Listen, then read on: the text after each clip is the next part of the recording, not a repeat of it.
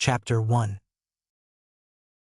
Walking down a dirt road leading out of the village hidden in the leaves, or Kanahagakure, surrounded by the massive trees that help hide one of the 5 great hidden villages, we find our hero Naruto Uzumaki.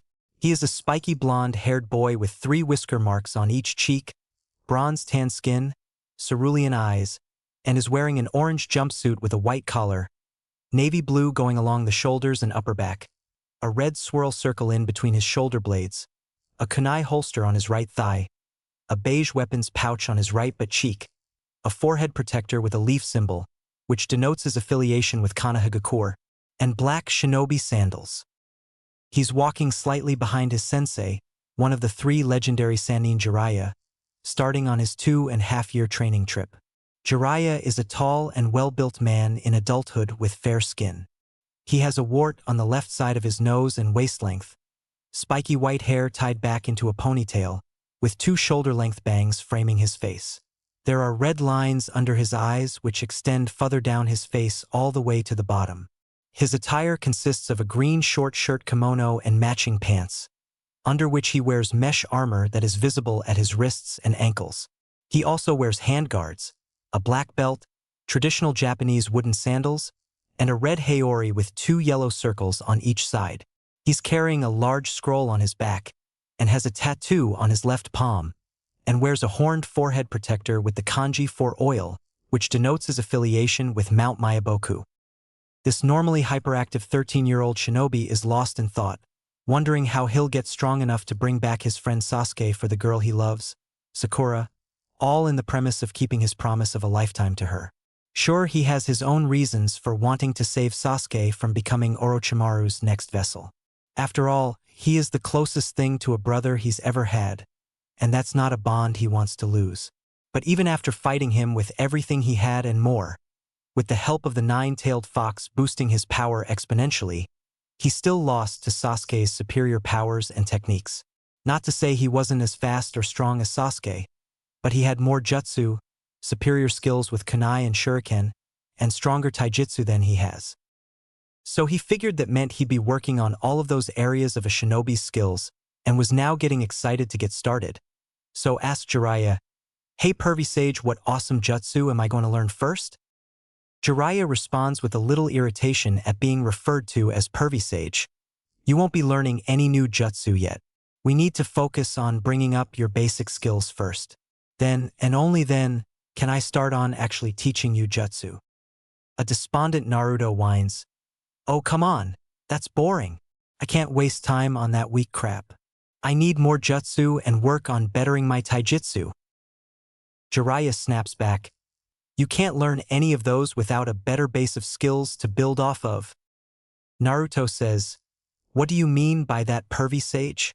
Why can't you just teach me super cool badass jutsu?" Jiraiya, with a breath of frustration at Naruto's ignorance, answers, "Because without a strong enough base your body wouldn't be able to handle it. Think of trying to build a house on 2x4s held between 2 boulders. They'd snap at the weight of the building being built on top of them." Naruto responds with face and tone of understanding, and maybe a little fear, "Oh, so my body might break apart trying?" Then with confidence and strength says, "I can take any pain or hardships if means I can save Sasuke." Jiraiya, with a rare moment of seriousness, says, "It takes more than a strong will and nerves of steel to master the art of the shinobi. The damage, the backlash of a powerful jutsu won't just hurt, it can and will kill you. Then you won't be saving anyone from your very painful and horrid end." Naruto, with an even rarer moment of understanding, shakily says, "Okay, but how long will that take? Because I can't afford to spend all of my time just building up my basic skills while Sasuke gets stronger and stronger." Jiraiya answers, "Hopefully within 1 year, but that will depend entirely on you and how hard you work." Naruto and Jiraiya, after having stopped walking, now facing each other, are quiet for a minute before Naruto, with his classic fox-like grin, says, "Then I'll have it down in half that time, because I'll work till I drop every day. That way we'll have more time to learn some badass jutsus. Believe it." In response to this, Jiraiya's face slowly turns into a grin, then into full-blown laughter. "Ahahaha, I should have known I couldn't keep you down for long. Maybe with that attitude you'll get the basics down in 3 months. Naruto asks hopefully, do you really think so? Jiraiya responds, who knows? Miracles do happen. Ha ha ha. With a firm pout on his face, yet still with a hint of determination, Naruto yells back, just watch me, pervy sage. I'll do it and wipe that stupid look off your face. Believe it. Jiraiya's laughter lightens down to a small chuckle replies, well then, you got 3 months to do it, and if you do I'll teach you whatever jutsu you want, but if you can't, then you'll train in whatever way I say without complaints, deal? Naruto answers without hesitation, sure, it's a deal. I'll win too because I don't give up and I'll never go back on my word. Believe it. Jiraiya, offering his hand, says, it's a deal then. Naruto takes his hand and shakes it while responding, deal. As they separate and head on their way, Jiraiya believes he just pulled one over on Naruto, but fails to realize that Naruto's luck always finds a way to bring him a win on any bet. Just ask his fat Gamachan and Tsunade about it. 2 weeks later, we find Naruto despondently eating a full course of the accursed green, his least favorite color, that goes by the name of vegetables. He's inside a local restaurant a few towns over from Konoha, having to eat them all because of his old perv of a sensei is making him. Ever since they made their bet, pervy sage has been drilling the basics into him like a demon, or a perverted demon with an agenda to peek on the nearest women's bathhouse. So Jiraiya relentlessly beats Naruto into the ground every day, so he can run off for his research as quickly as possible. That's not to say his training is ineffective or weak. On the contrary, it's doing wonders to increasing Naruto's strength, from chakra control, repelling genjutsu, kunai and shuriken skills to his taijutsu. The real problem lies in the fact that Jiraiya tricked him into agreeing to eat vegetables every time he fails to score a point on him in their spars. That old perv is as tough as they come.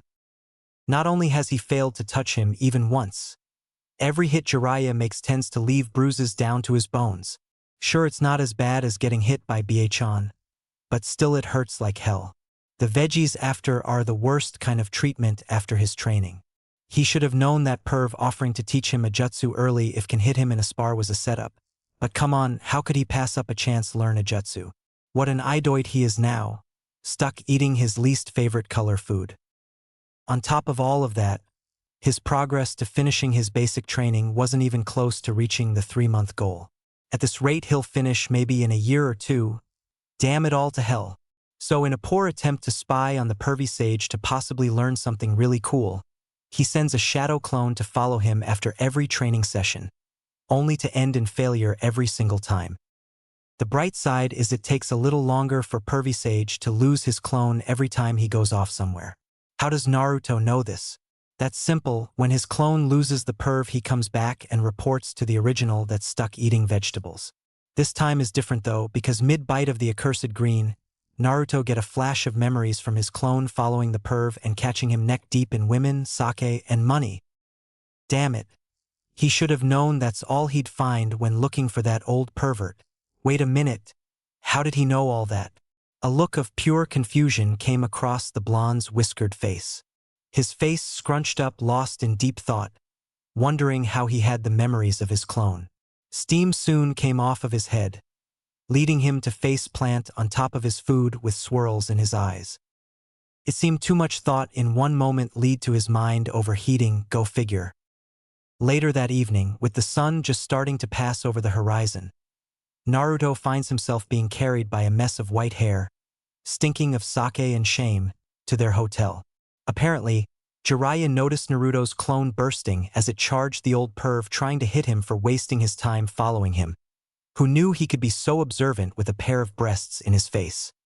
What Naruto didn't know was that those brothels Jiraiya visits all the time are a large source of his extensive spy network. After all, who would think such a lecherous man in the middle of such debauchery would be gaining vital information? Then again, most men tend to be loose-tongued around beautiful women that are getting them drunk and lost in pleasure, thus making them the perfect eyes and ears for his spy network, plus the added benefit of getting to spend time with beautiful women. Jiraiya is forced to leave his fun/work early to go find the little idiot, knowing he'd have questions over getting memories of his clone. He didn't expect to find a passed-out Naruto at table with steam coming off his head and swirls for eyes. Sighing, the perv pays for the kid's food and lifts Naruto onto his back and heads back to their hotel room. On their way to the hotel, Naruto starts screaming at the perv for what his clone saw. "What the hell, pervy sage? While I'm stuck eating crap and finishing my training, you're getting your perv on with a bunch of ladies." Interrupting himself, "Wait a minute, how do I even know that?"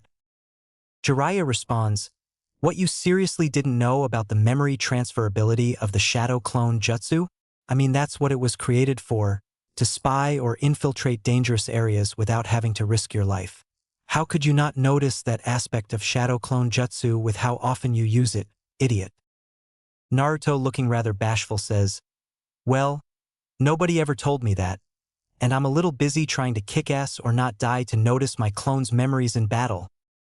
Jiraiya responds with a sigh, "Kami kid, how have you made it this far as a shinobi being that dense?"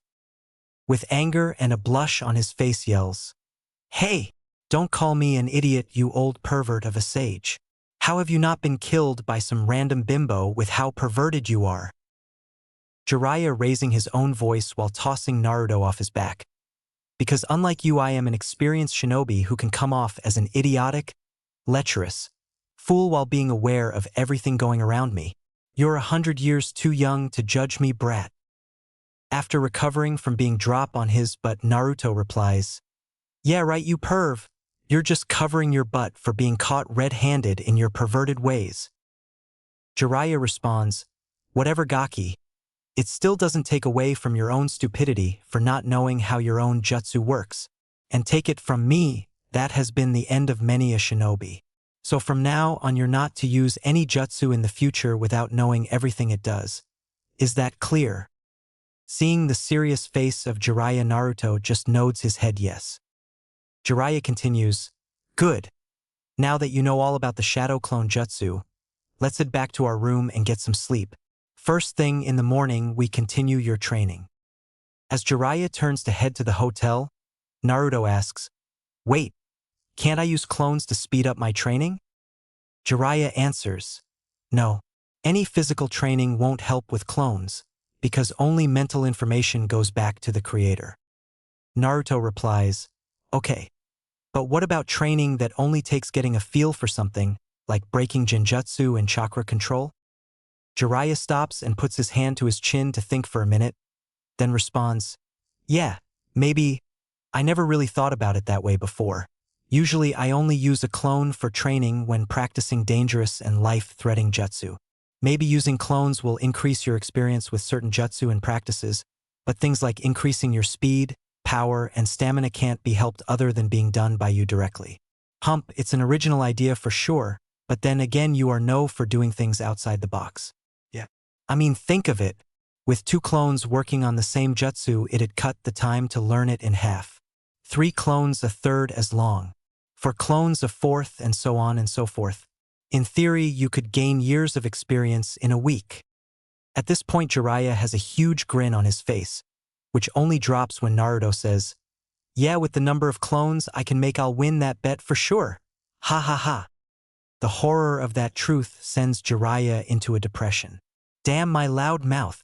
Now he's going to demand an endless number of jutsus for me to teach him. I'm going to lose out on so much peaking. I mean research for my books. Jiraiya thought with never-ending horror written across his face, followed by a river of anime tears. All the while Naruto is practically skipping with joy to the hotel with a foxy grin on his face and his arms behind his head. He's daydreaming of all the jutsus he'll soon be learning from Pervy Sage. A month and 2 weeks later, an exhausted Naruto lays spread out in open field, breathing hard, trying to catch his breath. Yet he has a large smile plastered across his face because he just finished all the basic training needed for him to win his bet with Pervy Sage. Just in time too. The shadow clone method of training that he and Jiraiya came up with was a lifesaver for sure. Without it, he would have ended up spending most of his 2.5 years just working on increasing his basic abilities. Maybe with enough spare time learn one new jutsu. How lame would that be? The only downside to this training showed itself on the first day. After making 1,000 clones and dividing them up to work on everything, from breaking genjutsu exercises, chakra control, kunai and shuriken practice, and going over his existing jutsu to perfect them, while he focused on body conditioning and sparring with Puri Sage. He even got the perv to make him leg weights like Lee's, but with seals to slowly increase the weight, starting at a more bearable weight, then working up to what Lee's were at during the Chunin exams. After dispelling all of his clones that day, he blacked out from the accumulated fatigue from the 1,000 clones. He woke up midday 2 days later. Jiraiya tried to talk him out of using the clones, saying it was too dangerous and that they just barely dodged a kunai this time. Naruto refused, saying that he was only saying that to win the bet. Plus, when he showed Pervy Sage the results the training method produced after a single use almost convinced him. Naruto could now break mid-level genjutsu, his chakra control is twice what it was, his aim with kunai and shuriken is vastly improved, and could now perform all of his jutsus in nearly half the time from before. So the Pervy Sage came to a compromise by having Naruto use only 500 shadow clones a day until he could better handle the strain. Naruto would still pass out after dispelling the clones, but would wake up in a few hours instead of a few days. Eventually, he got back up to 1,000 clones. Thanks to this training method, he was able to win his bet with Jiraiya and now could learn any jutsu he wanted from the perv. After all, his chakra control was almost perfect. He could break most genjutsu with the exception of master genjutsu users, of course. His use of kunai and shuriken are perfect to the point that only someone like Tenten or someone with Sharingan could do better, and now he can do the Rasengan one-handed without the help of a shadow clone. On top of all of that, his body conditioning made him twice as strong, gave him larger amounts of stamina, and his speed is at Lee's level without his weights. He has now increased his leg weights and will keep going for as long as he possibly can. Now he is able to land a few points on Jiraiya in their sparring sessions too. With all of those results, Jiraiya had no other choice but to admit that Naruto had won their bet. With a little resignation and pride in his voice, Jiraiya says, "Congratulations Gaki, you won the bet. Even though it could be considered cheating using all of those clones to speed up your training. But then again, so can natural talent and the Sharingan, so whatever." Secretly, Jiraiya knew that only Naruto with his massive amounts of chakra and stamina could use this method without killing himself. So it was very impressive all the same. Naruto, slightly perturbed and smug, replies, "Yeah, I know I'm awesome. And you're just upset you lost our bet and now have to pay up," saying all of this while still unable to get up off the ground, but still with a big grin on his face. Jiraiya responds, "Yeah, while your accomplishments are impressive, you're still years away from besting me. Besides, we should at least wait to teach you all of those jutsu until you can stand Gaki." Naruto replies with a deadpan face, "You're just saying that so you can go peeking on naked women, Pervy Sage. Though you still have a point in the fact that I'm still too tired to learn a jutsu right now. But I'll be ready to go in a few hours, so don't get your hopes up." Jiraiya sags a little bit, but snaps right back up to say, "All right, we'll start up again in 4 hours. So go eat something with at least one vegetable in it, then shower and change your clothes in that time." Naruto replies, "Sure thing, Pervy Sage," hopping off the ground and sprinting away, the thrill of learning a new jutsu overriding his exhaustion. Jiraiya can only sigh with a grin at Naruto's rambunctious energy as he begins his thoughts. Maybe it's time to try and loosen the seal of the nine-tailed fox. With the speed of Naruto's progress, he should be ready to handle more of the fox's chakra, even though this is a little earlier than I expected. I know Naruto is going to be upset that I won't be teaching him a jutsu, but I should be able to deflect that by telling him that having more access to the fox's chakra will enable him to do even more powerful jutsu and will work on that once he gets control of the Nine Tails' power. Jiraiya then begins the preparations needed to loosen the seal, so as to ensure the fox doesn't escape during the process, and wondering if he should loosen it a little bit more than planned. After all, Naruto's a lot stronger than he anticipated him to be at this stage of his training. What's the worst that can happen? He'll be there to tighten it back up if he needs to. Naruto is heading to the training site they've been using these past few weeks to meet up with Jiraiya, all in the effort to collect on his winnings by learning a new jutsu. The training grounds are mostly an open field with a river running through it and some large rocks spread about, with the whole area being surrounded by large trees, making it an ideal place to let loose some real badass jutsu. It's been 4 hours after having won the bet. Now he's finally going to learn something totally awesome. like an elemental jutsu that can vaporize a field in a single shot, or that neat hair main lion something he's seen Pervy Sage use. Man, he can't wait, so he starts running full blast towards the training grounds. Once Naruto arrives at the training ground, with a trail of dust following behind him, he notices a toad with a really long scroll-like body standing next to Jiraiya. He wonders if he's going to learning some kind of summoning collaboration jutsu like what Jiraiya does with the chief toad. So he asks, "Hey Pervy Sage, who's the scroll toad and what's he doing here?" The toad answers before Jiraiya can. "My name is Geritora and I expect you to show me some respect. This scroll happens to be the key to your seal, given to me by the fourth Hokage himself, Brat." Somewhat bashfully, Naruto responds, "Sorry, I didn't mean to be rude, but I didn't know that. Besides, how is it disrespectful to just ask someone their name?" That last part being said with anger. Geritora answers, "Because you were asking Jiraiya and ignoring me while also insulting my looks, Brat." Naruto fires back, "Who knew toads were so touchy? And besides, I wasn't insulting the way you look. I was just calling it as I saw it, and by the way, you actually kind of look cool.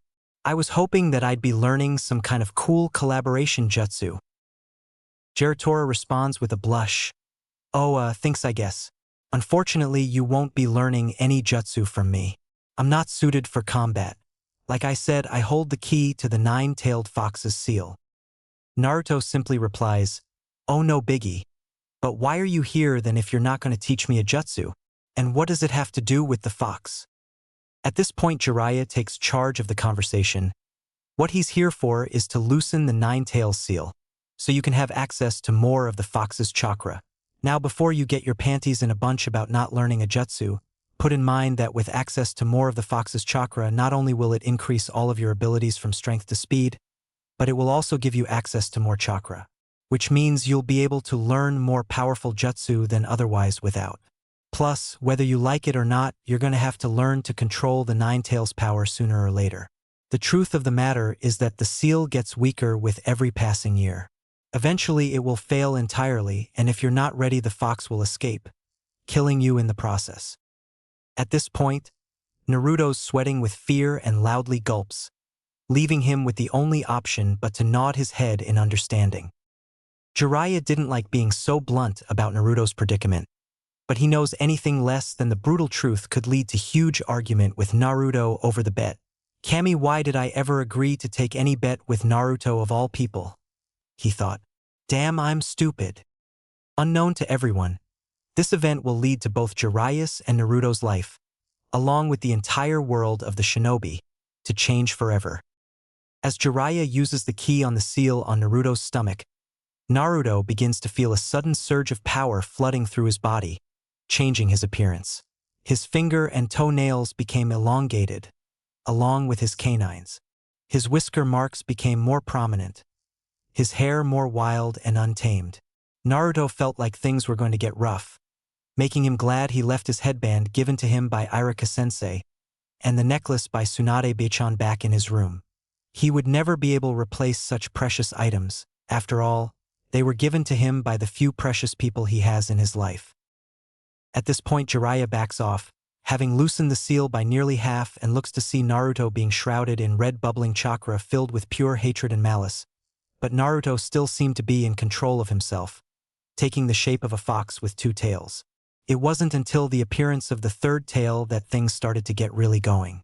Naruto, with his eyes completely red and hunch over on all fours howling in rage, causing a shock wave that forced Jiraiya to jump back, started to talk in a deep growling voice. "Man, I feel really strong, but the rage swirling inside is making it hard think." Jiraiya responds with a little relief. "Whoa now, Gaki, you had me worried there for a moment. Now I need you to focus on maintaining that power, no more, no less. Got that, Naruto?" With struggled restraint, he replies, "And in no problem, Pervy Sagi, I got this. Believe it." Jiraiya responds with a little trepidation. "Alright Gaki, let's see what you can do in that form." With that said, Jiraiya launches at Naruto with a fully powered Rasengan in his hand. His attack slams into one of Naruto's tails, pushing him back and dispelling the Rasengan in a single swipe. Jiraiya lands several feet back with him, leaving trench marks in his wake. Before he has time to react, Naruto is in his face, sending an uppercut to his chin. The sage is sent flying through the air so fast all that he can hear is the sharp whistling of wind in his ears. Before Naruto can jump into the air to finish the fight, he finds himself bound by white hair in the shape of a lion coming out of the ground. Seeing nothing but a smashed log in the air, Naruto is pulled underground by the sea of white. Jiraiya smashes out of the ground with his hair receding back to its normal length, though somewhat sizzling at the ends, and unleashes a powerful stream of fire mixed with oil into the hole he made, leaving Naruto trapped underground. As the ground begins to melt and crack under the sage's onslaught, the ground underneath Jiraiya has a red chakra hand burst out and grab him, forcing him end his jutsu.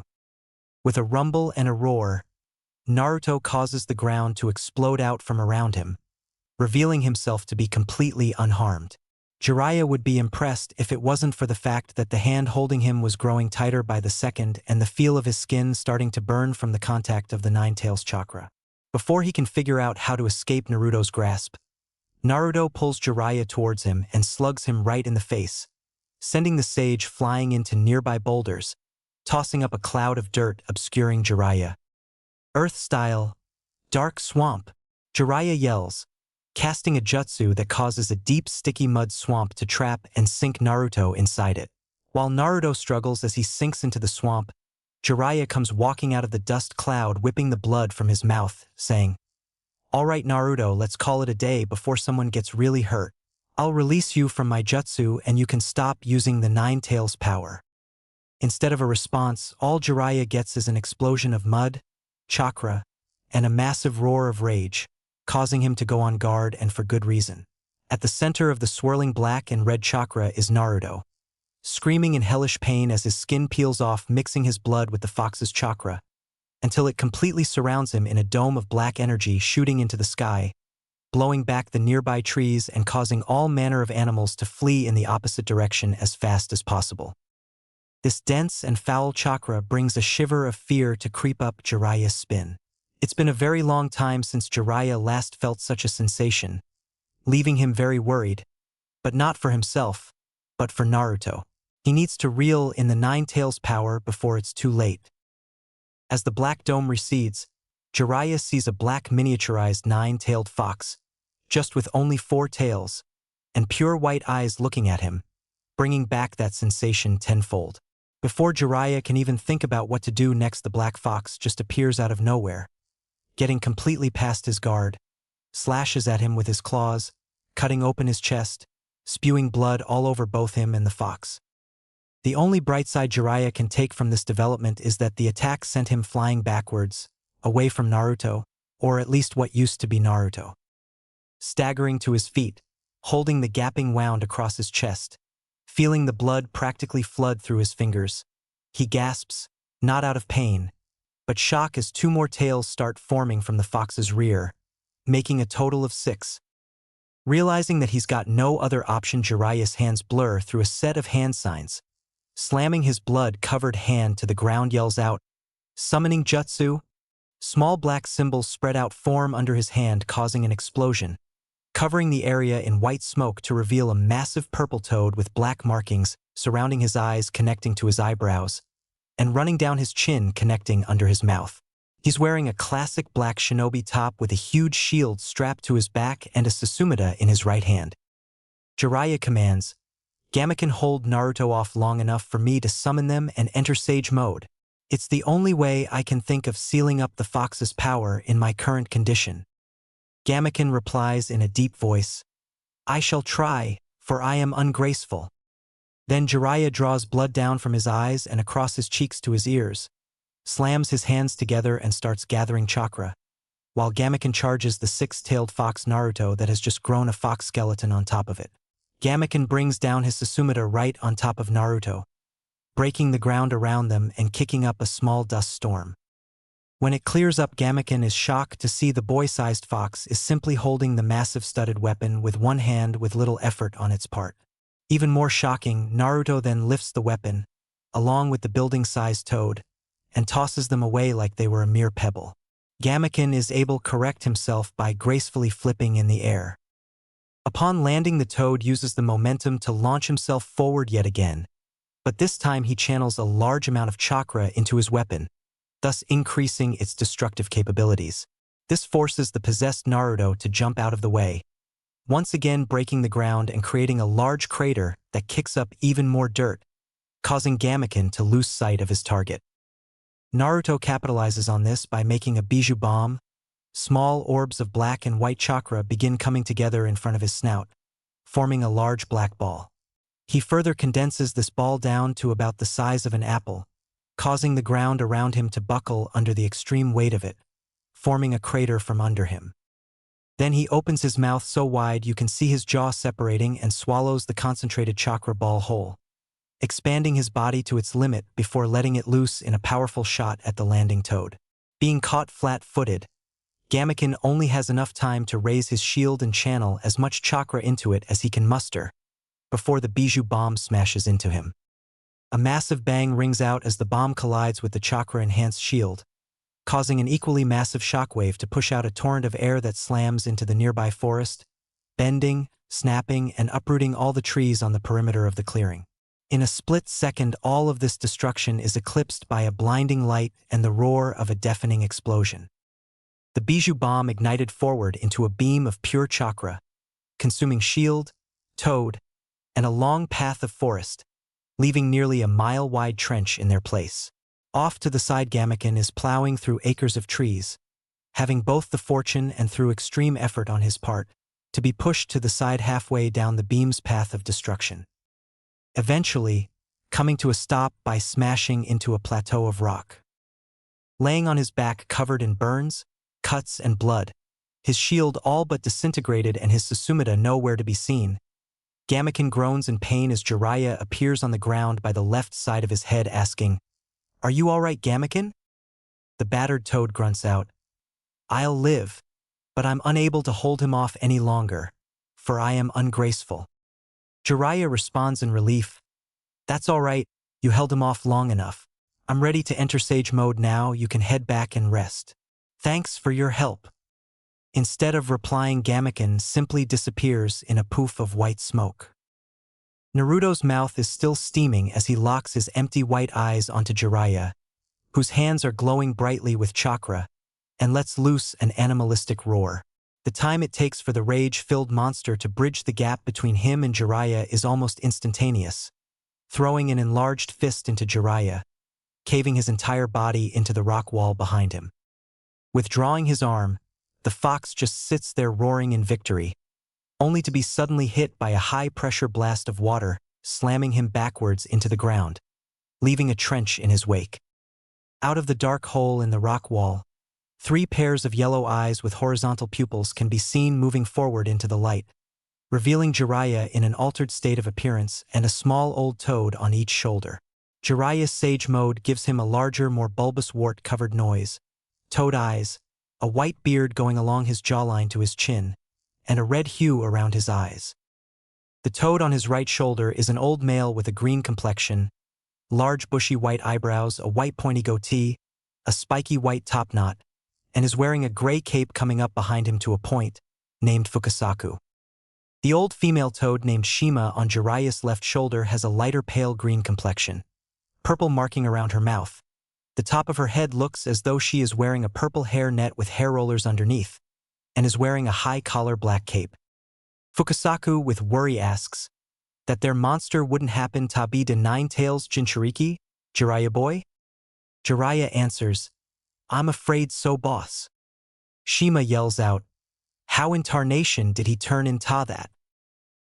Jiraiya answers with shame in his voice, "I used the seal's key to loosen it, so Naruto could gain more access to the fox's chakra and hopefully learn control it. But it seems in both my haste and overestimation in Naruto's abilities that lead to 6 of the fox's 9 tails to be released." Shima responds, "That has got to be the most idiotic thing you've ever done, lad. Plus bringing me out here to fix your mess will cause me to gain more wrinkles." Fukasaku chastised, "Ma, there are bigger concerns right now than you getting a few more wrinkles, like the 9-tailed fox getting loose." Shima snaps back, Don't belittle a housewife's battle against wrinkles. They are our mortal enemies and a bane on women's society. Besides, don't think I'm not taking this seriously. If you haven't noticed, I'm busy mending the lad's wound with senjutsu, so he doesn't bleed to death. Jiraiya placates. All right, that's enough, you two. You're both right, and I'm the one to blame for both the added wrinkles and the fox's impending release. So I'm very sorry for my mistakes, but can we please stop the fox and save my pupil? Hoping the both of them will stop screaming in his ears. Both toads nod their heads and agree to stop bickering, at least for now. Fukasaku adds, I hope you'll remember this next time you try to do something so foolish. We don't want to have Ta keep cleaning up your messes, Jiraiya boy. Shima chimes in, and you can expect to get an earful from me later, lad. Jiraiya responds, yes, I understand. Thank you for helping. Before Ether Sage Toad can utter a word, they are hit with the sensation of the fox's increase in chakra.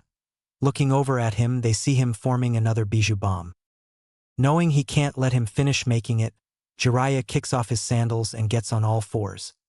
His hands and feet becoming frog-like, the red markings on his face converging together in a solid mass, looking like upside-down triangles going down both sides of his face, and sharp pointed teeth. He then disappears in a flash, leaving just a dust cloud in his wake. He reappears above the fox with a massive Rasengan in his hand, slamming it down on its head, expanding to the point it engulfs the area in a bright blue light. Jiraiya lands after jumping back, hearing Fukasaku yell out, Boy, bring the oil, Ma to fire, I'll bring the wind. All three of them release a torrent of wind, oil, and fire, combining them into a sea of boiling oil, rushing to the crater the fox lays in. As the sage art sea of boiling oil hits its mark, kicking up a field of steam and filling the air with the noise of sizzling skin, Jiraiya jumps forward with the seal key appearing on his right arm to repair the seal before the fox has time to recover, but is suddenly knocked back by a huge surge of power.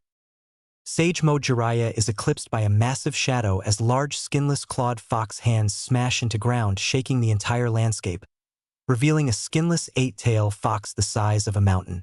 It roars, sending Jiraiya flying into the rock wall behind him, coughing up blood as he slams into it. He recovers to look up in terror and stutters out, Oh, Kami! It's too late. What I have done. Naruto finds himself in his mindscape by the Nine-Tails cage, his jacket and shirt torn open to reveal his torso. He's on his knees holding his head while the swirl pattern of his seal on his stomach is now a solid black and is pouring out into the water. The fox starts speaking in a dark, deep voice. Yes, give in to the rage. Remember all the suffering your own people inflicted upon you. Let loose our power and show them your wraith. At these words, Naruto's eyes turn entirely red and he starts walking over to the cage. Good, now remove the seal and set me free. The fox yells with a rare moment of glee in his voice and a classic sinister grin plastered across his face. Just as Naruto's hand is touching the slip of paper, with the kanji of seal on it that's holding the cage shut, a hand reaches out and grabs his arm, stopping him. I wouldn't do that if was you. A claim and unfamiliar voice lets out. Being pushed back away from the seal, Naruto lands on his butt, the red leaving his eyes. He looks up to see a man with azure blue eyes and spiky yellow-blonde hair with jaw-length bags framing either side of his face. Wearing a standard Konoha uniform with two bands on both of his sleeves, a green flak jacket, blue forehead protector, blue sandals, and a short-sleeved long white haori closed in the front by a thin orange rope and decorated by red flame-like motifs on the edges, with the kanji for Fourth Hokage written vertically down the back. He knows this man. After all, he's looked up at his face for the majority of his short 13 years of life. The man he has long dreamed of surpassing in the hopes of finally being respected by his village, and the man who has caused him the most pain in his life. Minato Namikaze, the Fourth Hokage, the man who saved their village by sealing the nine-tailed fox inside him. Said fox roars, your dash being cut off by Naruto as he stutters out. You're the Fourth Hokage. Aren't you supposed to be dead? Chuckling, the dead Hokage answers while helping Naruto up. Yes, Naruto, I died the day I sealed the nine tails into you. but I stored some of my chakra and consciousness into the seal to appear in your psyche as a contingency for when the seal unraveled to the point you sprouted the eight tail. Truth be told, I was hoping that it would never get this far, especially this early in your life. I never wanted to see the nine tails again. But then again, I was looking forward to meeting my son as a young man. To this the nine tails roars out, RRW, fourth Hokage, come here. I'll RIP you to shreds. He was so close to being free. Yet again the fucking fourth Hokage has to show up and stop it.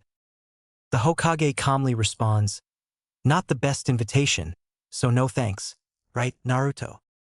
Naruto simply responds, how do you know my name? How? I'm the one who named you. You're my son after all. Minato answers incredulously. With a look of confusion, Naruto utters, your son. I'm Dash. The Nine Tails interrupts, RAR. You heard me, you're my son, Naruto. Ignoring the fox, Naruto's face shifts from confusion to joy with a small smile and tears forming in his eyes. Just as Naruto starts laughing, the fox interrupts yet again. Rarar, you, fourth. While pointing behind himself with his left thumb at the fox, Minato says, man, he's annoying. How about we continue this conversation somewhere quieter? He then, with a snap of his fingers, transports them away to a place surrounded by white. There, that's much better, the fourth Hokage said. As Naruto sobs softly and tries to rub the tears out of his eyes with his left forearm, Minato continues. Lord Third didn't tell you much of anything, did he? I guess Lord Hiruzen wanted to suppress as much information about the Nine Tails as possible. If people found out you were my son, you'd have been in danger. I'm so sorry, Naruto. Naruto's response is a fist to his father's stomach and starts yelling with tears streaming down his face. Why would you ever put the Nine Tails inside your own son? How could you put me through all of that? I don't know if I'm happy or if I'm mad. While Naruto still sobs softly, his dad asks him with a fatherly face, Naruto, how old are you now? Rubbing tears from his eye, he answers, Yoich? 13. Wow, already 13, huh? It must have been hard for you, Naruto. Forgive me. With a sad look on his face, Minato continues, though I suppose it's little consolation to you for me to put on a fatherly face and apologize now, after putting you through all that. Naruto raises his head sniffing, answers with a pout. It's all right. I'm the fourth's kid. I'll deal. This causes his father to put on a pained smile before answering Naruto's previously asked question. I sealed half of the nine-tailed fox's chakra inside you, because I trusted that you would master this power, because you were my son. There's a reason I went to the trouble. It's based on something I learned 13 years ago, when the Nine Tails attacked Konoha. Naruto asks, what? Minato answers, there was a mastermind behind the fox, who manipulated him, made him assault the village. Quite a formidable shinobi. Back then he saw right through all of my moves. He's no ordinary shinobi. Someone you need extraordinary strength to stand against and hope to have a chance of defeating. I believe he will attack our village again. Who is this guy? Naruto asks. I don't know who he is, but can you tell that he wore a mask with a hole over his right eye, which contains a Sharingan with time-space jutsu better than mine. I also believe he is the one leading the Akatsuki, mostly because he told me himself that he would one day regain control of the Nine Tails right before he fled. So it can't be mere coincidence that a group of S-Class Rouge shinobi would be hunting Bijou like he is. Minato answered. Naruto, with a look of shock and panic, yells out, me! How am I supposed to stop someone who even you couldn't beat? I nearly got taken by this guy's lackeys. I'm not talented or smart like you. I couldn't even stop Sasuke from leaving the village. Yeah, I saw from inside your mind. His father adds. You watched, Naruto yells out in surprise. Minato answers, yes, I've seen your entire life, Naruto, and that's why I know you can do anything you put your mind to. You've repeatedly overcame the odds that were against you to achieve your dream, which, if I remember right, it's to surpass all of the Hokage, including me. But more than any of that, I know you can do it because you're my son and I believe in you.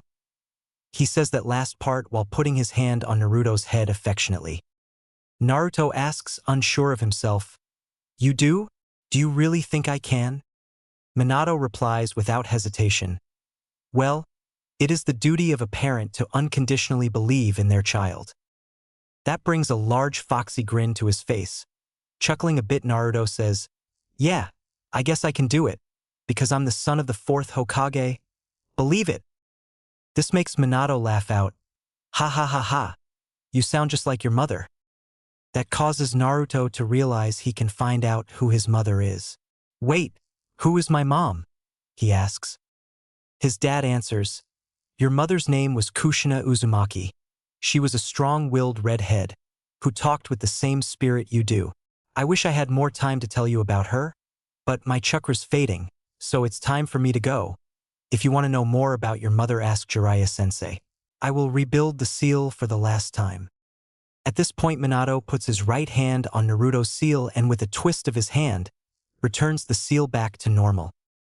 Just before he fades out of existence, he tells his son, "I want you to know that no matter what anyone says or thinks, both your mother and I will always love you." Jiraiya, along with the toad sages on his shoulders, look up in fear as the nearly freed nine-tailed fox starts forming a bijou bomb that's blocking out the sky above them. Before they can come up with a solution to their current problem, both the bomb and the fox disappear in an explosion of smoke, shrouding the clearing. With extreme caution, Jiraiya approaches the slowly dissolving cloud of smoke to find a passed-out and skinless Naruto. Once seeing Naruto in that condition, Jiraiya rushes to check on him. Kneeling down, Jiraiya flips Naruto over onto his back and checks his pulse. Breathing in relief, he finds him to have a strong pulse and somewhat labored breathing, but thankfully alive. Knowing that Naruto's life is no longer in danger, not to mention everyone else in the nearby area, Jiraiya can't help but wonder what suppressed the fox's chakra and repaired the damage to the seal. Voicing Jiraiya's thoughts, Shima says, "What in tarnation happened? How was the nine tails sealed back up?" Fukasaku replies, "Maybe there was some type of failsafe implanted in the sealing formula to save the boy's life." Jiraiya adds, "Minato was known for being cautious and planning ahead to counteract any unforeseen events. Plus, there are still many unknown aspects of the Reaper Death Seal Minato used. Perhaps Naruto will be able to shed some light on what happened once he wakes up. Until then, we can only speculate as to what happened. But for now, we should focus on getting him treatment for his wounds." Jiraiya grunts in pain as he reaches down to pick up Naruto, causing Shima to state, with worry in her voice, "It's not just a boy who needs medical attention, lad. You're in worse shape than he is. If it wasn't for the fact that nature chakra enhances the body's regenerative abilities, you'd have already died of blood loss." "Ma's right, Jiraiya boy, you need proper medical care and time to heal, and not just from the obvious injury running across your chest, but from the damage caused by your exposure to that their nine-tailed chakra. It's destroying every cell it comes into contact with like some sort of poison. We've been having to split our focus on removing it from your system and maintaining the balance of your chakra and nature chakra. I don't have to tell you what can go wrong if that balance fails, Jiraiya boy." Chimes in Fukasaku. On that point, Jiraiya can wholeheartedly agree. Either nature energy will become too weak and he'll drop out of sage mode, leaving him completely exhausted, which in his current state could prove fatal. Or nature chakra could become too strong, overpowering his own, turning him into a toad statue, making him a permanent part of nature. Shima chastises, "Just be glad that the fourth Hokage had enough foresight to plan for your stupidity, lad. Otherwise, the very worst could have happened here today. Because in your current condition, we would never have been able to suppress the nine-tailed fox in time." With shame and plenty of blame on his part, Jiraiya responds, "You're right, Ma. This was all my fault. Clearly, it was far too soon for Naruto to try and tap into the fox's power to such a degree. For now, I'll focus on increasing his own strength, so that the day when he has to master the nine-tails power, he'll be ready." "Good ta hear, Jiraiya boy, but I recommend that the boy learn Senjutsu before having ta confront that they're nine tails, and it'd be a few more years before I'd reckon his body be ready for the strain of Senjutsu," replies Fukasaku. "That would be for the best, boss.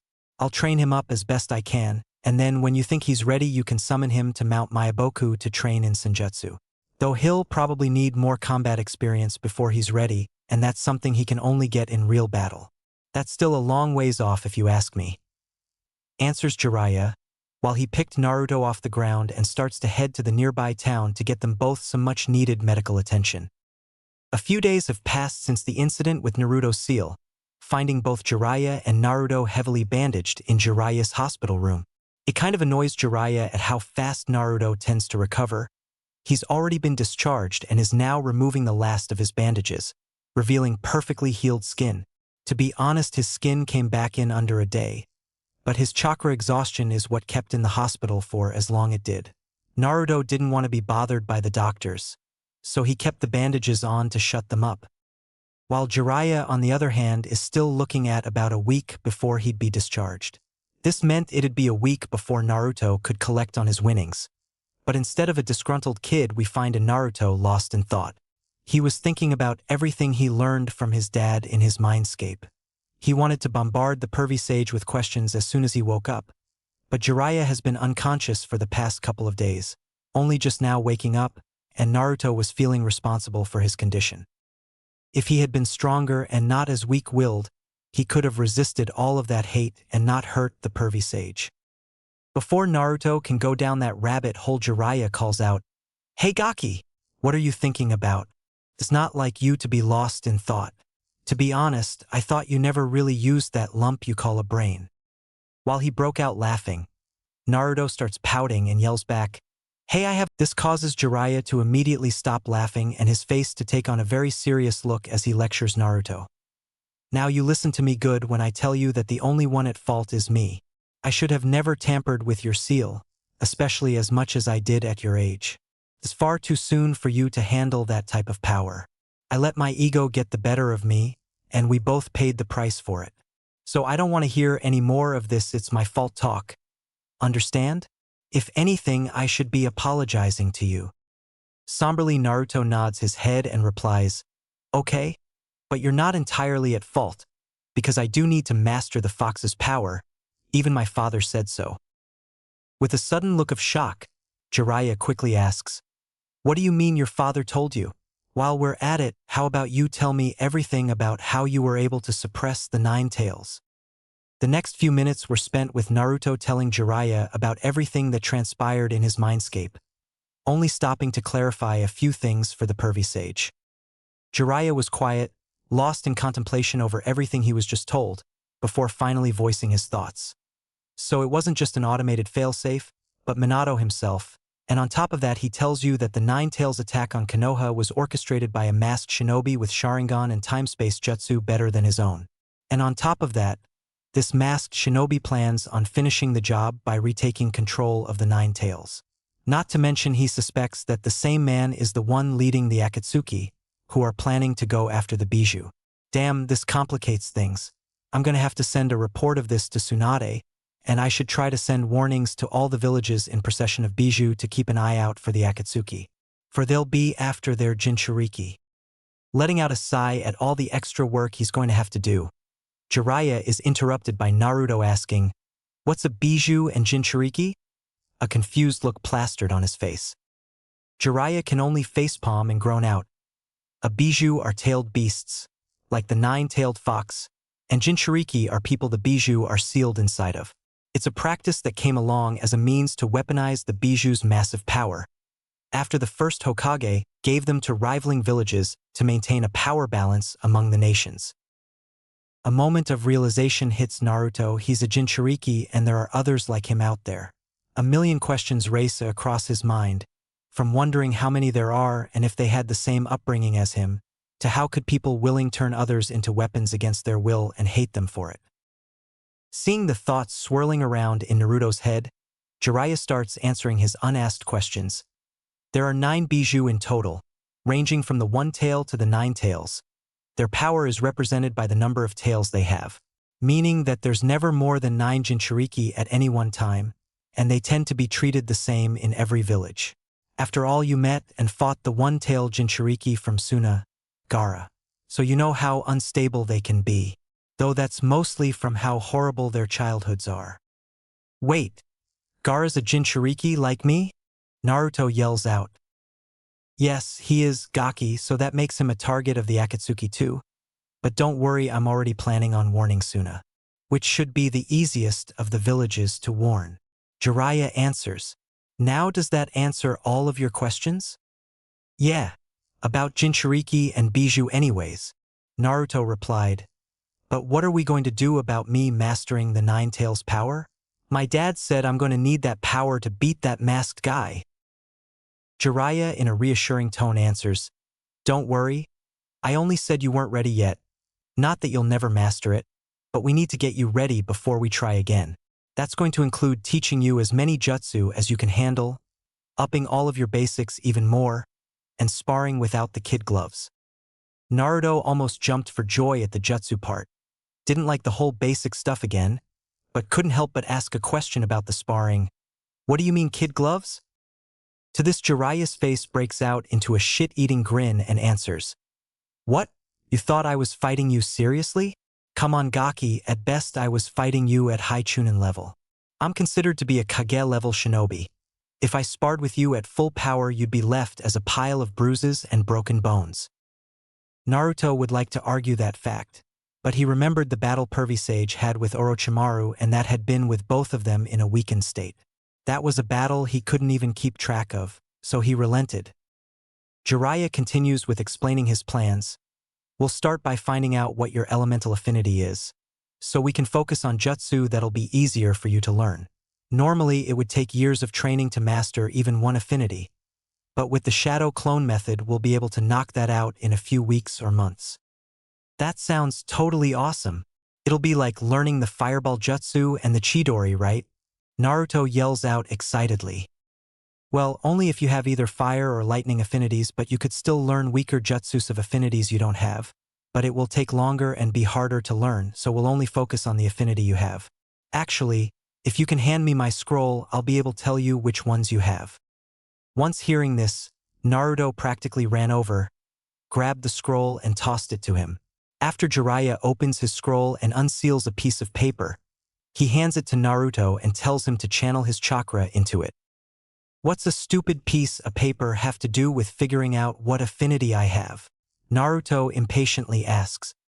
A frustrated Jiraiya answers, It's called litmus paper, and it has a unique quality that reacts to a person's chakra that tells you what your affinity is.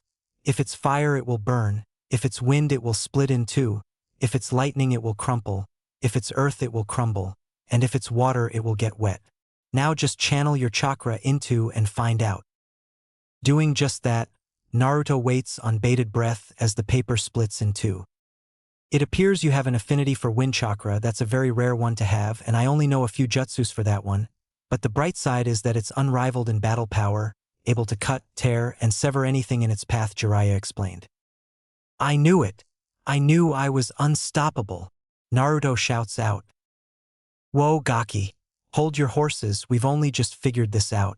You must first be trained, so you can properly use and control your nature. We'll first have to practice to make your chakra's change of nature stronger.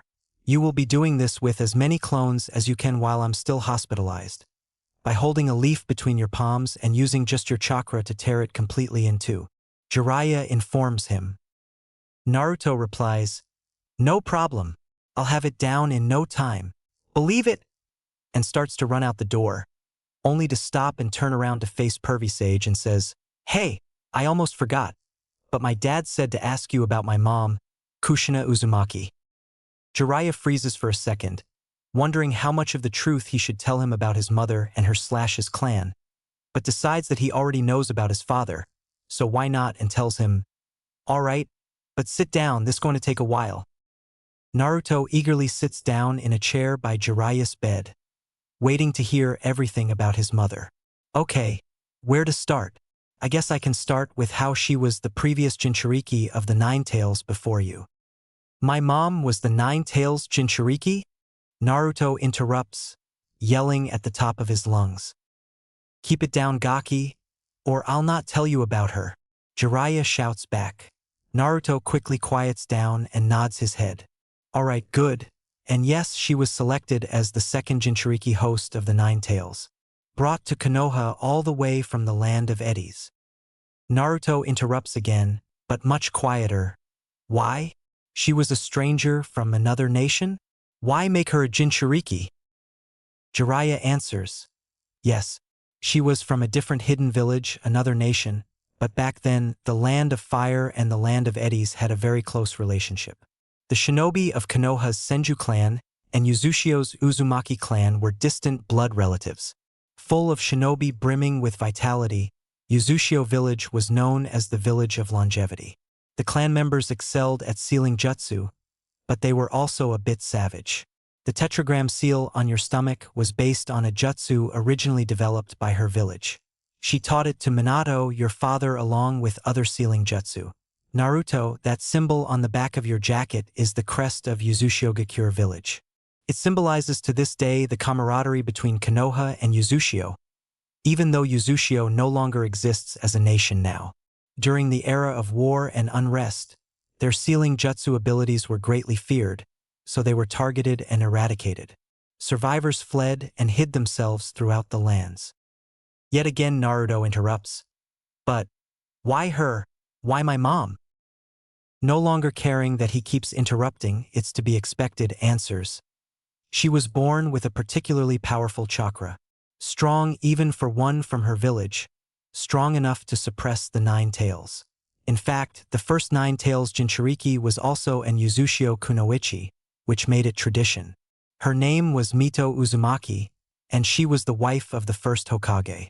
Do you know about the battle between the first Hokage Lord Senju Hashirama and Uchiha Madara?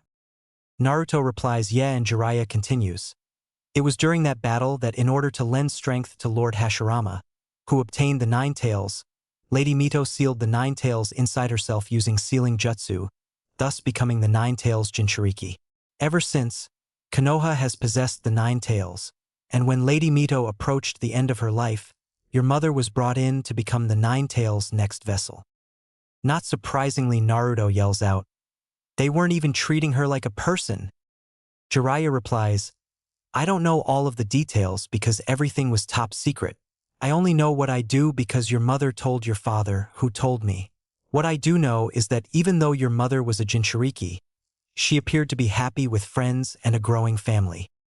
This brought a smile to Naruto's face, not just because his mother was able to find happiness as a Jinchuriki, but because it made him feel closer to her. He then asked, if my mother was the Nine Tails Jinchuriki, then how do I now contain him? I wasn't in the village at the time, but from what I've been told and what you recently revealed to me, I can take an educated guess. You see, what most people don't know, and I'm guessing the masked man somehow found out about, is that the seal on a woman Jinchuriki weakens during the approximate 10 months she is pregnant. This is because the chakra that normally goes to the seal is diverted to the growing fetus in her womb. We only know this because the Nine Tails nearly escaped when Lady Mito went into labor for the first time. I figure that when your mother went into labor 13 years ago, the masked man must have used this opportunity to free the Nine Tails and bring him under his control, forcing your father to seal the Nine Tails into you. That's my best guess anyway. Jiraiya answered. Naruto responds after thinking for a few minutes. Okay, then what can you tell me about my mother as a kunoichi? What kind of jutsus did my mom know and how did she fight? Pondering the question for a moment, Jiraiya answers, well, like most Uzumaki, Kushina was a master at the sealing arts, but what made your mother stick out was her ability to create chakra chains so powerful that they could suppress even the Nine Tails. She was also highly skilled in kenjutsu. She was one of Konoha's best, to be exact. One of things she would often complain about was missing out on the chance to clash with one of the 7 ninja swordsmen of the mist during the last war, to test her kenjutsu skills against the best shinobi swordsman of the world. Naruto responds to this with awe in his voice. Wow, I can't believe my mom would have wanted to tangle with the 7 swordsmen of the mist. I know I don't want to have go against one again. She must have been completely fearless. Laughing a little bit, Jiraiya says, I wouldn't count that time where I saved your butt from Kisame Hashigaki. You didn't really get the chance to fight him after all. Huh, that fish guy with Sasuke's brother was one of the 7 swordsmen? A confused Naruto asked. Yeah, Who else would I be talking about, Gaki? Jiraiya, the one confused this time, asked. Oh, I was thinking about my team's first C-rank mission to protect a bridge builder, but it turned out he lied about the kind of people that were trying to kill him, and we ended up fighting against Zabuza, the demon of the mist. Naruto answered. A very shocked Jiraiya demanded that Naruto tell him the story from the very beginning to the very end. After all, it wasn't every day a team of freshly graduated genin defeat the likes of Zabuza, Jonin-sensei or not. After about a half hour of hyperactive storytelling from Naruto, Jiraiya just sits there with his jaw wide open for a few minutes, before practically yelling. You seriously left the Kubikirabocho, a legendary weapon revered as a national treasure in Kirigakure, and is probably worth hundreds of millions on the black market, as a grave marker for Zabuza in Nami. I mean, I can expect that kind of idiocy from you, but not from Kakashi. I wouldn't be surprised if someone has already stolen it. Alright, the first thing we're doing once I get out of here is to head to Nami and retrieve the Kubikirabocho. If it's still there, that is. Naruto quickly jumps up and yells back, Hey! Don't yell at me. How was I supposed to know that sword was that important? And what do you mean we're going to Nami? You're supposed to train me, not run off trying to strike it, rich pervy sage. Jiraiya, in the blink of an eye, grabs Naruto by scruff of his jacket and pulls him up to his face and calmly says, with a deadly serious tone, I'm not looking to strike it rich, Naruto. That blade is a very powerful weapon that any shinobi would give their left arm to have. Plus, I'm not stupid and you're very predictable. You're going to want to learn as many jutsus and techniques that your parents knew so as to be closer to them. If that's really the case, then you can't do any better than one of the swords of the 7 ninja swordsmen of the mist. As for the training you part, I can do that on the way, and we can even train for a bit in Nami. Remember, I'm your sensei, and even if you don't understand my methods, you can be damn sure that what I'm doing for you is for your own good. Got that, Naruto? All Naruto could do was nod his head, for the pervy sage was right on all accounts. He wanted to learn sealing jutsu and kenjutsu like his mom, and the Hiraishin his father was famous for. Even if sounded stupid or seems impossible, he wants to use these jutsu to feel closer to the parents he never got have. Glad to see that Naruto understands, Jiraiya gently puts him back down and says, Now go get to work on the leaf exercise. I want you to have it split in 2 by time we head out. As Naruto runs out to meet the pervy sage's challenge, Jiraiya thinks about how hard these next 2 years and 3 months are going to be for the both of them, and can only groan out at how much research he'll be missing out on. Yet that can't keep the grin off his face as he looks out his window to see about 1,000 Naruto clones holding leaves in their palms. A week had passed since Jiraiya had been discharged from the hospital. Jiraiya and Naruto are standing in front of the great Naruto bridge leading into Nami, looking up at the sign. That causes a single thought to enter Jiraiya's head. Oh great, the Gaki already has an ego the size of the Hokage's monument. Now it's just going to explode up to an unbelievable level. During Jiraiya's internal plight, Naruto is just standing there slack-jawed, unable to process the awesomeness of having a bridge that saved a nation named after him. That didn't last long, for Naruto shouted out in glee, See, pervy sage, I told you I'm a badass shinobi and this proves it. Hey Gaki, don't let this go to your head. There are countless shinobi that have accomplished outstanding and world-changing events that still found themselves in an early grave.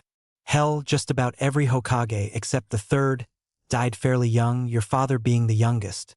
So don't you dare get up on some high horse when you haven't even reached the greatness of the Hokage. Otherwise, I might as well dig your grave right now. Jiraiya chastised.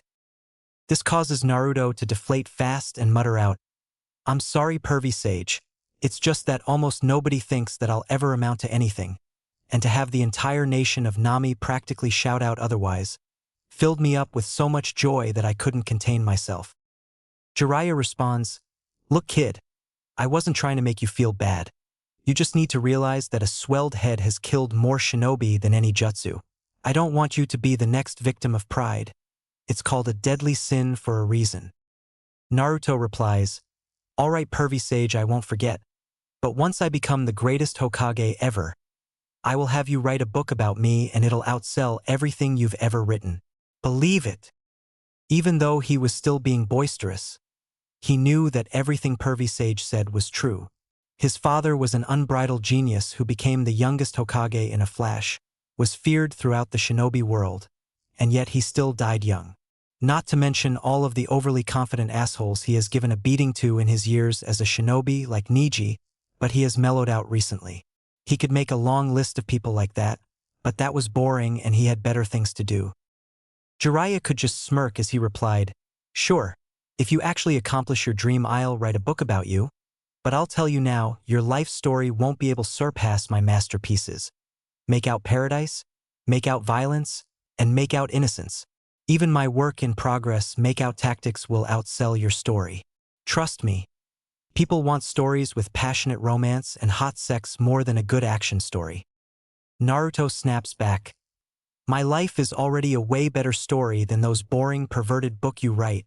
Only perverts like yourself and Kakashi-sensei like that crap." "Oh really? If that was the truth, then there is no way my bank account should be as high as it is.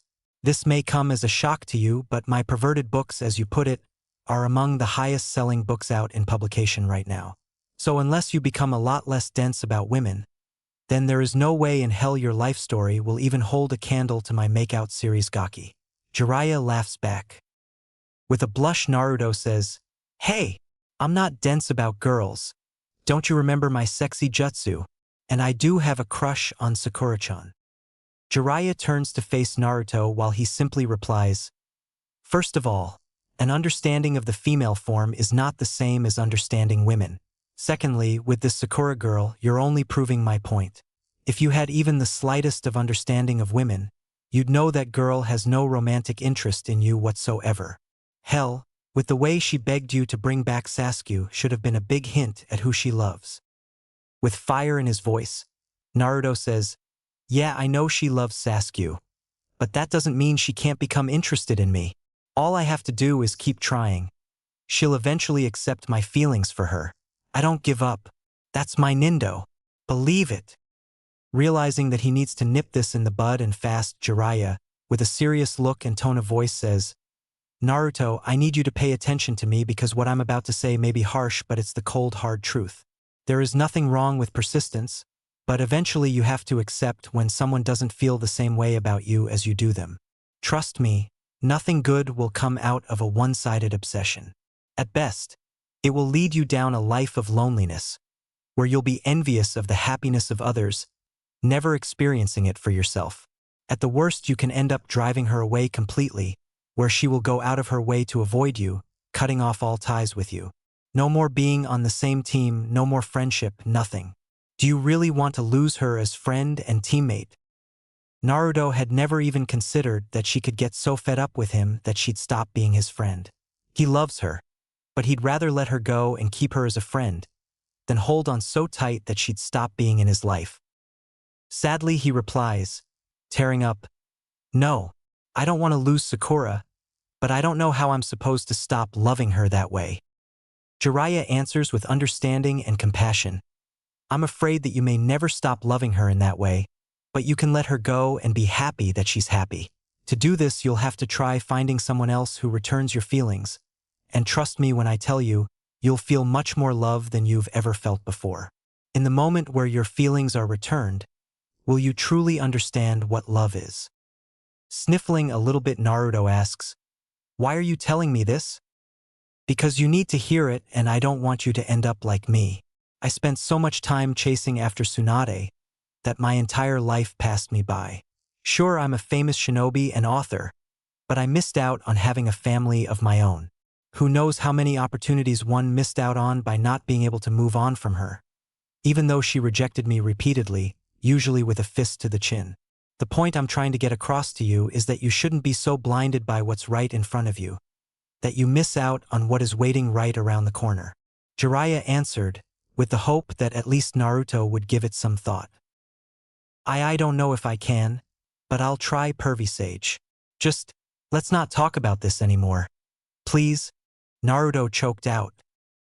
He wasn't expecting for things to get so real all of a sudden. It's just too much for him to think about right now. Maybe he'll figure it out later. Jiraiya simply nods his head and turns back around to continue crossing the bridge, knowing Naruto needs time to process what he said.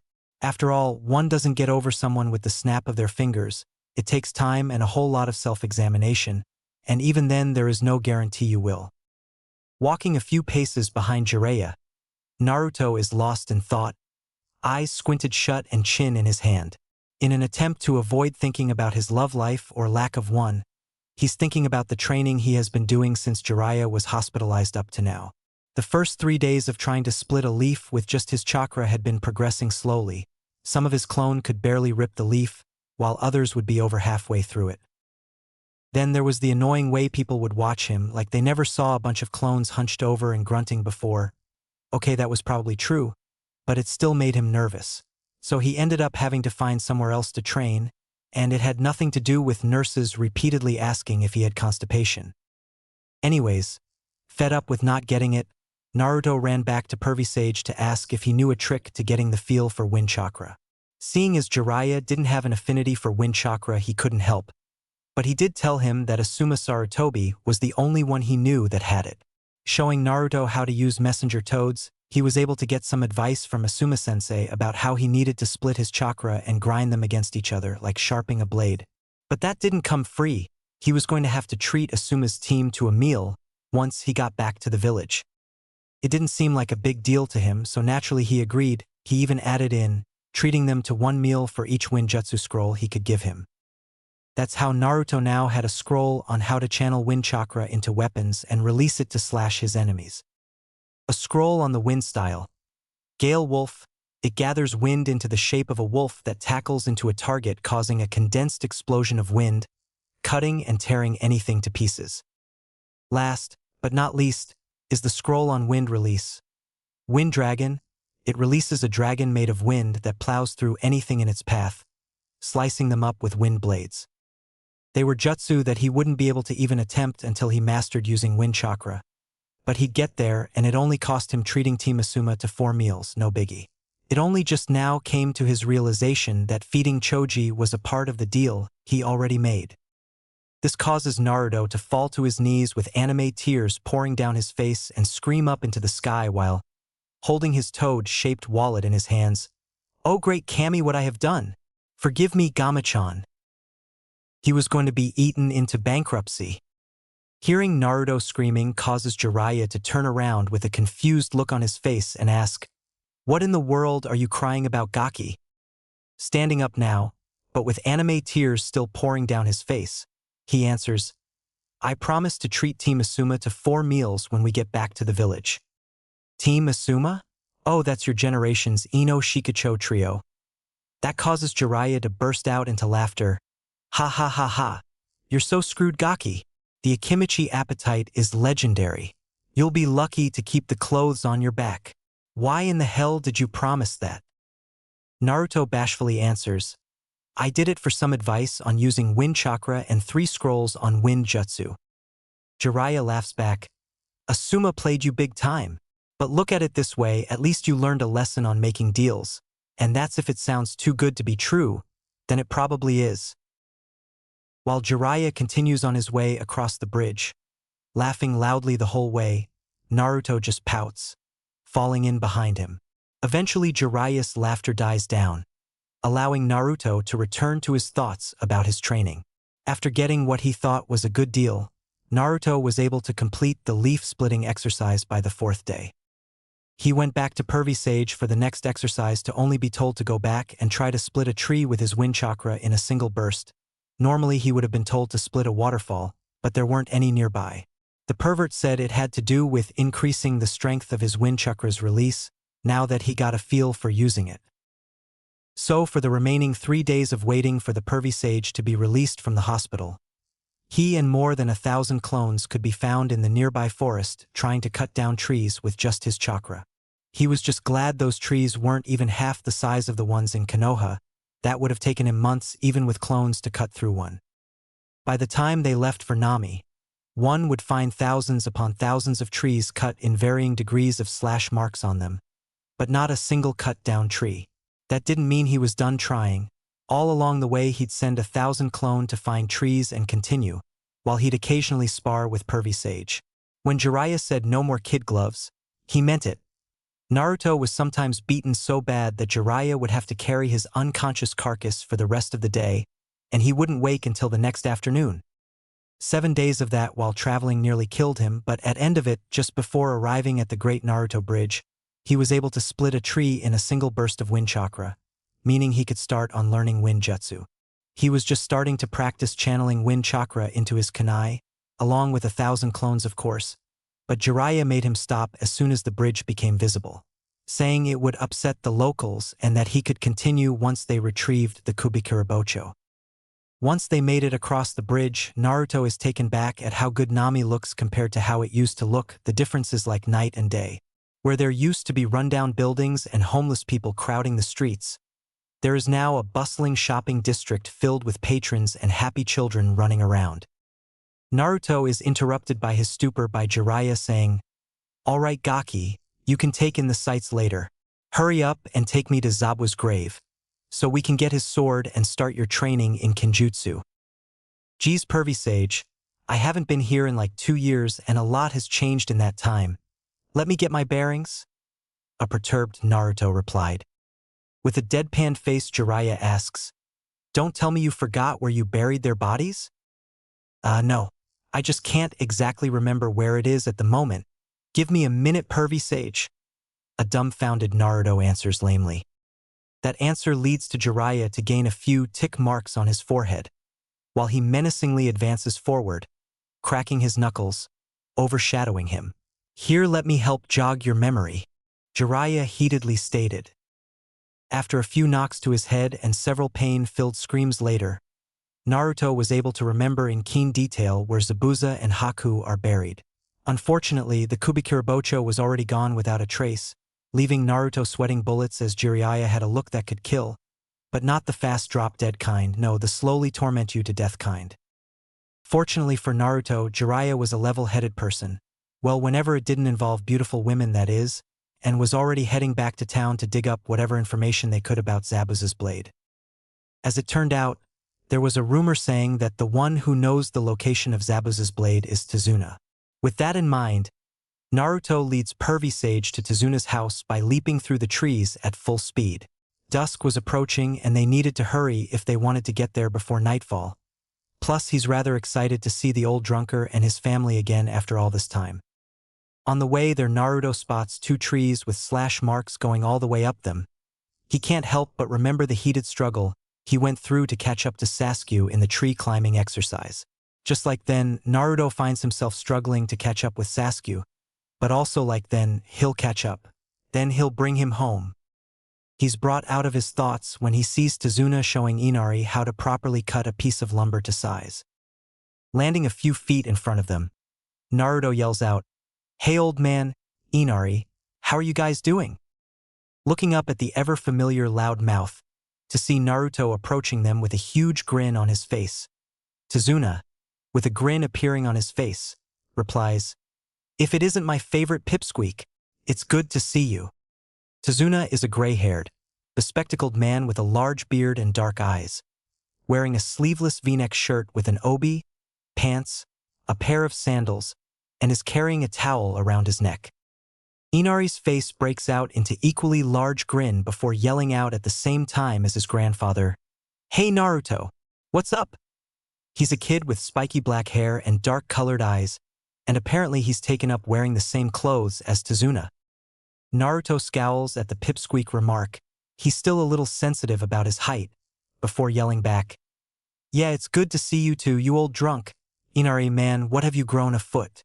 And now dressing like your gramps? I think I'm offended to not seeing you wear at least a little of my hero orange."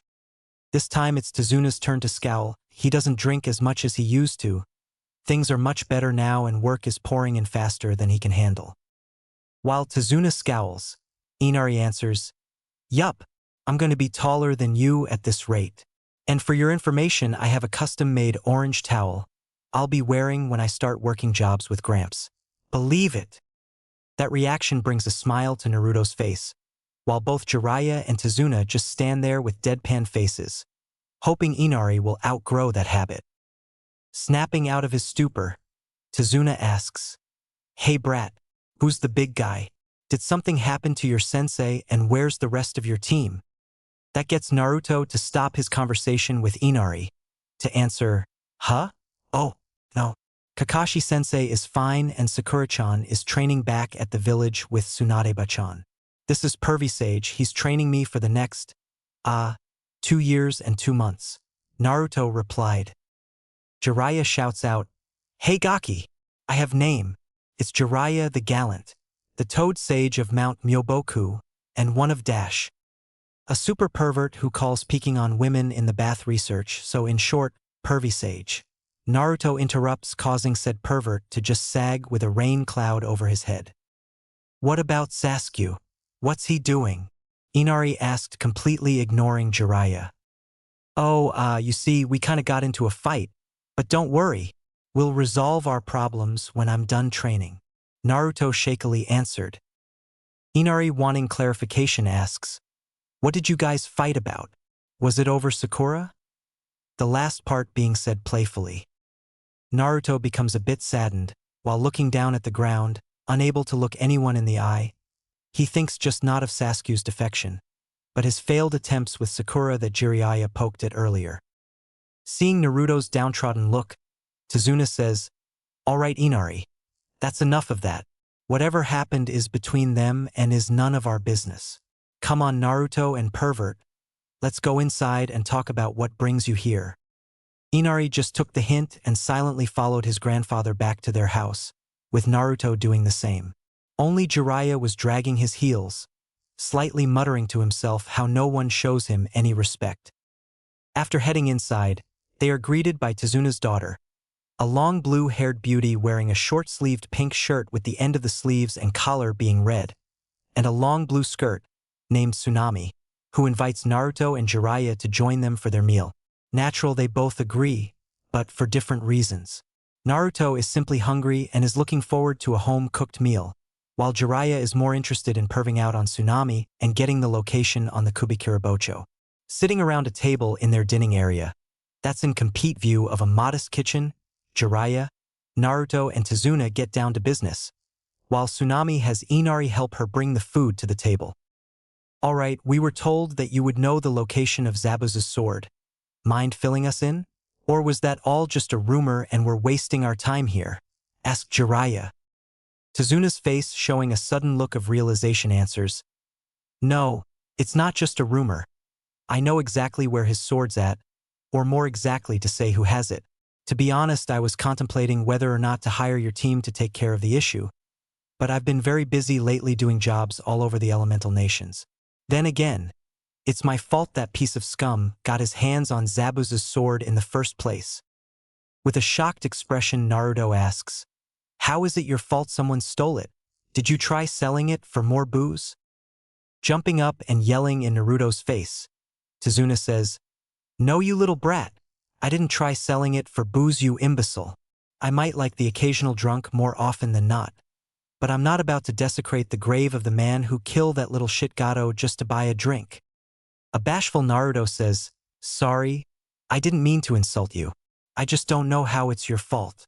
Then jumping up himself adds, Hey, don't call me stupid, you old fart. Only then just realizing what imbecile means. With sparks shooting from their eyes and colliding, looking like a fight was imminent, only to be stopped by Tsunami with a look that only women have, saying keep it up and you'll live to regret it. They both sat back down with a shiver running through them at the image of unspeakable horrors being inflicted upon them, but still glaring at each other. The conversation was put on hold while food was passed around and everyone had their share, talking lightly about everyday things and a few exaggerated stories. Tsunami would not allow any arguments to disturb the meal she made, and not a man there would do otherwise. Thus it was after she cleared the table and sent Inari to wash up and head to bed, that they could get back to the issue of Zabuza's stolen blade. This time Jiraiya, wanting to do all of the talking, asks, Now, how exactly is it your fault that Zabuza's sword was stolen? Tazuna answers with shame, It's all because of a big job I got around here, and there was no way I'd pass up a job that paid good and was local. This job was for a man named Tenzin. He wanted a castle built to look traditional but with modern comforts like pluming, electricity, AC, and heating. It was a big job offering a lot work to a lot of people, and with a still recovering economy, I wasn't in any position to say no. Taking a moment to shake his head in shame, he continues, "For the most part everything seemed on the up and up. He paid for all the materials and half the labor costs before we even started. That's why I got chummy with the guy." Eventually the story of Gato's rise to power, our pain and suffering that followed, to how he was finally killed, came up. When I told him how Zabuza died killing Gato, he quickly asked where he was buried and what happened to his sword. I was little drunk at the time and I didn't see any harm in it, so I told him. Tazuna tightens his hands as a grim expression crosses his face.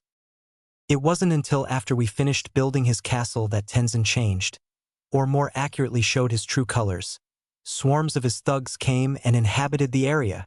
He had them steal Zabuza's sword and give it to his bodyguard. He's even claiming to be the one who killed Zabuza, using the sword as proof.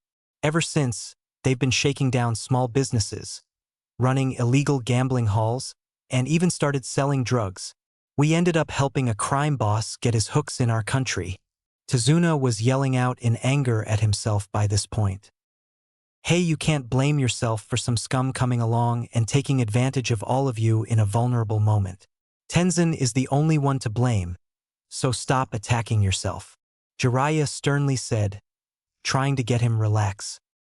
Taking a calming breath, Tazuna replies, "You're right, but still, after Gato I should have seen this coming.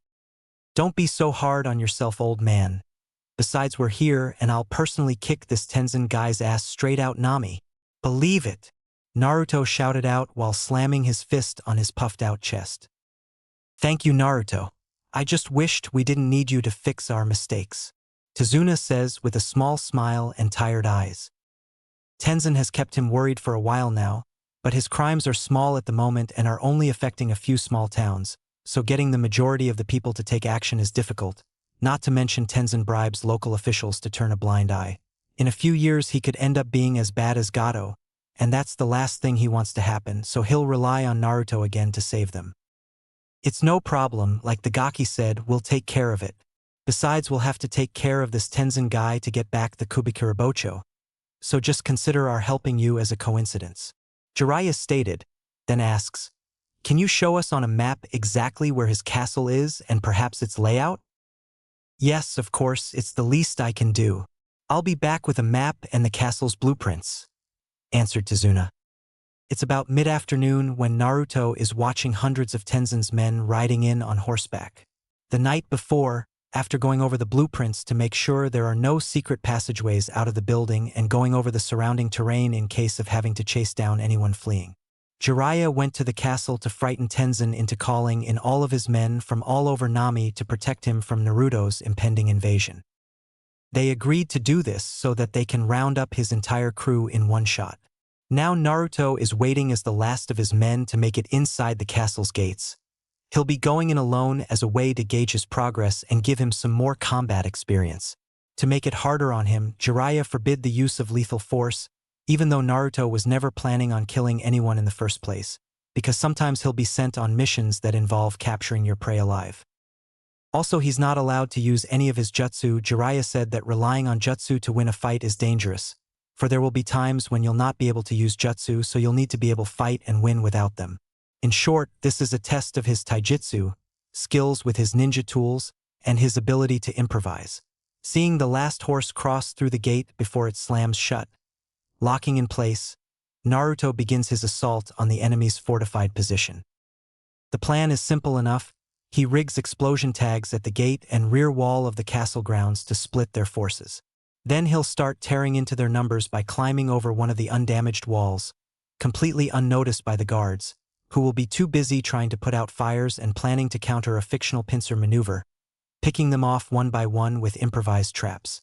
That'll only last for so long before they notice that the explosions were just misdirection and that they're already under attack. When that happens, he'll switch to using kunai and shuriken to disarm/immobilize them, finishing them off with nothing more than his taijutsu. All of that happened in almost a blur because Naruto took off his leg weights before arriving, making him far too fast for those second-rate thugs to even see. Things would have been very different if there had been even one shinobi amongst them, but Tenzin didn't spring for any Idiot.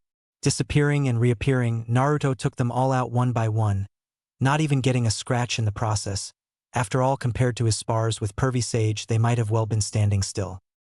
Throughout the compound, screams of pain and fear can be heard, followed by an orange blur moving about with no resistance, dropping smoke bombs everywhere, removing all visibility.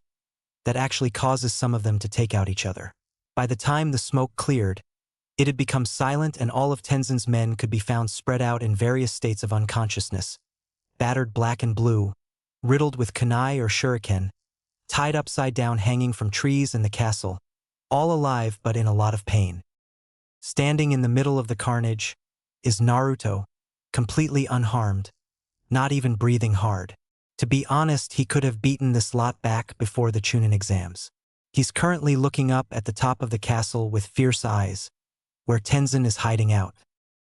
With a smirk, Naruto kicks in the castle's doors and runs through the building, dispatching the few guards Tenzin had left on the way to the top. Going up the final flight of stairs, Naruto enters a large room with Tenzin, who's shaking in fear and standing in the center of the room. As Naruto approaches him, a large broadsword as tall as a full-grown man, shaped like a butcher knife with two cutouts, a circle close to the top and a semicircular one nearer to the extremely long handle, comes slamming down on Naruto. Naruto barely dodges in time, jumping to the side, causing the Kubikurabocho to become embedded in the floor, leaving the large bodyguard wide open. Naruto goes in with a jumping uppercut, launching the bodyguard into the air and releasing his grip on the blade. He then jumps up above the flying guard and goes into a spinning heel axe kick, connecting with the guard's head, slamming his face into the ground and knocking him out. Turning around to face the quivering Tenzin, Naruto grabs the handle of the Kubikuraboko with one arm and lifts up, only to be unable to remove it from the floor. It weighs more than Pervy Sage. Adjusting his grip with both arms this time, he lifts the blade up and on his right shoulder, only to begin to fall backwards, but he was prepared for that and quickly shifted his body weight forward to counterbalance the blade's weight, grunting softly. Tenzin can't believe what's happened. A little fucking kid dressed in orange has single-handedly destroyed his entire crew. He knew that a shinobi was coming for his life. He was told by a masked man, receiving a small fortune in exchange, that the local villagers secretly hired the same leaf shinobi who saved their country from Gato. So he summoned every last man in his employ to protect him. In having watched this kid wipe out hundreds of the best skilled mercenaries money could buy, Tenzin had given up all hope that he was going to survive. He now regretted not springing for Rouge Shinobi. They are apparently worth the cost. Too late now. As the boy lifted the blade up on his shoulder, Tenzin dropped to his knees and started begging for his life, offering up all the money he had and even promised to leave Nami and never return. After listening to the cowardly excuse of a man beg for his filthy life, Naruto said with venom in his voice, "Fine, I shall let you live, but only if you return all the money you've taken from the people of Nami." Tenzin quickly bowed his head and yelled out in relief, "Yes, yes, of course. Thank you for your gen dash." Cutting him off by swinging the Kubikurabocho down a few inches from splitting his head open, Naruto yells out, "I don't want your thanks, scum. I want nothing more than to see you die. But that wouldn't get the people of Nami their hard-earned money back. It's because of them you get to live, so be thankful to them. You have till the end of the week to do everything I told you to do and leave Nami forever. If you ever do something like this again, I will find you and kill you. Do you understand me?" Tenzin, with his newly formed puddle of urine and slightly cut head, meekly cries out, "Yes, I understand." Naruto removes the blade from his head and stabs it into the ground. Then, while cracking his knuckles, replies with a fox-like grin, "Good. Now that we got that out of the way, I can now start your beating for disturbing Zabuz's grave and for claiming to have killed him." What follows is an hour-long ass-whopping filled with pleading screams and begging for mercy, all of which go ignored. Waiting for Naruto in the castle's courtyard is Jiraiya, sitting on a pile of beaten thugs, holding a small scroll in his right hand and leaning his head on his left. He had spent his time collecting the sellable weapons belonging to the unconscious thugs and checking if any of them had a bounty on their head. As it turned out, a few did, the ones Jiraiya is sitting on. He plans on sealing them up inside a toad and turning them in for their bounties at the nearest police station. It wasn't going to be all that much, maybe 2 million Rio. They're just small-time criminals wanted for their various crime here and there.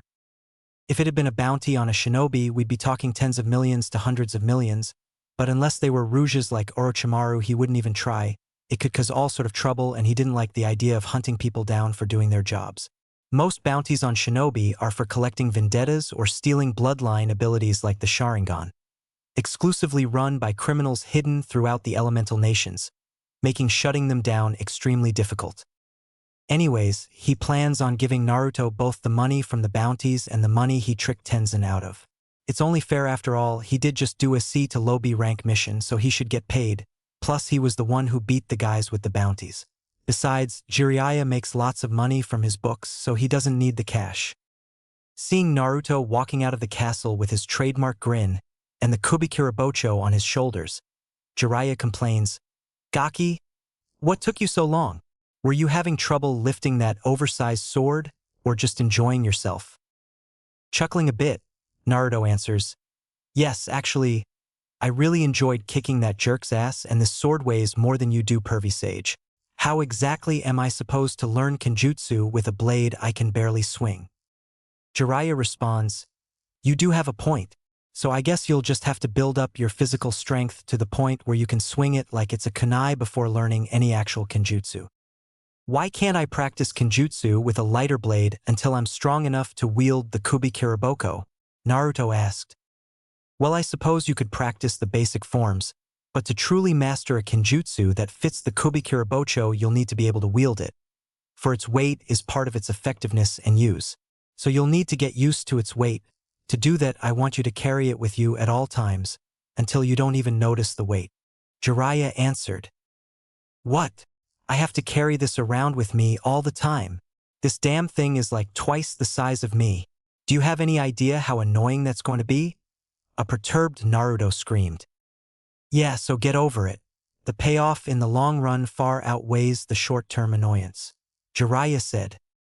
"All right, fine, but there is something that's been bothering me, pervy sage.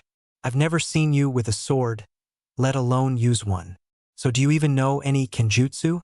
Naruto asked. Jiraiya simply answers in a nonchalantly manner, "Nope, not really. I just know some of the basics of using a sword.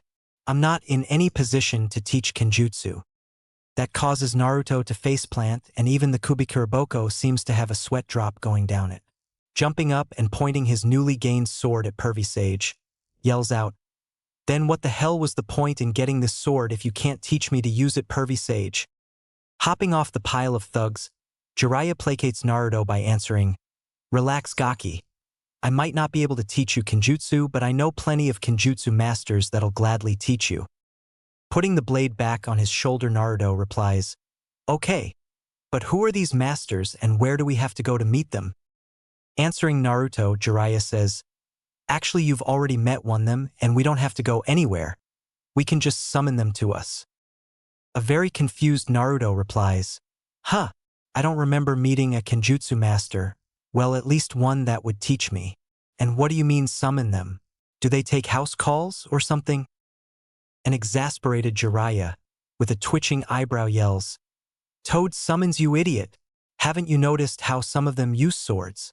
Kamigaki, how dense can you be?"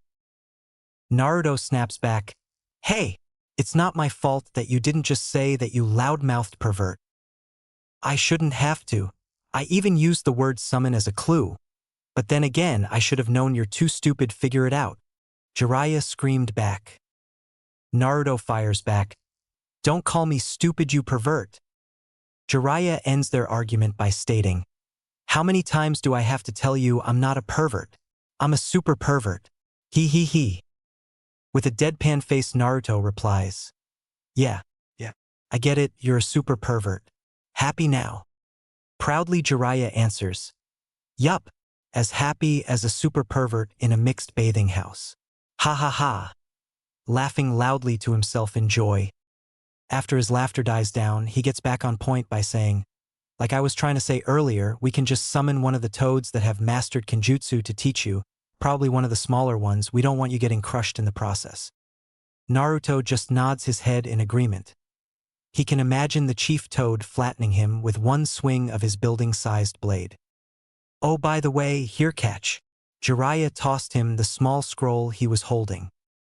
Catching the scroll with his left hand, keeping the right holding the handle of his sword, Naruto asks, "What is this? A jutsu?" He excitedly hoped. "Nope. Just 10 million Ryo I got off Tenzin for telling him about your attempt on his life." Jiraiya answered with a grin. "What? Really? Wow. I won't have to worry about buying ramen for a long time with that much money. Why are you giving this to me?" An extremely happy Naruto asks. "Well, you did just beat this small army of thugs without using a single jutsu, so let's call it a reward. Though I wouldn't be too attached to that ramen idea if I was you. Or did you forget about having to feed an Akimichi 4 times?" Jiraiya answered with a twisted sense of humor. Remembering his deal with Asuma, Naruto's head drops with a rain cloud over it, crying about how his stupid deal just cost him his dream of never-ending ramen. Helping to snap Naruto out of his depression, Jiraiya says, "Relax, you'll get around an extra 2 million by collecting the bounties on these morons." Pointing at the pile of thugs he was sitting on earlier. That bit of news gets the rain cloud to disappear and a smile to come across Naruto's face. It might not be as much, but it'll still get him a lot of ramen. Shouting out in joy, he says, "Come on then, pervy sage. Let's go collect my money already?" Running off at full speed, completely forgetting to grab the guys they need to turn in to collect the money, and not even knowing where to go. Jiraiya just seals the thugs up and casually walks out of the compound, knowing eventually Naruto will come back with a sheepish grin admitting he didn't know what to do. 2 weeks have passed since Naruto retrieved the Kubikirabocho and collected all that sweet Ryo, and Tenzin left Nami, doing everything he was told to do, never to come back. In a clearing in the woods, near Tezuna's house, 50 clones and the original Naruto are going through basic Kenjutsu forms under the instruction of Gamatana, a small pink elderly toad dressed in a traditional purple hakama, white katajinu, and a katana at her waist. She is the head Kenjutsu instructor on Mount Maboku and only agreed to teach Naruto because she was ordered to buy the honored toad sages. The clones are using wood-carved replicas of the Kubikirabocho, while Naruto uses the real one, which leads him to often fall face forward or on his backside, smacking his face into the sword's spine or his head into ground. That causes Gamatana to hit him with her sheath for messing up his forms, and his clones to start laughing at him, ungrateful pricks. On top of his Kenjutsu instruction, he has to do an arduous physical training regimen to increase his strength, plus about 1,000 clones are divided up and training on various jutsu and skills. The most boring one is calligraphy, but Pervy Sage said it's vital that he masters it before he starts learning sealing jutsu. At the end of the day, he is covered in dirt, blood, and bruises being dragged into Tezuna's home by Jiraiya because he still passes out when his clones disperse. He'll wake up a few hours later and wash up for dinner made by Tsunami. They've let both Jiraiya and Naruto stay at their house while they're in Nami, as thanks for getting rid of Tenzin and his crew. The time with Tezuna's family has been like a dream for Naruto. It's how he imagined having a family would be like. A crazy uncle that annoys him to no end, but you can't help but like anyways. A little brother that practically worships him, even though they get into the occasional argument. A stern but loving mother who'll be concerned when he comes home hurt, yet will punish him for dragging in mud. A grandfather that embarrasses him all the time, but he wouldn't trade for all the ramen and jutsu in the world. He wished it could last forever, but Pervy Sage said they'd only stay for 2 weeks, meaning they'd be leaving tomorrow afternoon. When he asked why, Jiraiya said that to keep up with his spy network he had to always be on the move, never staying in one place for too long. Even though that was true, Naruto knew that it was also because being outside the village made him an easier target for the Akatsuki and he wouldn't want to put Tezuna and his family in danger. Seeing as it was his last night with everyone, Naruto was taking his time eating, which for him is very unusual, so as to soak it all in. Just as dinner was winding down inside the house, outside 5 shadowy figures surround the house. 4 of them take each side of the house, so ask to cut off their target's escape routes, while the 5th one casually walks to front door and knocks. Waiting for a few seconds, The one at the door hears footsteps approaching and the doorknob turn. Just as door opens, an older male voice yells out, "Naruto, don't open that door." But it's too late. As the figure's shadow consumes Naruto, he utters out, "Your dash." 3 weeks ago in Konoha, at the Hokage residence, inside the Hokage's office, is a fair-skinned woman with brown eyes and straight blonde hair that parts above her forehead, revealing a violet diamond mark.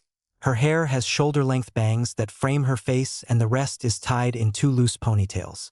She has a curvaceous frame with above-average height and noticeably large breasts. She is in fact widely regarded as the most beautiful kunoichi in the world. She is wearing a grass-green haori with the kanji for gamble on the back. Inside a red circle, a gray kimono-style blouse with no sleeves, held closed by a broad, dark bluish-gray obi that matches her pants.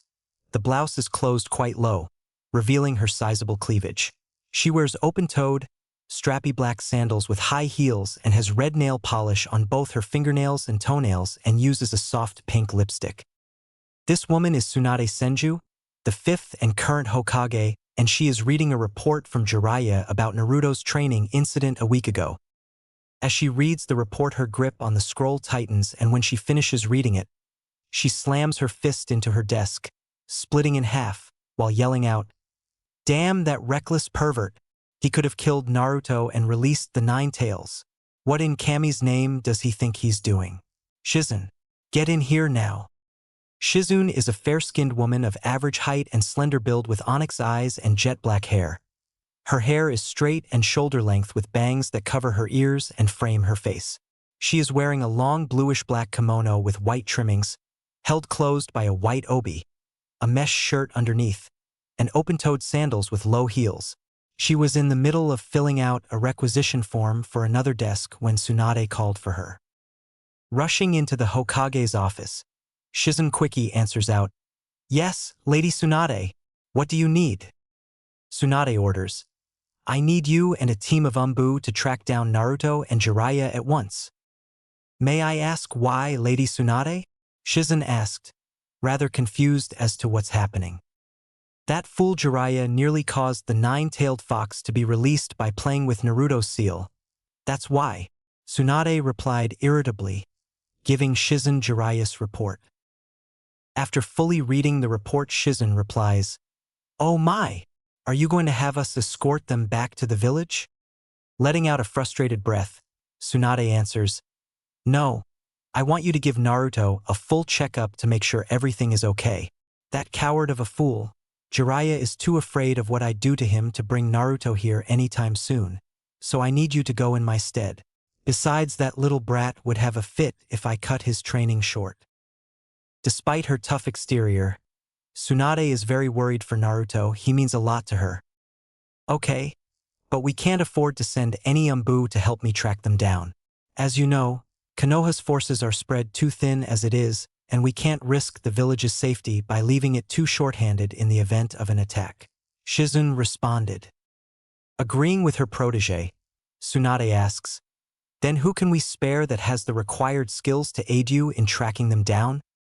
Thinking for a minute, Shizun answers, "I believe Team 8, led by Kurenai, just got back from a mission a few days ago, so they can go on the mission. They have an excellent mission record for tracking and capturing their target. And seeing as they're still a genin team, we can afford to spare them.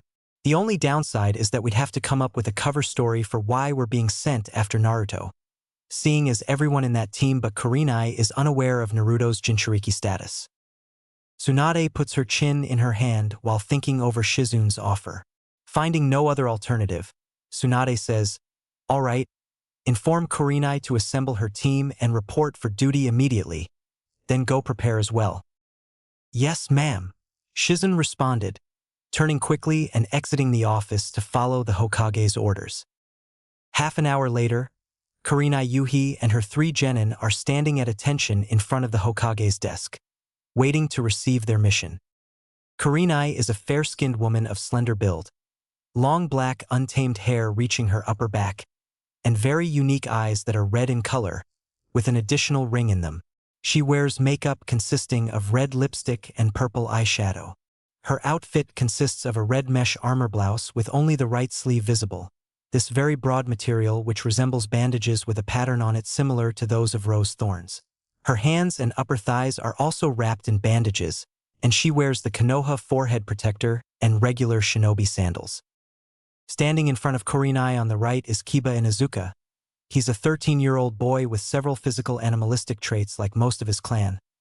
He has messy brown hair, sharp black eyes with vertical slit-like pupils, pronounced canine teeth, and nails that he can change into claws. He also has the distinctive red fang markings of the Inuzuka clan on his cheeks. His attire consists of dark grayish pants reaching to his calves and a gray, hooded fur-lined coat, with the hood placed on his head, over a plate of armor and fishnet undershirt, with a blue forehead protector and blue sandals. Inside his jacket is his nin dog Akamaru, a small puppy with white fur, resembling a Great Pyrenees, squinted eyes appearing closed, a brown nose, as well as brown patches on his ears and a brown outline around his mouth, and the fur on top of his head is styled to somewhat resemble a mohawk. Standing on Kiba's left, right in front of Kurenai, is Hinata Hyuga, a pale-skinned girl possessing, as a Hyuga, the Byakugan, giving her featureless white eyes with tinges of lavender. She has short Heim-style dark blue hair, keep just above her forehead with chin-length strands framing her face. She's wearing a cream-colored hooded jacket with a fire symbol on the upper sleeves and fur around the cuffs and hem, navy blue pants, and keeps her forehead protector around her neck. Standing on Hinata's left is Shino Aburame, a fair-skinned boy and tallest member of his graduating class, has dark, bushy, brown hair and dark round glasses obscuring his eyes. He is wearing a gray-colored jacket with a high, upturned collar going up to his nose and brown pants. He wears a blue forehead protector and blue sandals. While Tsunade just sits there, leaning forward with her elbows on the desk and her fingers laced together in front of her face, Kurenai can't help but wonder what's so urgent that she'd receive an emergency summons, demanding she gather her team and immediately report to the Hokage's office. It had better be important to have interrupted one of her rare dates with Asuma. With how they are trying to keep it secret, it has been difficult to find the time to go on any dates without being caught. Sure, it'd be easier if they would just be open about it, but right now she just wants it to be between the two of them and not some rumor-filled gossip being spread all over Konoha. You'd think that in a village full of shinobi people would be more closeted. But no, everyone wants to be in everyone else's business. At least just their private lives. Everyone knows better than to try and stick their noses in official business that can cost you your life in a shinobi village. Kurenai was brought out of her thoughts by Shizune entering the room and standing by her, waiting for the Hokage to speak. Once Shizune enters the office, now wearing the standard Konoha uniform with distinct extra-long sleeves, Tsunade decides to give Team 8 their mission. All right, now that everyone is here, I can now give you the details of your mission. We've received a report from Jiraiya that a week ago, Naruto Uzumaki was critically injured during a training accident. He's supposedly fine now, but Jiraiya refuses to bring him back to village to prove it and is most likely on the run. For that reason, you'll be tracking them down while escorting Shizune to Naruto, so he can get a proper medical examination. Kurenai, not understanding why this mission was so urgent, asks, Lady Hokage, why is it so important that you have Naruto examined? I highly doubt that Jiraiya would lie about Naruto's condition, so if he's alive and well, why send us to go to his aid? Two of her genin thinking the same thing, while Hinata isn't able to get past Naruto-kun being badly hurt, concern clearly written on her face. Letting out a sigh, having expected those lines of questions, Tsunade answers. Because the accident involved Jiraiya stupidly messing with a certain dangerous seal that nearly killed him as well, and could have other long-lasting effects that ordinary doctors will miss. Glad to see Kurenai's eyes widen in shock, signifying her understanding at the underlining meaning of the nine-tails seal being tampered with, Tsunade simply adds, I hope you now know the importance for this S-rank mission.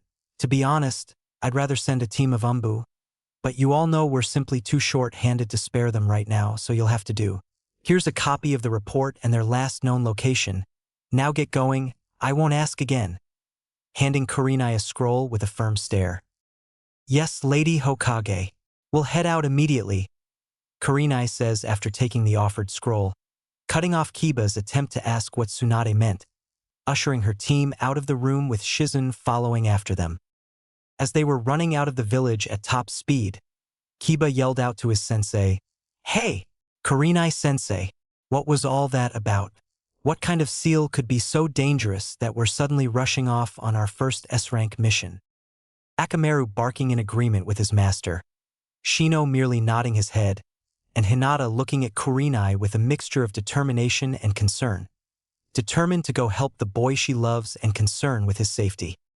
Having to carefully script her words so as to not give away Naruto's secret, Kurenai takes a minute to answer. "What you all need to understand is that sealing jutsu is an obscure art and can be very dangerous, and for a master of the art to nearly kill himself messing with one, then Naruto must be in even worse shape than Lord Jiraiya.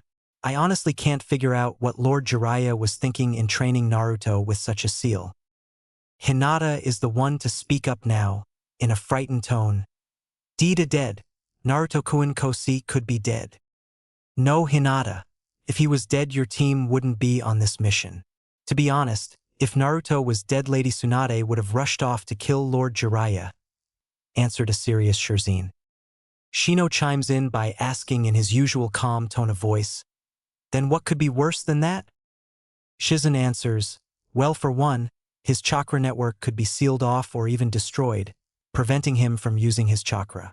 Then there is even the possibility of him being sealed away in another dimension, to never return. The possibilities are almost endless, but none of them are good." "Well, shit, that's not good. But that doesn't explain why it's a S-rank mission. I mean, sure, the possible damage Naruto received is as bad as it gets, but doesn't that mean the danger's past?" asked Kiba. Kurenai is the one to answer, "Yes, Kiba, the danger of this mission is low, but remember we're tracking Lord Jiraiya of the legendary Sannin. A shinobi of his caliber usually isn't found unless they want to be, so we're rushing off to quickly pick up his trail before it goes cold. He already has a 1-week lead on us, so hurry up and stop slowing us down with questions." Kurenai's hoping they stop looking too close at the situation. After all, it's still illegal for anyone to talk about Naruto's connection to the nine-tailed fox. While Kiba, having come from a clan that specializes in tracking, is aware of how bad a disadvantage they're in, being a week behind their target. Add in the skills of a Sannin, which are known by just about every shinobi in the world, their chances aren't looking good. So he simply shuts up and follows his sensei, hoping to make it in time to pick up any trail. All the while, Shino is focused on collecting all the information he needs to complete the mission, while secretly wondering what his superiors are hiding about Naruto. Hinata, on the other hand, is only concerned with finding and helping Naruto. She has already known that most of the adults in the village have been keeping secrets about him, and one day she'll find out what they are. But right now she is too worried to care. Shizun is just hoping that Tsunade is just overreacting and Naruto is just fine. She'd hate to see the boy, who saved her master from her own demons, hurt. With all of those thoughts on their minds, they pass through Konoha's gates and to the scene of Naruto's accident. After 2 weeks of near-constant high-speed travel, only stopping every few days to rest, Team 8 and Shizun arrived at the clearing Naruto rampaged in. The devastation they saw was shocking, leaving the 3 genin wondering what could have caused it, while the 2 adult Kunoichi are only wondering how Jiraiya was able to suppress the 9 tails. With Kiba and Akamaru not being able to pick up any scent, they went into the nearby town to ask around about Naruto and Jiraiya. They lucked out that almost everyone in the hospital heard the argument Jiraiya had with Naruto, so they now knew that their targets left for Nami a week ago. Arriving at the Great Naruto Bridge leading into Nami, a week later, they had to listen to Kiba bitch about how Naruto already had shit named after him. Fortunately, it was easy to get information on Naruto once they got into Nami. Apparently Naruto had destroyed a local crime organization 2 weeks ago, freeing several small towns from their rule. Not to mention how Team 7 had saved all of Nami from Gato 2 years ago. That continued to piss off Kiba as Naruto was constantly being referred to as Nami's hero. While that brings a blush to Hinata's face, she was happy that there are people who really admire Naruto, like she does, and a little jealous that some of the girls there are openly crushing on him. What right did they have to her Naruto-kun? They weren't there when he was alone, hurting, crying out for people to just recognize him. She was the one who... That's when she realizes that she wasn't there for him either, just watching him suffer and persevere on his own, never reaching out to ease his pain. The way she saw it, she was worse than them. They didn't know, but she did and still did nothing to help him, all because of her own cowardice. Sure, she could hide behind the fact that he was in love with Sakura, but she still could have been a friend for him back when he had none. She can't even hide behind her parents, saying that they told her to stay away from him. Her mother was dead and her father stopped caring what she did after he chose Hanabi to be his heir. After thinking about all of that, Hinata decides that the only way to make it right is to tell Naruto everything and hope he forgives her, and maybe be willing to at least still be friends. Having got the location for Tezuna's house, where they heard Naruto was staying, they got there by nightfall, scouting out the area, making sure that they're not walking into a trap. This is where they decided to split up and surround the house, while Shirzine approached by the front and knocked on the door, just in case Jiraiya tires to flee with Naruto. After answering the door, missing Jiraiya's warning, Naruto sees Shizen standing there with a smile on her face, and utters out in surprise, "You're Shizune-chan?" happily yelling out, "What are you doing here? It's so good to see you."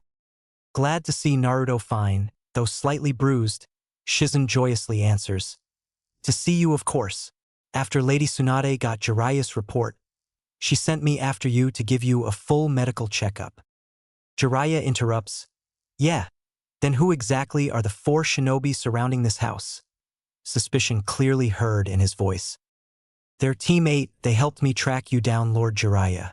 After all, you were fast to flee and adamant about not bringing Naruto in to be examined after your guy's accident," Shizen said with a sweet voice that was full of scorn. Jiraiya lamely explains, well, you see, we had to go get this legendary sword and ran into a crime boss and dash." Naruto interrupts by yelling out, "You're just making excuses, pervy sage. You're just scared that Tsunade-bachan would punch you into a coma." "Shut up, Gaki. You've never been punched by her at full force. That shit hurts and I'm not in the mood to nearly die twice by her fists," Jiraiya yelled/cried out. Naruto asked, "Twice? What did she catch you peeking on her in the bath or something?" Jiraiya could only look away with a blush while nervously scratching his cheek. That leads to Naruto saying with a deadpan face, "You did, didn't you? You massively stupid, super pervert." Jiraiya snaps back, "Yeah, well, it was totally worth it." Nobody in the house could say anything in response to that very stupid statement, so they had no other choice but to pretend it never happened. Moving on, Shizen called Team 8 to come out and head inside, after getting Tsunami's permission, of course. Naruto greets all of his friends and introduces them to Tezuna, Inari, and Tsunami. While pleasantries are exchanged between Team 8 and Tezuna's family, Shizen prepares a room to give Naruto his medical examination. Jiraiya walks up to Shizen to talk to her in private, asking, "Shizen, be honest. Tell me how pissed off is Tsunade?" Without turning around from her prep work, she answers, "Well, for starters, she snapped her desk in half after reading your report. Then she called me into her office, wanting to send a squad of Umbu after you, but couldn't afford to spare them, so had to settle for a team of genin. If I was her, I'd punch you as hard as I could and would never stop hitting you." A little heat entering her voice. "It seems that Tsunadeheim isn't the only one who's angry with me," Jiraiya responded. With fire in her eyes, Shizen quickly turns around and says with barely contained fury, "Of course I'm angry with you. What in the name of Kami went through your head when you thought about loosening his seal? It was barely even 3 months into his training, and you thought he was ready to do what only 4 others in the history of the shinobi world did. You could have killed him and released the 9-tailed fox on the world. Do you know how many people would have died if that happened? What's wrong with you?" With every passing moment, Jiraiya felt smaller and smaller, just standing there and taking it until Shizen got it all off her chest. When she was done, breathing heavily, her frustration diminished, did Jiraiya finally answer her with regret in his voice. "You're right. I tried speeding through his training and jumping ahead to a place Naruto is in no way ready to go. I promise that I won't even consider touching his seal again, unless it's to tighten it up. The only one who will know when Naruto is ready is Naruto. I'll focus on training him right, that's why we're here actually. He's learning kenjutsu like his mother. I even having him learn elemental jutsu and calligraphy so he can get into sealing jutsu. It's good to hear that you learned your lesson and you seem remorseful, but you'll still get a beating when you see Lady Tsunade. Shizune replied. Damn, I have it coming to me, so I'll just have to take it like a man and hope she shows me some mercy. Jiraiya dreadfully responded. So Naruto knows about his parents. Did he take it well? Shizune asked while returning to her work. Yeah, he knows about them and took it kind of hard, but he jumped back fast and now even demands I teach him their jutsu. I guess he hopes that it will help him feel closer to them. Jiraiya answered with a little laugh. That brought a smile to her face before she tells Jiraiya, all right, I'm finished here. You can send in Naruto for his checkup. Jiraiya just nods his head and leaves to get Naruto for Shizune, only to find Naruto missing. Apparently, while he was talking to Shizune, Naruto went outside with Hinata to talk about something in private. A perverted thought entered his mind. Not that shocking, really? So he thinks about peeking in on them, only to be stopped by stern looks on Kurenai's and Tsunami's faces. It's a kind of look that says we'll kill you if you even try. Surrendering, he just takes a seat and waits for Naruto to return by ogling the two beauties in front of him, leading said beauties to give him a new set of killer stares. Having noticed Hinata's more withdrawn behavior, Naruto asked her what was wrong. With a blush on her face and what looked like shame in her eyes, she asked him if they could talk in private, which is why he now finds himself in the woods at night with an awkward Hinata, the moonlight shining down on them. After a few minutes of awkward silence, Naruto asks, Hinata, wasn't there something you want to talk to me about? Being startled, Hinata stutters out, Ano, I am have to app apologize to YU. She's having to force herself to get her words out. An overpowering fear of her crush hating her is gripping her heart, but she can't falter now. She needs to get this out or she'll never be worthy enough for him. Confused, Naruto asks, apologize? What for Hinata? Taking a deep breath to steel her nerves, Hinata clarifies. I've watched and admired you for years. Ever since you saved me from those 3 bullies our first year at the academy. I've gained immeasurable strength from watching you repeatedly get back up from your failures. A proud failure who never gave up. It's where I got my nindo from. Everyone in my life either called me a failure or treated me like I was made of glass. Even my own father wrote me off as useless, but you were the first person who believed in me. Yet all I could do for you while you suffered alone was to just watch you from the shadows, never reaching out to you to ease your pain. I was a coward not worthy of loving you. I'm so sorry, Naruto. Can you ever forgive me? At this point, Hinata is in tears and sobbing lightly. Naruto is too taken back to respond right away. He never noticed her until the Chunin exams, and even then he didn't see how much she cared about him. All he ever saw when he looked at her was a weird girl who stuttered a lot. He likes weird people, but he never even conceived that any girl liked him. He was too busy trying to get Sakura's affections to notice anyone else. It seems that Pervy Sage was right. He is dense when it comes to women, but that doesn't mean he's going to give up on Sakura. He'd need to talk to her first and maybe even with Hinata, just to get to know her more and see if he likes her as more than a friend. It's just all too confusing right now to even think about, let alone talk about, so he'll table that problem for now. The part about her watching him for years in secret was kind of creepy and disheartening. Just thinking about how much it would have meant to him to have had even a single friend as a child. Sure, he played with Choji, Shikamaru, and Kiba, but it was more like he played around them than played with them. Shikamaru didn't seem to care one way or the other, never making fun of him, but not really trying to get to know him. Choji was always nice to him, but just seemed to live in Shikamaru's shadow, and Kiba ended up becoming one of the ones that mocked him all the time. Hell, they just got into an argument over him being more famous than he is, but it's kind of like the rivalry he has with Sasuke, but more friendly.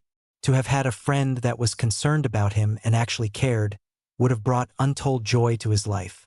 Like when Irika-sensei said he believed in him to Mizuki team. Instead of being angry, he can't help but feel bad for Hinata. He couldn't imagine what he'd do if Irika told him he was worthless like Hinata's father did to her, and he can relate to being treated as a failure. Now looking at Hinata crying her eyes out and shaking while holding herself, Naruto grabs her by her shoulders and tells her with a gentle voice, "Hinata, stop crying, please. I'm not mad at you, I promise." Removing his hands from her shoulders as she lifts her head up and wipes the tears from her eyes. While still shaking a little and letting out a slight sob every now and again, Hinata asks, "Are you sob really and not mad at me?" Throwing on his signature grin, Naruto answers, "Of course. I wouldn't have said so if I didn't mean it. I mean, sure, it would have been amazing to have had a friend growing up, but I can also see why you're so shy. With your own father saying that you're useless, you probably didn't have any confidence back then. Plus, I'll admit that I kind of forgot about the whole rescuing thing." Chuckling embarrassedly while scratching the back of his head. That brings a small smile and a blush to her face as she says, "Ano. Thank you, Naruto-kun, but I still could have done more for you." "Hey, stop that. It's all in the past now, Hinata. Let's just focus on moving forward," Naruto said. Having stopped crying, Hinata responds with a full smile, "Okay, Naruto-kun, I'll let it go for you." "Good. I'd like to talk to you some more to become better friends, but that's going to hard with me on the road training and you back in Konoha," Naruto said. Hinata offers, "What about WE exchange letters?" Absolutely ecstatic that Naruto is taking an interest in her, even if it's only as friend. "Oh yeah, Hinata, you're a genius. We can exchange letters to each other by messenger toads," Naruto happily declared, then added, "I could keep in touch with everybody, even Sakura-chan." At hearing Naruto talk about writing Sakura as well, Hinata's joy fell a little, but she wasn't going to give up either. Unlike her, Sakura and most other girls in their age group had crushes on Sasuke, so she had better odds in her favor. Before either one of them can keep up their conversation, Shizen yells out, "Come on back inside, Naruto. It's time for your checkup." Gulping, Naruto slowly heads inside, dragging his feet as he goes. After all, he hates being poked and prodded by doctors. Hinata stifles a chuckle at Naruto's antics. He's not afraid of fighting demon shinobi and monsters, but is scared of doctors. How could she not laugh a little? The next day, a group of shinobi are leaving Nami, after Naruto got a clean bill of health from Shizune, and having said their goodbyes to everyone. Splitting into two groups, one with 5 members headed back to Konoha and the other with 2 headed off in the opposite direction. They wouldn't be seeing each other for a little more than 2 years, all of the genin becoming stronger along the way. With teammates group, Hinata is thinking about when Naruto told them about what really happened during his training accident. How he has the 9-tailed fox sealed inside him and how he met his father, the 4th Hokage. Also asking not to tell anyone, he wanted to be the one to tell the others.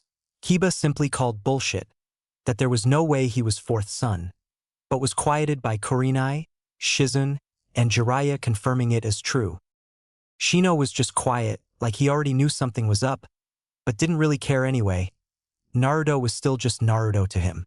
She, to everyone's surprise, gave Naruto a hug and told him that it didn't change how she felt about him. If anything, it made her admire his strength all the more and hate herself just as much. But like Naruto told her, no more wallowing in the past, we move forward. Naruto is out there getting stronger to save a friend, while the Akatsuki are hunting him down for the monster inside of him. She has to get stronger too so as to help protect him when they come for him, standing at his side able and ready to fight. So thinking along those lines, Hinata asks, "Shizun-sama, I was wondering if you would be willing to teach me medical ninjutsu?" At that sudden outburst from the normally timid Hinata, everyone stops and looks at her. Shizune answers, "I don't see why not, but it's an extremely difficult art to master. To lean medical ninjutsu on top of both your clan training in the Gentle Fist and the missions you'll be taking as a member of Teammate, it will take everything you have and more. Are you sure you can handle all of that?" Kurenai adds, "She's right, Hinata. It'll be harder than anything you've ever done before and you aren't obligated to try. I don't care how hard it'll be or how many times I fail. I won't give up," That's my Nindo. I can't just sit around not giving it my all. While Naruto-kun is killing himself training. Not for himself, but for his friends. How would I ever be able to call myself his friend if I did any less than him? I'm tired of people trying to discourage me from applying myself. Kurenai-sensei. Hinata responded with heat in her voice and fire in her eyes. Taken back by Hinata's outburst, Kurenai is stunned silent, unable to do anything but smile at Hinata finally coming out of the shell that so many people, from her father to Niji and her clan members, built around her. Nodding to Shizune, signifying her approval of training Hinata in medical ninjutsu, Shizune simply says, "All right then, Hinata, I'll start your training when we get back, but you had better not regret it, for I won't take it easy on you." "Yes, Shizune-sensei. I'll give you my everything and I won't give up," Hinata yells back in a strong and determined voice. Everyone there just smiles and rush off back to Konoha, while Kiba and Shino do not plan on just standing by and letting their teammates surpass them. They'll throw themselves into their training just as hard as Hinata. It's been 1 year, 8 months, and 2 weeks since Naruto left Nami, and now he's traveling along the border of Taki with Jiraiya to find the Seven-Tails Jinchuriki named Fu. Fu is a petite, androgynous, tan-skinned kunoichi who wears an orange clip in her short, layered mint green hair that matches her orange eyes. Her outfit consists of a short, sleeveless white midriff shirt with fishnet armor underneath, long white armlets, and fishnet shorts with a short white apron skirt over it. Her forehead protector is worn on her right arm and she carries a cylindrical object in red wrapping on her back. Naruto has changed quite a bit in the past 2 years. His hair has grown down to his shoulders with face-long bangs framing his face, similar to his father's, just a little longer. Thanks to, and with much disgust, Naruto having to eat a more balanced diet of fruits and vegetables, he now stands at 5 feet 6 inches and his build is composed of highly defined and compact muscle, giving him that highly sought-after V-shape. Due to his physical changes and the fact that Jiraiya's nightmare training left his old clothing torn to pieces, even the cloth of his headband had to be replaced. He had to get a new wardrobe. What he wears now is a more form-fitting version of his original outfit with mesh armor underneath, while retaining the swirls and orange pants. The blue pieces of his outfit change to black and his forehead protector is also longer, the ends going to the middle of his shoulder blades. The most noticeable change to his outfit are the 2 black 6-scroll holders, with the Uzumaki clan symbol on the front of them, strapped from the front of his pants, going along the sides of his upper thighs, ending around the back, connecting above his butt cheeks. In those holsters are 6 scrolls each. The ones on his right are used for holding jutsu, weapons, and sealing arrays that can capture objects in jutsu. The ones on his left are blank, in the event of having to make custom seals for various problems. The holders were a gift from Pervisage, given to him upon completing his advanced sealing jutsu training. He's only recently started making headway in master sealing jutsu training. The training Naruto went through nearly killed him. He was using up to 3,000 clones per training session, allowing him to master a wide variety of jutsu, and the sparring often left him broken and bloody for the first year. But now he can go toe-to-toe with Pervisage at full power, not in Sage mode though. He's no longer having to wear leg weights. The amount of weight the seals could add had been long since maxed out and he no longer felt them, making wearing them redundant. His top speed now is about 3 times what Lee's was without his weights during the Chunin exams, making him as fast as Guy is outside of using the inner gates. He plans on giving his weight set to Konohamaru when he gets back home, and maybe teach him a new jutsu while he's at it. He also mastered all the wind-style techniques Asuma gave him and several more, like Gale Palm, Drilling Air Bullet, and Great Breakthrough, but he also found out that he has an affinity for Earth Chakra, allowing him to learn all sorts of Earth-style techniques from Pervisage like Dark Swamp, Mud Wall, Headhunter, Great Mud River, Rising Stone Pillars, and Earth Dragon Bomb. With his longer hair, Jiraiya taught him his hair jutsu, Art of the Raging Lion Mane, Needle Jizo, and Spike Jizo, though their range is smaller and requires more chakra to use.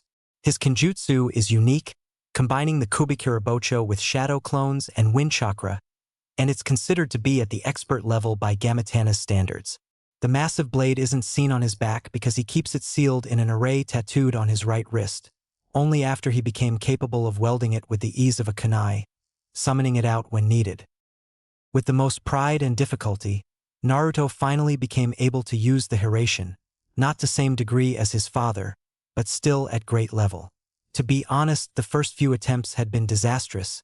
It was a good thing that Pervy Sage made him use clones at first.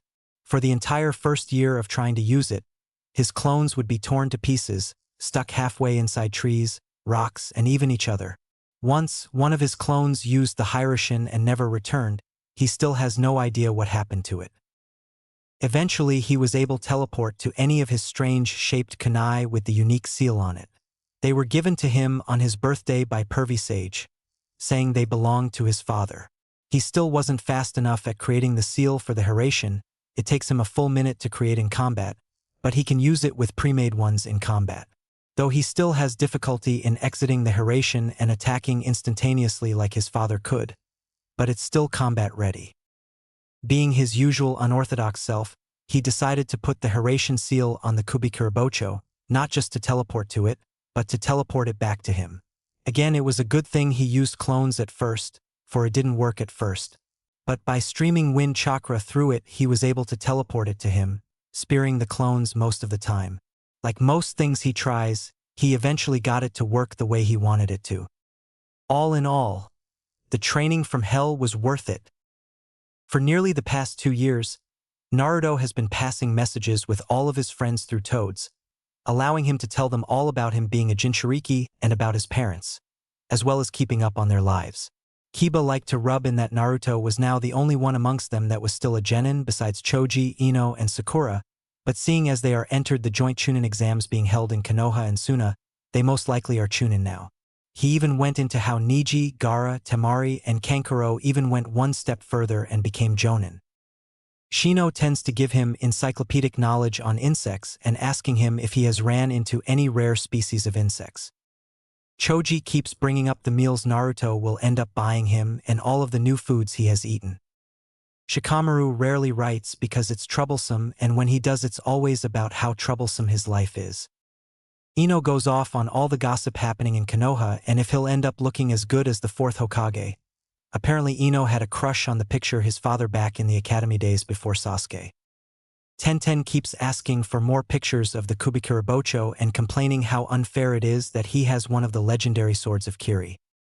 Lee is constantly trying to one-up him on their taijutsu training and going on about springtime of youth. Niji doesn't write much with how busy he is as a new Jonin, and Kakashi has told him stories about his father and mother. Irika has told him how he has been going on dates with Shizune whenever they have the time and how he thinks she might be the one. Sakura-chan wrote about her hellish training under Lady Tsunade, from all the complex medical jutsu, to the painful taijutsu training that involved dodging full-powered punches from Tsunade. She went into all of the details of her life, like shopping with Ino, pulling a shift at the hospital, and even the time she cried her eyes out at losing a 6-year-old kid to cancer. He has never been closer to Sakura-chan than he is now, perhaps because he isn't there pestering her for a date and is just talking like friends. With Hinata, they've been writing about their hectic training schedules that take them in many different directions, like how she comes off a mission to go straight into her clan's taijutsu training with Niji, Hanabi, or her father, then having to rush off late at night to train under Shizune in medical ninjutsu. Then once she was good enough at medical ninjutsu, which only happened a few months ago, she had to start taking shifts at the hospital with Sakura and Ino. He had to console Hinata when she lost her first patient, a young shinobi around their age who died from multiple fatal injuries, received on a mission gone horribly wrong. It was harder on her because she couldn't help seeing Naruto in the same condition and being unable to save to him. It took a lot of promises that he wouldn't die and would come to see her as soon as he got back, to get her to stop worrying. Just like with Sakura, he has gotten a lot closer to Hinata, mostly because he finally noticed her. Naruto honestly doesn't know what to do with how he still has strong feelings for Sakura, especially after he came to realize that he just might love Hinata too. Sometimes he wishes he hadn't started getting to know Hinata. It's caused such conflicting emotions. He was even having an equal amount of explicit dreams about Hinata as Sakura now. He made the chemi-awful mistake of asking Pervy Sage for advice. He told him that a 3-way with the both of them would make great material in his biography. After Naruto's yelling and the perverted laughing by Jiraiya, did he give him the advice to have a serious conversation with them both about his feelings, and whichever one returns those feelings is his answer. The problem with that advice is that Sakura might punch him into the next life, while he knows that Hinata would return his feelings. Both possibilities kinda scare him. He could end up losing his friendship with one or both of them. Jiraiya merely stated that if he's too afraid to risk his friendship with either one, then he'll get neither one. No one has ever fallen in love without being a little brave. That gave him a lot to think about, but he's still on the fence on what to do. As Naruto and Jiraiya continue their journey along Taki to find Fo, who they learned from Taki's leader Shibuki, has been sold out to the Akatsuki by his own village council. They run across a Resent battlefield. There are small craters here and there. Kunai and shuriken are littered everywhere. A strange symbol inside of a circle was on the ground, and the smell of blood still hangs in the air from the two dead Takinin. The scene seemed to suggest that a Taki team was ambushed. That couldn't have happened more than a few hours ago, filling them with the fear that they are too late to save Fo. Naruto finds a torn piece of black clothing with red clouds on it, confirming that it was the Akatsuki. Not waiting for Jiraiya, he runs off after them, following their trail away from Taki. Jiraiya yells out, "Naruto, you idiot! Don't go running into the enemy's hands without knowing what you're dealing with," quickly chasing after Naruto. As Naruto was following the overly obvious and slow-paced trail, he was thinking about how this was exactly what he feared would happen when all of the hidden villages refused to let him give their Jinchuriki a Hiraition seal. It gave it to them so he could instantly come to their rescue, but they were all too paranoid to let him. Hell, Iwagakure even sent assassins after him, once hearing he could use the same jutsu as the yellow flash of Konoha. It was great practice for using his ninjutsu at least, and they stopped sending their shinobi after he and Pervy Sage beat the crap out of them, leaving them hog-tied with a note saying, "Next time we slit their throats." Plus, once Tsunade heard about the attempts on his life by IWA shinobi, she sent a letter of aggression to the Tsuchikage, warning him continued attack on Konoha's Jinchuriki would be considered an act of war, causing him to resend the kill order.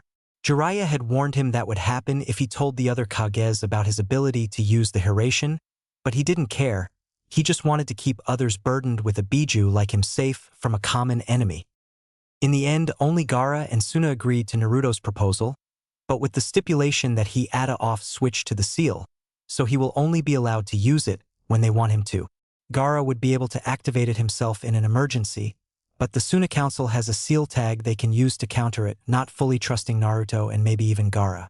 At least Taki's leader has told them about Fu being in trouble and has sent them to help her, but he's not too sure what to make of her village's council selling her out. While Naruto was lost in thought, Jiraiya was intensely studying the trail they are following.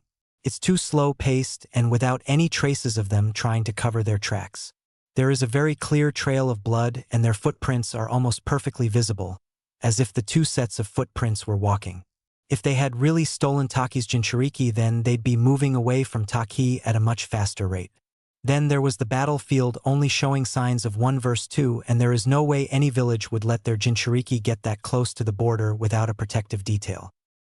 The only options that would lead to these events would be 1. Her team was caught off guard and killed, leaving her to fend for herself.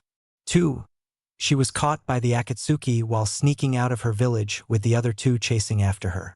Lastly, she was handed to the Akatsuki by her village as an exchange, sacrificing her and her team. The last one tends to make the most sense. Unfortunately, it's the only way to explain why even after getting into a heated battle with their target and killing two Takinin, they're just leaving in a casual manner, meaning they are not expecting anyone to come after her. Plus, with the secretive way Shibuki passed along that message with a sealed scroll for Fu, there can be no other option. There is no way in hell he'll hand her back to Taki. If they can save her in time from what he believes they are doing to her, extracting her Biju. Having caught up with Naruto, Jiraiya says, "Naruto, we need to hurry, but not so fast that we end up getting caught in a trap. Now slow down and listen to me." Naruto snaps back, "We don't have time to slow down. If we don't hurry, this Fu girl will die." Naruto remembered the names of the Jinchuriki Jiraiya knew: Fu, Gaara, and Killer Bee from Kumo. Also what Pervy Sage thinks the Akatsuki will do to the Jinchuriki once they have them, being told that extracting a Biju is lethal to the host. Jiraiya responds, Yes, but the time it takes to extract a bijou can take days. We're not only lucky that we found their battle site still fresh, but that they are moving slowly, not expecting anyone to rescue their hostage. So we can get the jump on them before they can finish or even start. Confused, Naruto asks, why wouldn't they expect a rescue team from Taki? Jiraiya answers, fearing how angry Naruto will get. That's because I believe that Taki handed her over to the Akatsuki in exchange for either their village's safety or a large amount of money and future protection from them. I can't be really sure until I put out some feelers, but that's the only way I can make any sense of this situation. What? What kind of cowardly assholes would sacrifice one of their own like that? Is it just okay because she's a Jinchuriki and her life just doesn't mean as much? The fucking bastard-ass pieces of shit. Naruto roared out in pure fury. Look, Naruto, I said I can't prove it yet, but if it's true then we'll take her to Konoha, away from both the Akatsuki and Taki. Jiraiya said, trying to reel in Naruto's anger. But won't that cause problems for us if Taki demands we return her to them? Naruto asked, still angry but more controlled. Only if they didn't sell her out to the Akatsuki. If they did, they lost all claim to her and we have no responsibility in returning her to them. In the end, it'll be up to her. This all pointless if we fail to save her, so let's table this discussion until then. Jiraiya answered. Refocusing on saving Fu, Naruto pushes his anger aside and falls into pace with Jiraiya. Unnoticed by the both of them, half a plant-looking man is watching them follow his team member's trail, sending the image to his other half inside a cave standing on one of the ghetto statue's fingers, aiding in sealing the 7 tails. Just like 6 of the others, he's only there in a simmering holographic state, with only 2 of them actually being there. Speaking up, the plant man says in a dark and chilling voice, "It seems Haiden and Kakuzu were followed here." Kakuzu calmly asks, "Really? I thought Taki took our deal to hand over their Jinchuriki in exchange for us not destroying them? Have they betrayed us?" Haiden yells out, "If they did, then Lord Jashin will bathe in their blood." The shimmering image with purple eyes that has a ripple pattern spread over them asks, "Zetsu, who are the interlopers?" The now identified Zetsu answers, "The 9 Tails Jinchuriki and Jiraiya of the Sannin." "Well shit, the 9 Tails isn't a problem, but the likes of Jiraiya is a big problem," replied a tall spiky-haired image with a large wrapped sword on his back said. "That's a problem all right, we've only just started sealing the 7 tails and it'll take at least 3 days to finish. The most we can stall with a barrier and sending someone out there with that jutsu is maybe a day and a half at the most." The apparent leader with the weird eyes said. "It's all Haiden's fault with his overly long ritual," Kakuzu states. "How many times must I tell you that Jashin's rituals can't be skipped? To do so is blasphemy, and for all we know it's your fault," snaps back Haiden. "Perhaps you're both just incompetent fools. Not all that surprising seeing as you both lack artistry." An amused voice said. "Shut up, Deidara. Like you know what real art is." An annoyed deep voice said. "Of course I know what real art is, Sasori my man. Art is an explosion." The now identified Deidara answered. Sasori replies, "No. Art is eternal." "Enough. No matter who is to blame, it won't solve our current problem," their leader commands. Zetsu offers up, "Perhaps we can try using your Rinnegan to split the 7 tails chakra in Yin and Yang, taking only the Yin half. It'd be twice as fast and it'll allow us to have a complete version of the 7 tails. It's what the 4th Hokage did with the 9 tails, so it should work." Their leader asks, "Won't it cause us problems if we only have half of the 7 tails?" Zetsu answers, "No, the 9 tails has shown to have its full power when it was nearly released about 2 years ago. So as long as it's a complete version of the 7 tails, it should gain its full strength in time. Then if we kill its current host, the other half should reform sometime with the half we sealed inside the ghetto statue." After a moment of silent contemplation, the leader responds, "All right, I'll split the 7 tails chakra into Yin and Yang. Then we'll focus on pulling out the Yin half. That should only take about a day and a half, giving us enough time to extract the 7 tails. Then once we're done, Haiden and Kakuzu will kill its Jinchuriki and escape. If you find the opportunity to capture the 9 tails in the process, then do, but don't try fighting Jiraiya.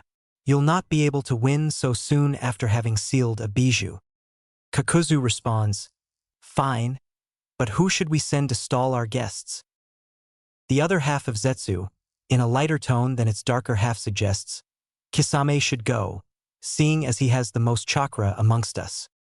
Hee, sure sounds like it'll be fun.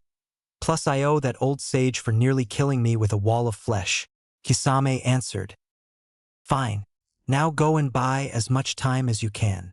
Their leader orders while his eyes glow, and he goes through a series of hand signs, causing Fu to shake violently, before the chakra leaving her mouth into the ghetto's mouth changes to a darker color, but leaving at a faster rate. It takes Jiraiya and Naruto half a day of follow the tracks, moving slowly on the off chance it's a trap, before being suddenly attacked by exploding water sharks, forcing Naruto and Jiraiya to split up. As Jiraiya is still dodging water sharks, Naruto is surprised by a large wrapped blade coming out of the ground like a shark's fin behind him, threatening to slam into him. Quickly he turns around while unsealing the Kubikaribsho from his wrist, grabbing his blade and tightening his stance. He blocks the incoming slash. As he's being pushed back by his larger opponent, he grips the ground with his chakra and starts putting all of his strength into his arms, bringing them both to a stop, swords still clashing, and gets a good look at who's attacking him. A pale blue-skinned man with 6 black markings on his face that appear to be gills, and razor-sharp teeth. He's wearing the Akatsuki black robe with red cloud markings all over it, and a headband with the Kiri symbol that has a scratch going through it. Naruto squints his eyes in thought for a moment, before yelling out, "Hey, you're that fish guy that was traveling with Itachi." Kisame gets a tick mark on his head as he puts more force into his blade and responds, "Yeah, and you're that little 9-tails brat who had to be saved from me." The added force from Kisame has Naruto jump back and release a new attack of his, by channeling massive amounts of wind chakra along the edge of his sword. Then compressing it, he releases it with a downward swing of the Kubikirabocho into a large crescent wind slash. As his wind slash tears through the ground, heading straight for Kisame, Naruto yells out, "Yeah, that was then, and now I can kick your ass all on my own." In response to Naruto's impressive attack, Kisame merely laughs while slashing through Naruto's slash, completely destroying it, says, "Really, if that's all you got, then you might want to go get that toad sage to help you. Otherwise it'll be your ass getting shredded by my Samahata." Shocked that one of his strongest Kenjusta techniques was batted away like it was nothing, Naruto looks closer at Samahata to see it moving under its wrapping, making chewing noises. Then he remembers that it eats chakra, so all chakra-based attacks are useless against him.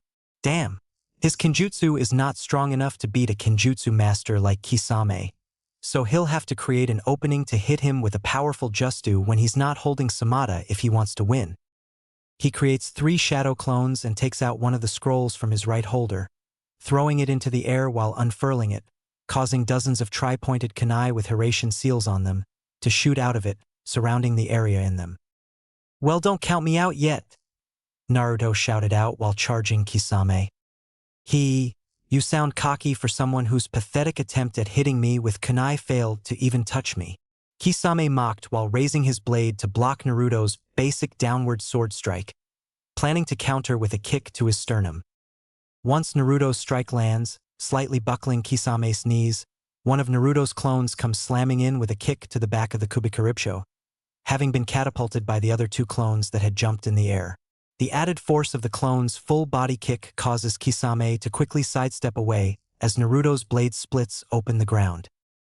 Kisame charges at Naruto's open side, a rookie mistake, but before his Samahata can slam into Naruto, he disappears in an orange flash, reappearing behind Kisame in an instant, but unfortunately Naruto stumbles a bit before he responds with a forward side slash, only to be batted away by Kisame, who only had time to react due to Naruto's stumble. But before Kisame can re-engage, Naruto teleports again in an orange flash. For the next few minutes, All that can be seen is a series of orange flashes and Kisame blocking, batting away or counter-attacking Naruto's random attacks. Having now figured out that the kunai around him are anchor points for Naruto's Hiraishin, which is surprising that the kid can use it in the first place. Despite his obvious flaw in using it, Kisame makes a made dash out of the field of kunai. Only he is stopped by Naruto appearing in front of him with another downward slice. But this time it's coated in wind chakra, forcing him to block it with his Samahata, devouring the dangerous chakra. Taking the opportunity of having their blades crossed, Kisame alters his body weight and sword angle to allow him to redirect Naruto's blade forward and into the ground, while simultaneously reaching out and grabbing the Kubikaripcho's handle with his right hand and kicking Naruto off it with his right leg. As Naruto goes flying backwards, Kisame stabs the Kubikarabocho into the ground and puts his Samahata on his back, then blurs through hand signs. Water release.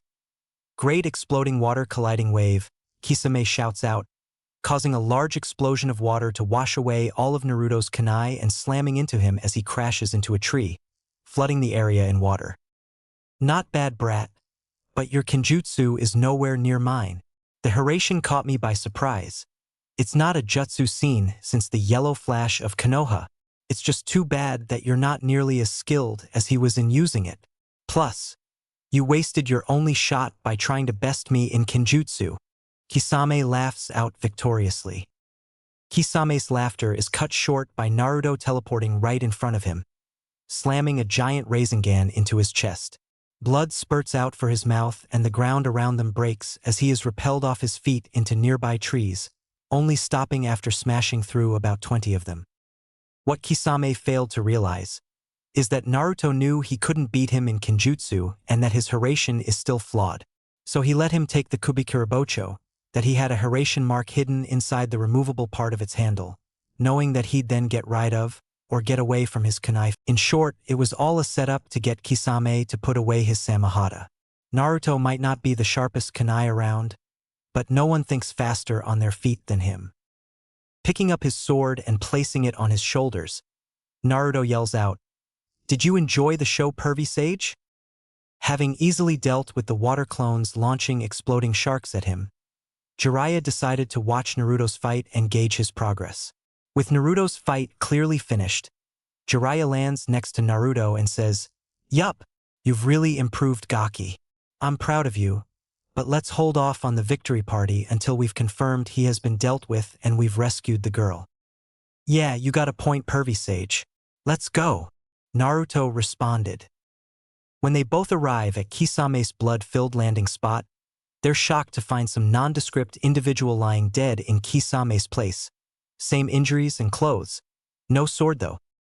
Naruto asks out, did he use some kind of human substitution? Or maybe this guy was just transformed into the shark guy? Jiraiya takes a minute before answering, "I don't think so. I didn't see him use any substitution techniques in your battle, and transformation techniques aren't that durable. It has to be some kind of forbidden transfer jutsu. The attacks he used and even his kenjutsu form were too perfect to be some mere stand-in."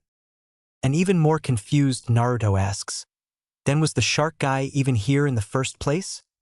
An unsure Jiraiya answers, "I can't be sure, but I don't think so. This was most likely just a stalling tactic to slow us down. We must be too close for their comfort. So for now, we need to focus on finding where they're extracting the seven tails."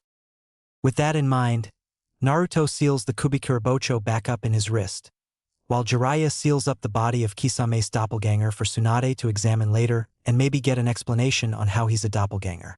They then continue picking up the trail they were following, but to their dismay they find it mostly gone. It appears that someone was destroying the trail while they were occupied by Kisame's copy. Fortunately, there are still some traces of it. Whoever was responsible for cleanup must have not had enough time to do a complete job. Thanks to the distraction, the mostly destroyed trail, and having to move with even more caution, it took them another half-day to get to a cave blocked off by a boulder. Fortunately, that means the Akatsuki only had a day to extract the seven tails, and that's not nearly enough time, so they are not too late. The bad news is that the boulder has a 5-seal barrier placed on it, so they now have to find for other seal tags in the area and remove them, which will most likely be booby-trapped, before they can remove the 5th seal tag on boulder, allowing them access to the cave. Even with Naruto flooding the area in shadow clones to search, it took them nearly 5 hours to find all of the seals. Then another 6 hours to defeat the doppelgangers themselves. Clones were unable to remove them and they had to go themselves. Then they had to make it back to the cave where they rested for an hour to regain their lost chakra. In total, they ended up wasting another 12 hours. Now being able to remove the last seal tag, Naruto has a clone remove the last tag while Jiraiya creates a giant Rasengan to smash through the boulder. Inside the cave with the Akatsuki, the sealing of the Seven Tails Ing chakra just finished at the same moment Naruto and Jiraiya removed the last seal tag. As the other members of the Akatsuki simmered out and Fu is released from the chakra holding her up, falling to the ground, the leader tells Haiden and Kakuzu that they know what to do before disappearing along with the Geto statue in a puff of smoke. Just as the Geto statue is gone, an explosion erupts from the entrance of the cave, covering it in dust and debris. When the dust cloud clears, Jiraiya can see two men dressed in classic Akatsuki attire. One has medium-length gray hair that's slicked back and distinctive purple eyes, has on dark green nail polish, his Yugikure forehead protector around his neck and Jashin amulet. He's not wearing a shirt under his cloak, has on gray pants with matching shinobi sandals and a triple-bladed scythe on his back. The second one is a very tall tan-skinned man with unusual eyes. Green irises, no pupils and red sclerae. He wears a gray hood covering his hair, a black-colored mask covering his lower face, the Takigakure forehead protector with a scratch in the middle, and gray pants with matching shinobi sandals. The first man, Haiden, takes his scythe off his back and raises it with the intention of killing Fu with it, says, "All right, time to give another life to Great Lord Jashin," prepared to slam his scythe down on the unconscious Fu, ending her life. Earth style. Raising stone pillars, Naruto's muffled voice rings out. A series of sharpened stone pillars pierce through Haiden's entire body, stopping him from killing Fu, while Kakuzu merely jumps out of the way. Kakuzu looks at where Fu is, only to see an empty hole in her place, irritably saying, "It seems someone has taken off with the Jinchuriki. I'll kill you, Haiden." Surprising Jiraiya, Haiden responds unaffected by what should be mortal injuries. "Shut up, Kakuzu. I wish I could die and you act as if it's my fault the Jinchuriki got stolen." "It is your fault. You should have just killed the girl right away than prattle on about an offering to a stupid kami." Kakuzu snapped back while smashing Haiden free of the pillars with a black-coated arm. "Ouch. Be gentle. It fucking hurts when you do that. You should respect others' pain and don't speak such blasphemy." Haiden fired back. "Just shut up and go after the Jinchuriki while I hold off the Sannin. And remember not to kill the boy. We still need his bijou," Kakuzu ordered. Haiden merely gives him the finger while jumping through the opening in the cave. Jiraiya tries to intervene, but is stopped by a darkened fist smashing into the ground in front of his path. The appendage is connected by a bunch of black tendrils leading back to Kakuzu's arm. Turning to face his opponent, Jiraiya says, "Well, that's a creepy look you got there. Are you going for monster reject or stitched together reanimated corpse?" Haiden merely chuckles while taking off his cloak and shedding what looks to be two masked black tendril monsters. They then fuse together and open their mouths, releasing a fire and wind combined attack that consumes the cave in flames. Naruto is running through the trees with an unconscious Fu in his arms, when he is suddenly surprised by a huge explosion of fire going off back at the cave with Pervy Sage. He's concerned for his master, but he knows he can handle it. And besides, the plan is for him to get away with Fu while Pervy Sage keeps the Akatsuki busy. Jiraiya will escape once he's far enough away that he can't be followed. Naruto is interrupted by a three-bladed scythe nearly cutting him in half, as he dodges at the last second by leaping to the ground. Looking up, he sees Haiden looking at him with a crazed sneer on his face and the scythe on his shoulders. Surprised the nutjob is still alive after taking his jutsu. Hell, he could still see the holes in his body. "Did you really think you could escape from Jashin's divine judgment?" Haiden laughed out.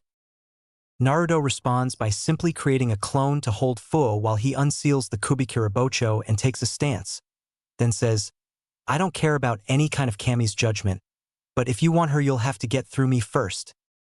Haiden starts laughing hysterically before yelling out, All perish before the will of Lord Jashin. He then launches forward with his scythe held above his head by both hands, hellbent on killing his prey, but he bypasses Naruto and goes straight for his clone holding Fu. Her blood will be the first tribute to Lord Jashin.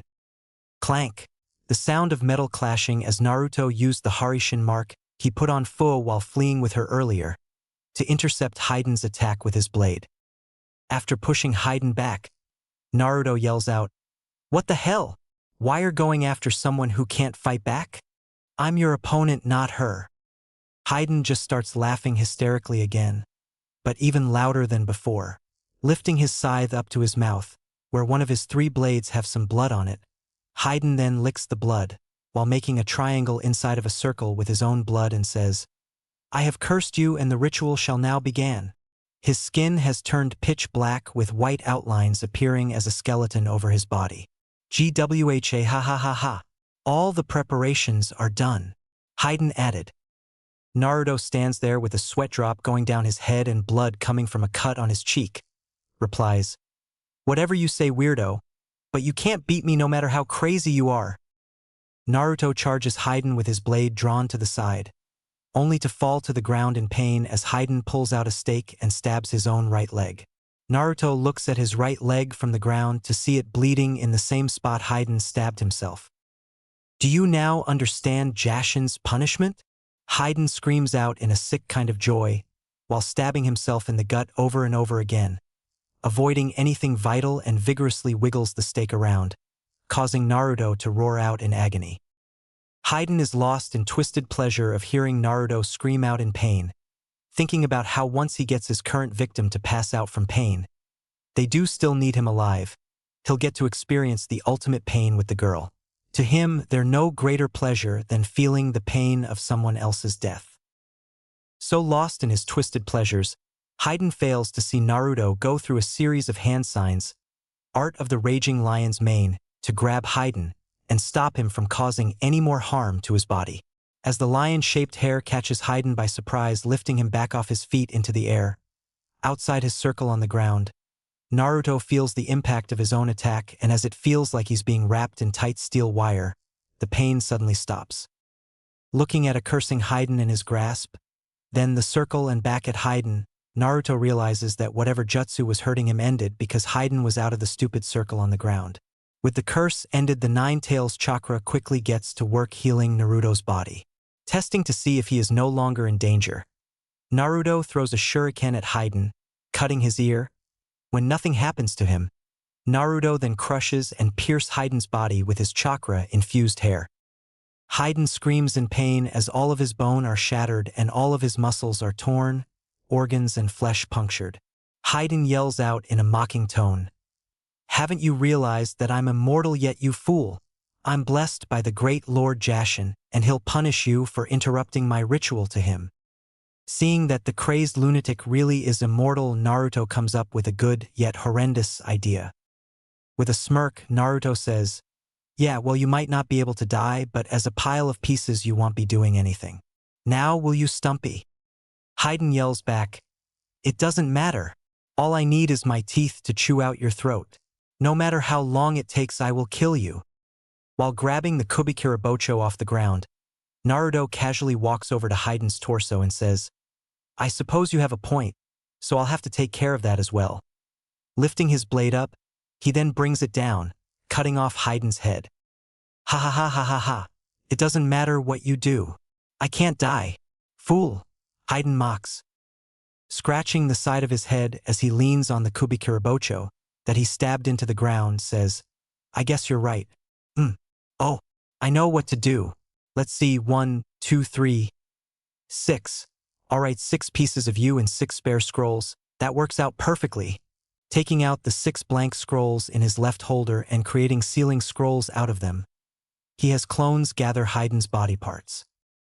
Haiden asks while his head is lifted up by his hair, "Ouch, it hurts when picking me up by my hair, brat. What the hell are you doing anyways?"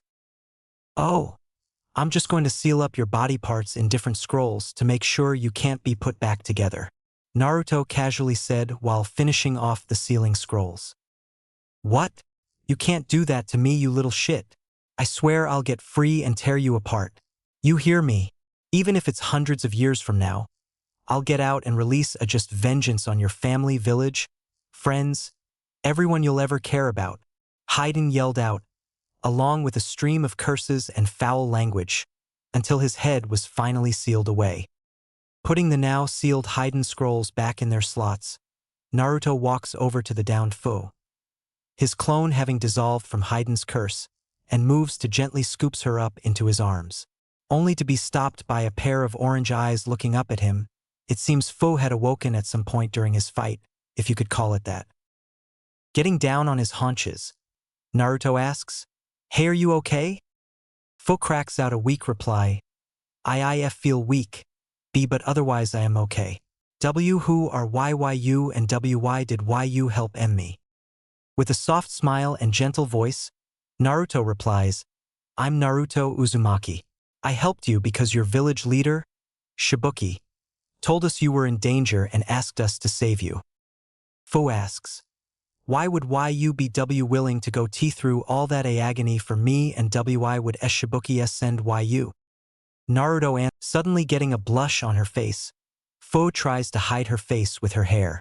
She's never had anyone but Shibuki say something like that to her, and he's always been there for her like a father. While this yellow-haired stranger just comes along out of nowhere and saves her from certain death, acting like it's the most natural thing in the world. She's never even had a friend before, being raised in isolation by Shibuki for her own protection. Yet she just met someone who'd risk their life for her. She didn't know how to react. Instead, while trying to avoid looking him in the eyes, responds, That still D doesn't explain why Shibuki W would trust you over a Titakinin to save me. I don't know all of the details, but it seems like there are some traitors in your village who sold you out. Shibuki must have wanted us to help you because he knew we wouldn't hand you over to the Akatsuki. Naruto answered, unsure how she'd handle it. That can't be. Shibuki taught me that loyalty and friendship are the most important things in the world. I know I don't have any friends, but as a kunoichi of Taki they should still be loyal. Fu snapped at Naruto with as much strength as she could muster. Taking on a saddened look of knowing, Naruto responds, for most people that's very true, Fu.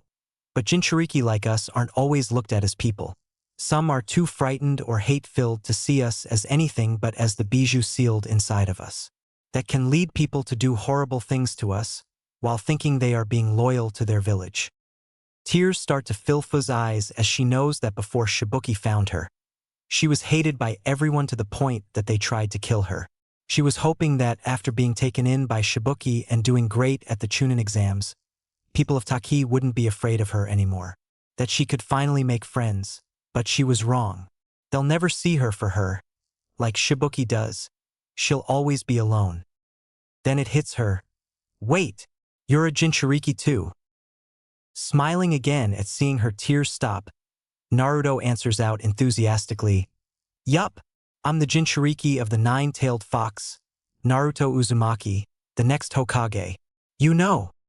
So that's why Shibuki trusted you? Fu asked. Yeah, I sent a letter a while back asking to meet you and see if you'd let me put a Hiraition mark on you. That way I could save you if the Akatsuki ever took you, but your village leader said he wouldn't risk your safety by allowing me to just teleport to you at any moment. To be honest, just about all the villages said the same thing about how I could steal their Jinchuriki, so they all said no. Look, I'd like to talk to you some more, but Pervy Sage is battling the other guy and I need to get you to safety first. So will you come with me? Naruto answered. Fu was quiet for a minute before nodding her head silently.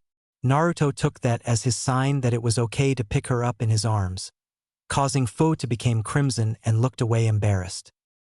Looking back at the direction of Pervy Sage's fight, Naruto whispers out, You'd better be okay, Pervy Sage. Taking off with Fu to their designated rendezvous point, hoping to see him there before having to move on to their next spot.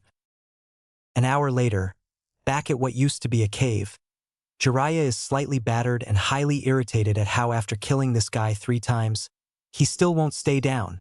Apparently, each of those masks of his has its own heart with its own chakra network, allowing him to have all elemental affinities and for them to work autonomously from him. so it's more like a 5-on-1 fight than 1-on-1. Man, did he get screwed on opponents. This Kakuzu is an old man who boasted about fighting the first Hokage, meaning he's got to be like 100 and has a lot more experience than he does. Plus, the sick way he keeps alive by ripping out the hearts of his victims while they are still alive really puts Jiraiya on edge. Kakuzu, in the meantime, is worried about being down to 2 hearts. That hasn't happened in a very long time. Realizing that when Pain told them to flee was actually a valid point and not an underestimation of his abilities, he decided that it was time to flee.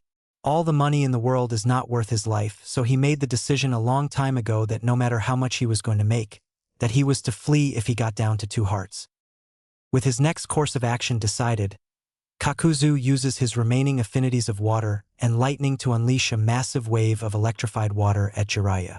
Jiraiya simply creates a mud wall and jumps to the top to avoid it, but misses the lightning mask monster landing in his face, unleashing a false darkness jutsu, blinding him temporarily, allowing Kakuzu to escape. Jiraiya contemplates whether or not to go after the weakened Kakuzu, but decides that he needs to meet Naruto at the rendezvous point and secure Fu. Arriving at the rendezvous point a day later, Jiraiya finds Naruto placing a wet towel on Fu's head inside an old abandoned shack, several empty cups of instant ramen laying about. Speaking up, he asks, "How's she doing, Gaki?" Jumping up in surprise, Naruto pulls out a kunai in a defensive posture and yells out, "Damn it, pervy sage! You nearly gave me a heart attack. Where the hell have you been?" Raising his hands up, Jiraiya says, "Whoa there, Naruto. Relax. I just got done handling the other Akatsuki member, and he was like a zombie that wouldn't stay down no matter how many times I killed him. He ended up escaping and I could have gone after him, but I was more concerned about you and the girl, so I let him go and came back here. Now, answer my question, is she okay?" Putting his kunai away and breathing a sigh of relief, Naruto answers, "She's really weak, but she's alive and is getting better. We were eating ramen and talking about how our childhoods were alike before she nodded off." Jiraiya responds, "Good, but I'll still check her out for myself." "Why, pervy sage? She's alive. Isn't that good enough?" Naruto asked. Jiraiya answers, "Yes, that's good. But the fact that those guys were trying to kill her makes me think they must have already extracted the bijou. Otherwise, they would have focused on capturing her instead. But if the bijou was already extracted, they wouldn't need to kill her, she'd have already died. I need to find out what they did to her if I want any answers." Naruto replies, "All right, but what do you hope to find?" Jiraiya answers while unsealing some equipment to analyze Fu's seal, "I don't know. I'll tell you if I find something. In the meantime, you can fill me in on what happened with that crazed scythe guy." Naruto just sits down while Jiraiya works and tells him what happened after they separated. 2 hours pass as the light in the shack dims. Night has fallen with little to no noise coming from inside. The door suddenly opens as Jiraiya and Naruto walk out of the shack, leaving Fu to rest while they talk. Naruto asks, "So did you find anything, pervy sage?" Jiraiya answers, "Yes and no. Her seal, while weakened, is still intact and her bijou is still there. But it appears as if the strain on her seal from the bijou's chakra pushing against it has shrunk by half.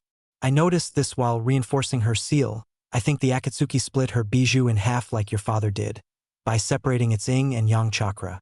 If so, they already have a complete version of the 7 tails, and that's why they were going to kill her, so that the other half would reunite with the half they sealed away." Naruto then asks, "Does that mean they won't target her anymore?" "No, not necessarily. The Akatsuki will most likely try to kill her when given the chance, but she'll be a low priority. If their goal is to collect all the bijou, then they'll focus on the ones they don't have, like you." Jiraiya answered. "All right, what do we do with Fu now?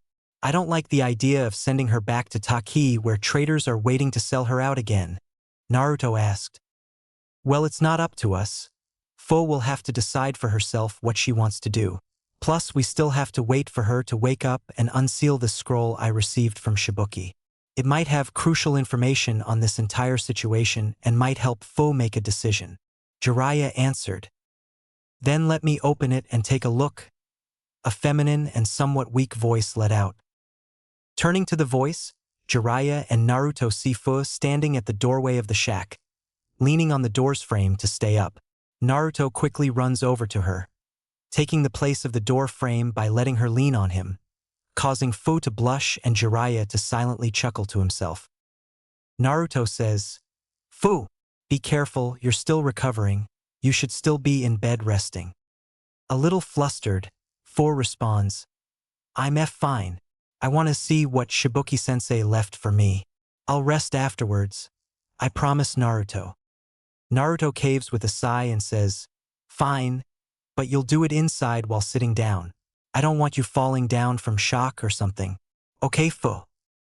As Fu gives Naruto a small smile and a nod, Jiraiya playfully says, "Wow, Naruto, you haven't even been on your first date together, yet you're already so protective. Oh, young love, what a splendid thing. Ha ha ha ha ha ha." That causes both Fu and Naruto to go crimson in the face and Naruto to yell out, "Damn it, pervy sage. It's not like that.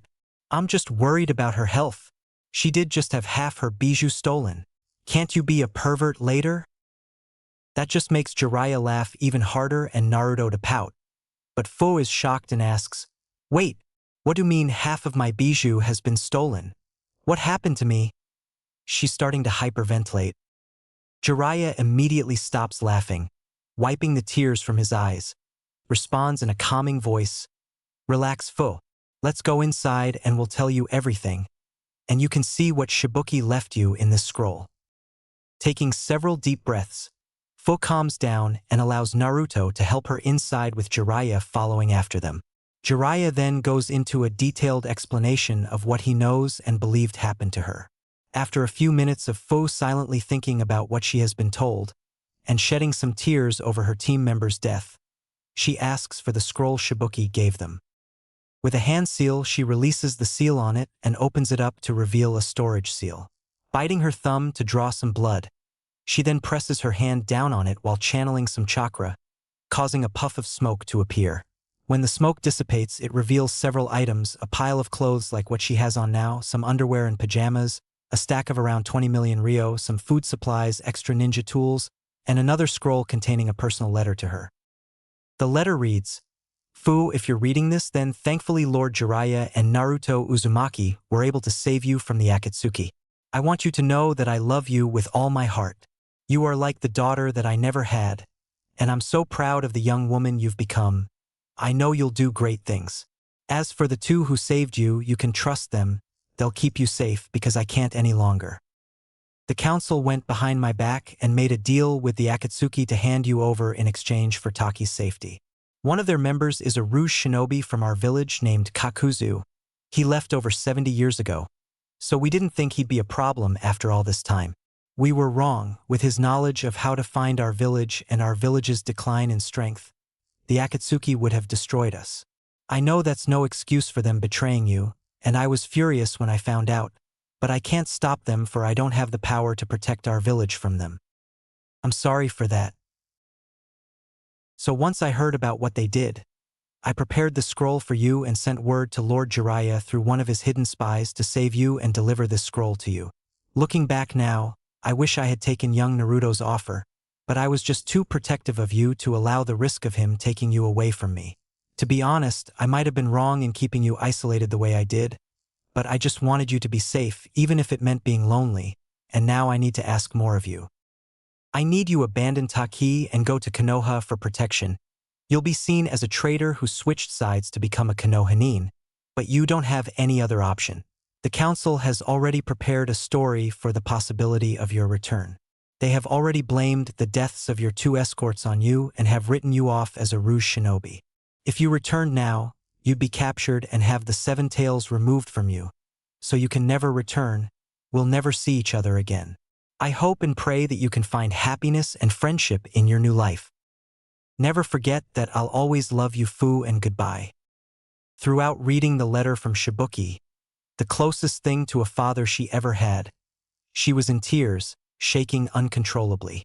By the time she finishes, she is filled with a swirling storm of emotions, unable to process the rage, pain, betrayal, and hopelessness in her.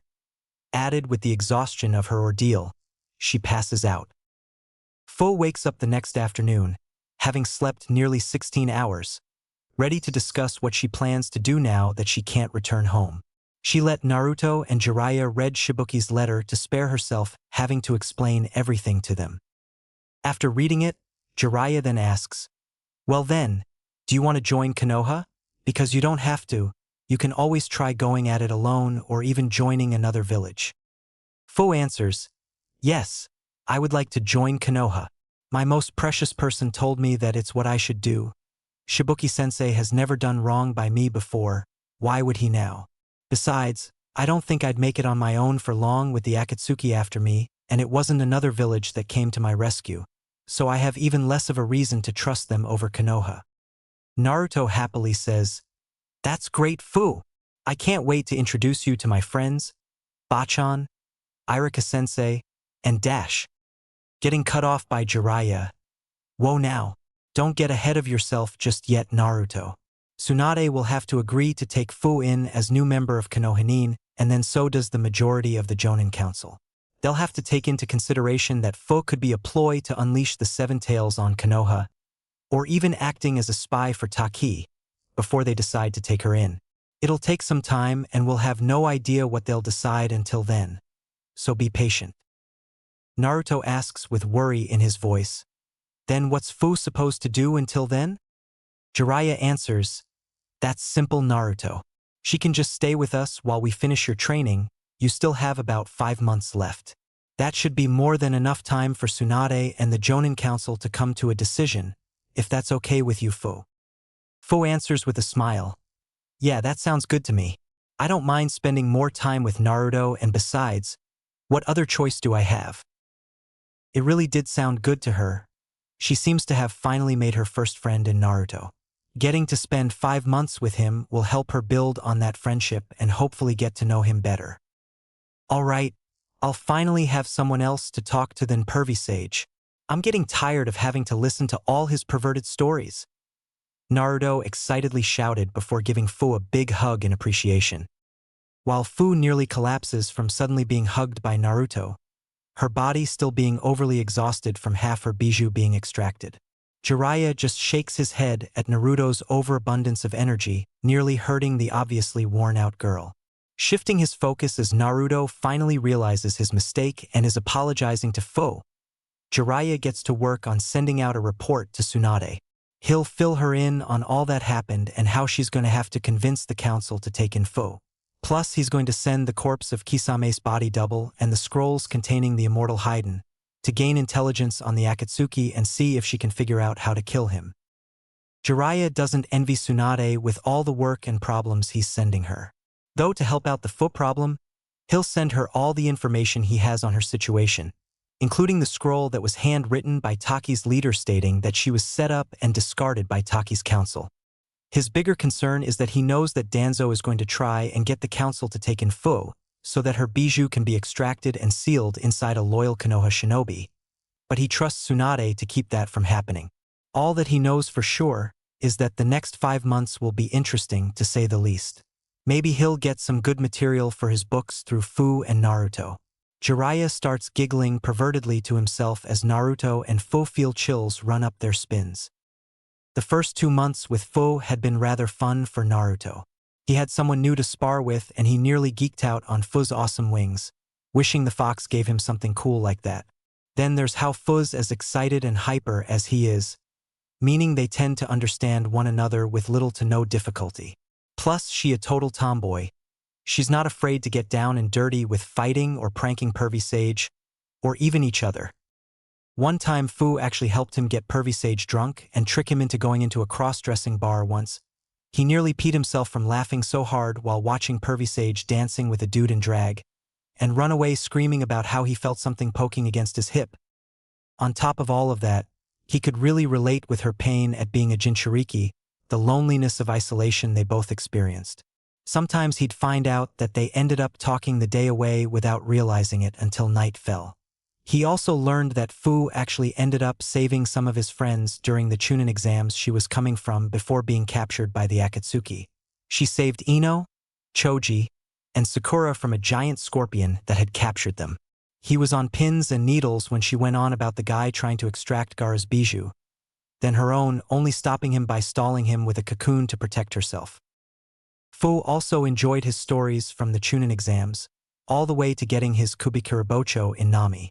They both shared a cry over his story about Haku and Zabuza, and how even though they were his enemies, he learned what it meant to have real strength and to carve out his own path of the shinobi from them.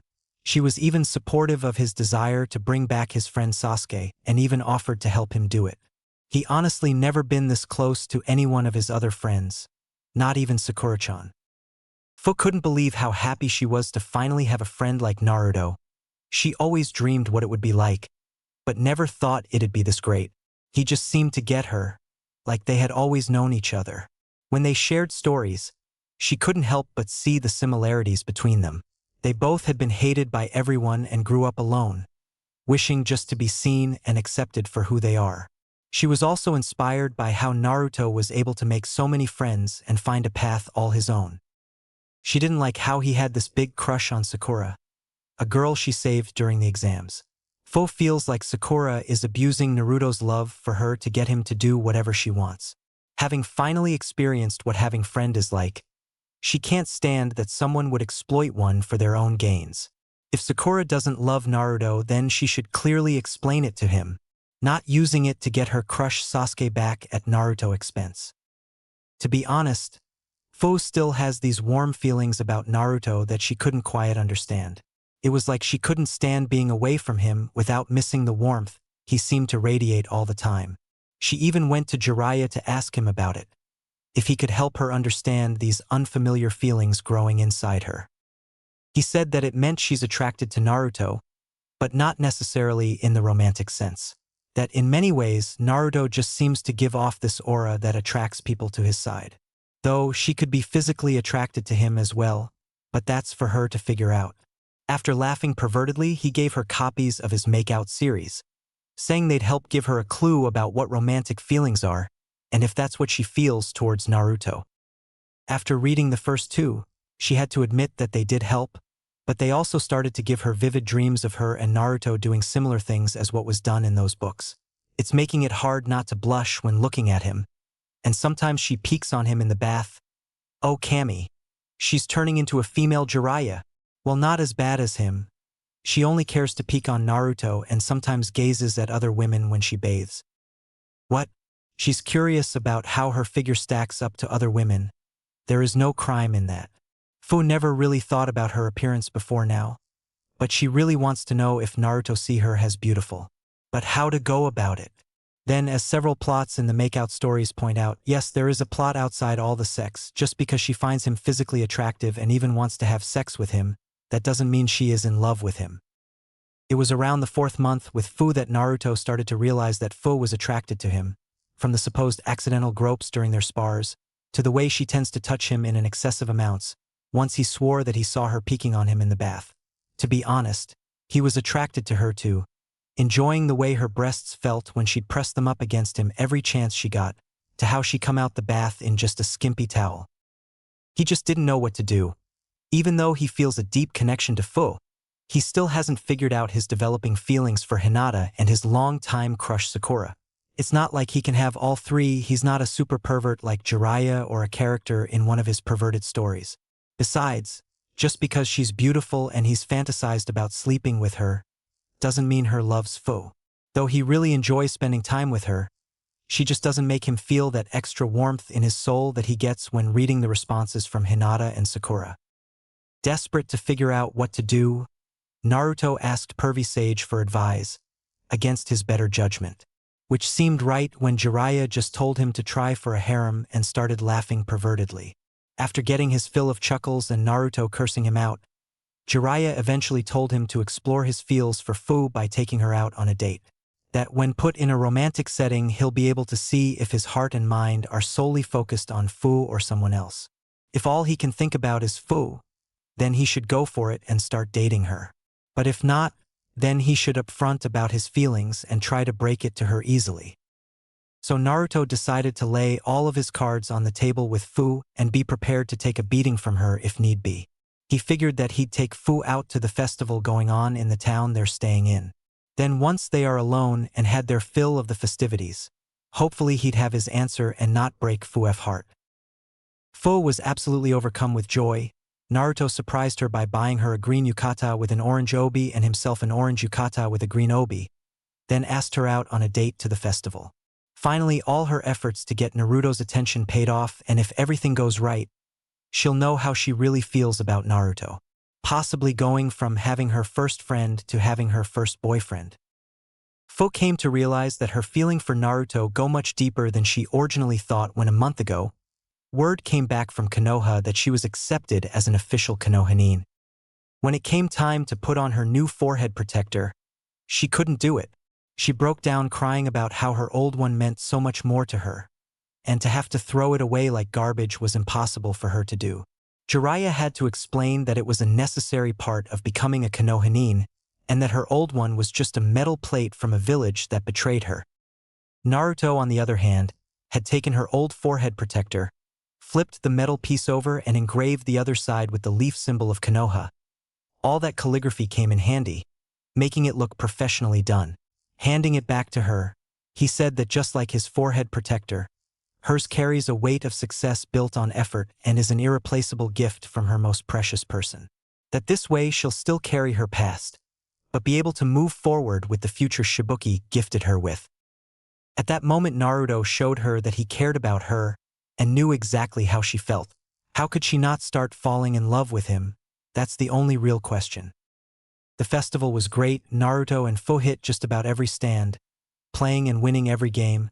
They got so many prizes that even after giving a lot away, Naruto was forced to seal away the rest. Then there was all the food they ate, from sashimi to yakitori, and takoyaki to taiyaki. They felt like they were going to burst. Naruto ended up burping mid-sentence and started to apologize, only to be stopped by Fu burping even louder. They actually end up having a burping contest right there. Others even joined in, mostly guys. But in the end, Fu won with a huge belch lasting 2 whole minutes. Call him weird, but there is nothing cooler than a girl who not only doesn't mind him burping, but actually outdoes him. After hours of fun, Naruto and Fu are sitting on a hill overlooking the festival, completely isolated from everyone. Fu leaning into Naruto's right side, her head resting on his shoulder, his right arm wrapped around her. The fireworks have just started lighting up the dark sky as they both enjoy the warmth of each other's presence. The moment feels as romantic as it can get for the both of them at this moment in time. But there's a major problem for Naruto as holds Fu tighter. He's thinking about someone else. Feeling Naruto's grip tighten on her, Fu makes her move. She looks up at Naruto and calls out his name in a soft and sensual voice, getting him to look down at her blushing face.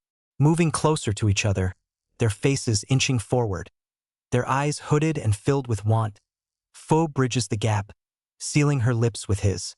It's a tender first kiss, each one taking their time enjoying the feeling of the other's lips. Naruto's hands move to Fu's hips, while she shifts into his lap, her knees on either side of him, and snakes her arms around his neck. Pulling back, ending their kiss, to catch their breath. Naruto is surprised when Fu suddenly tightens her grip on him and smashes her lips to his. This kiss isn't tender. It's filled with burning passion and lust, trying to open his mouth to speak. Fu's tongue slips inside, exploring every inch of his mouth. Not sure what to do, having never been in a situation like this before, Naruto just lets her explore until his tongue starts pushing back. The tongue fight ends with Naruto's tongue making it into Fu's mouth, exploring it just as thoroughly as Fu did his. After several minutes of this, desperately needing air, they both pull back with a string of saliva connecting them, breaking as they catch their breath. Naruto can feel Fu's moistening hot panty-covered mound grind against his hardening erection, causing them both to moan. Fu is elated that Naruto clearly finds her attractive, if the impressive bulge pressing against her core is any indicator, but feels somewhat off. Her body is telling her to keep going, yet her heart isn't quite as sure. Meanwhile, Naruto knows that this wrong because it wasn't Fu that on his mind while they were making out. Instead of seeing her orange eyes peering into him, he saw featureless lavender eyes. Stopping things from going any further, Naruto breathlessly yells out, "Wait, this is wrong." We need to stop Fu. A bit uncertain herself, Fu pulls back and asks, "Why? Do you not find me attractive?" Some of her insecurities popping up. Naruto quickly replies, "No, of course not. You're beautiful, Fu. It's just that something feels off." Fu cuts in. Naruto asks, "You felt it too?" Fu reluctantly nods her before replying, "It feels good being with you. From all the fun we've been having and to being on top of you, kissing and grinding. My body's hot for you and yours is for mine." Emphasizing that point by grinding into his erection. Moaning himself, Naruto tries stifling it as Fu continues. "But my heart, my soul don't feel the same way. Why? I know I want you but I can't." Lowering her head to rest on his shoulder, lost in what to do. Naruto closes his eyes and takes a deep breath. Relieved that it's not just him, opens his eyes and says, "I really do like you, Fu, and my body feels the same way. I've never had a friend that I've gotten this close to before. I can't see my life without you in it. But I still have these feelings for Sakura-chan and Hinata-chan.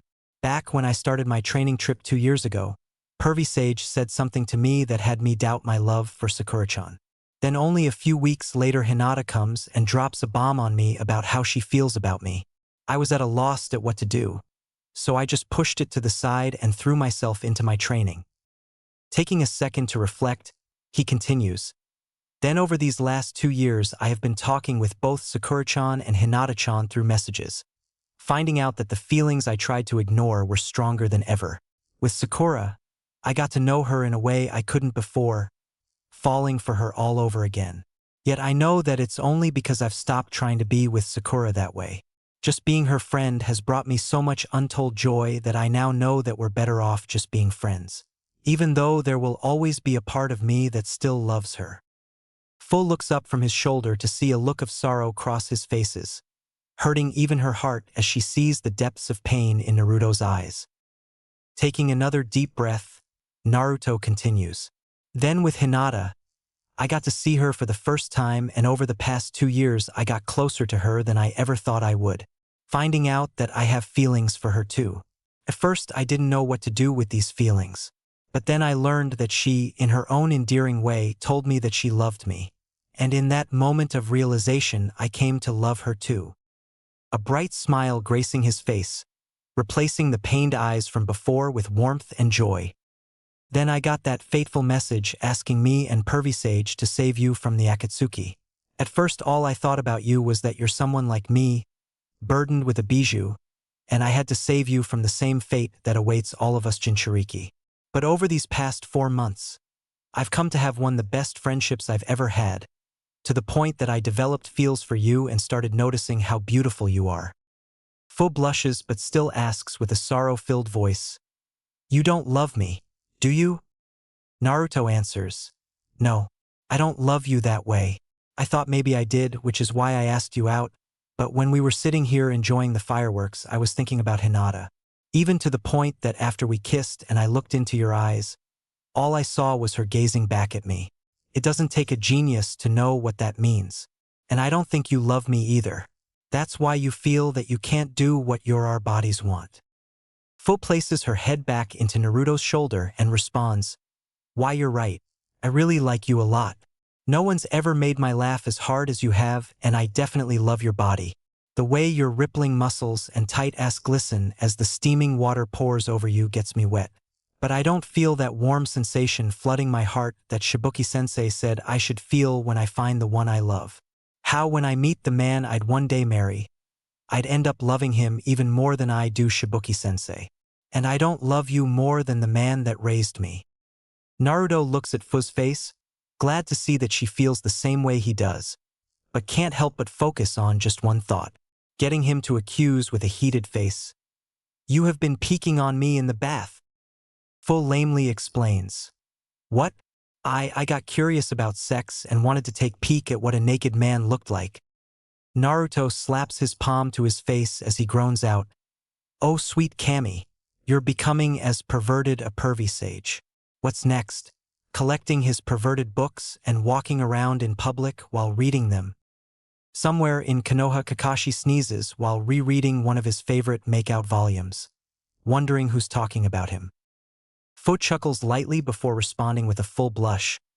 Well, I actually got interested in sex by reading Jiraiya's books, that I love by the way, so don't insult them. It's not like I can control that I'm attracted to you physically and wanted to see what you were packing. Seeing that Fu was being completely honest with him, Naruto says, I should have known Pervy Sage was somehow involved in your newfound peeking habits. Alright, I get it and I fully accept you for who you are, no matter how pervertedly weird you may be. But don't expect other people to be as accepting as I am about it. And please stop peeking on me in the bath. Fu replies without an ounce of shame. No promises, Naruto. I enjoy it too much just to stop now. Naruto once again groans out in frustration, before saying, we're losing focus here. Let's get back to the whole not loving each other thing. Though he couldn't hide the blush on his face, the thought of Fu wanting to peek on him is actually very flattering to him. But he doesn't want her to know that. Fu then starts grinding herself into Naruto's newly hardening erection. It seems to me that you like me peeking on you. Naruto's face has turned crimson as he stutters out. Will you stop that Fu? We need T to be a serious H here and N not think A about sex. Fu pouts but still doesn't get off his lap and grinds a little harder. Why? Just because we're not in love doesn't mean we can't have some adult fun. Her voice becoming sensual. As Fu's hands lock around the back of Naruto's neck, Naruto is having a hard time not feeling the hot moist mound grinding down on his ever-hardening length. His heart is pounding and this breath picks up as he sees Fu's lust-filled eyes, unable not to picture and want what could happen. Using all his willpower, Naruto grabs Fu by the shoulders, getting her to stop grinding and off his lap. Stop! Life isn't like those books, Fu. We don't love each other and our first time should be with someone we love, right? Fu's replies in a smooth voice. I know life isn't like those masterful books, but I know for a fact that sex isn't always about love. People have always had sex just for the fun of it. Several women I've talked to about it in the bathhouses told me that it's great to be with someone you love, but you never know how long it can take to find that special person. There's nothing wrong in enjoying yourself until you find him. We all get lonely from time to time and have urges that need to be scratched. Naruto tries to fight back. But we only get one first time and I want it to be with someone I love. Don't you want that too? Fu's head drops as her voice becomes solemn. I nearly died a few months ago and I didn't even have a single friend. You saved me, which does play a large part why I'm attracted to you, and gave me a new lease on life. I'm not going to let anything keep me from living to the fullest. You have found that person you love and I know you want her over me, but I don't know how long it'll take me to find my love. With the Akatsuki out there looking to kill me and the very nature of your lives as shinobi, I could be killed before then. Naruto tries comforting her. I won't let you die. I promise you that you'll live to find that special guy one day. Fu fires back with a melancholy. You can't know that for sure, Naruto. I know you will, Fu. You're an amazing person that any guy would be lucky to be with. Stop, please. Just listen to me, Naruto. I know you'll give everything you have to keep your word, but life can be cruel and unfair. I don't want to die with any regrets. I know that if my first time is with you and even if I died the very next moment, I'd not have any regrets about it. Naruto looks into Fu's sad, need-filled eyes. He replies, Fu, I can't betray Hinata like that. Fu quickly responds with desperation. You aren't together yet. Please, just for tonight, let me know what it feels like to be loved. To feel like everything the world is right and things finally make sense again. Naruto's mind is running as fast as a lightning jutsu as he thinks about everything she said. He's been told his entire life that sex should be with someone you love, but he's seen, thanks to Pervy Sage, that that's not true. But his heart is telling him who he really wants to be with and how he wants that to be forever. And what's more, he can tell something is very wrong with Fu. Naruto finally speaks up. I'm sorry, Fu, but she's already told me that she loves me. To then turn around and sleep with someone else would be a betrayal, and I won't do that to any of my friends. Not Hinata, not Sakura, not Sasuke, and not you. Fu replies in a tone equal parts pain and rage. How would that be betraying me? You'd be giving me what I want. Naruto yells back. Because it's not what you really want. You're trying to run away from the pain in your life by doing something that can't be undone. Sex with me would just be an escape. Stop being afraid of the terrible things that might happen and start living for the good things that can happen. Fu's rage die on her tongue, yet she still tries. I'm not afraid of living, I. She slowly starts sobbing as the dam breaks. Naruto pulls her into huge as he gently soothes her. Your entire world just got thrown on its head, and you're desperately trying to figure out where up is. Putting on a strong front, pretending that everything is fine when all you really want to do is cry and curse out the world. I know because I've wanted to do the same thing many times in my life. He should have noticed this sooner. Fu just seemed too fine and happy about everything. Yet, how could anyone be okay after losing everything they had and being forced to start over? He knows he'd be a wreck if he was betrayed by Konoha and forced to leave behind all his precious people. Just as he would have turned to his comfort of training during the bad times, Fu turned to the only good thing around her, namely him. Then, thanks to Pervy Sage's books and those matured women's advice on sex, she went to being his friend to trying to have sex with him to start feeling good. Fu sobs out. With my home turning on me, forcing me to leave behind Shibuki-sensei, the closest person to family I've ever had. I just don't know what to do anymore. Why did this all have to happen me? What did I do to deserve this? Naruto pulls her a little tighter to him, stroking her hair as he replies softly. Nothing. No one deserves that to happen to them. Especially not you. I know this might sound hollow to you, but you have to try and move forward with your life. There's plenty of good things and people waiting out there for you. So long as you have the courage and strength to take that big first step out into the world. What if I can't do it? You can. I know you can. How can you know that? Fu snaps back with tears spilling from her eyes. Because you have me right here, ready to help you. His voice radiating warmth and strength. Giving her a moment to sob/hiccup, he continues. And not just me, but Pervy Sage too, for whatever having that old perv around is worth. That got Fu to chuckle softly. Hey now, I actually like his perverted ways. They make him fun and bring a great quality to his books. Naruto laughs/scoffs. Really? They seem boring to me, and sometimes he goes way too far with his so-called research. Fu responds somewhat defensively/humorously. Yes, his books are that good, but a guy like you who'd pass up sleeping with a babe like me is just too dense to understand them. Besides, there's nothing wrong with a little bit of peeping every now and again. Hey, I'm not dense.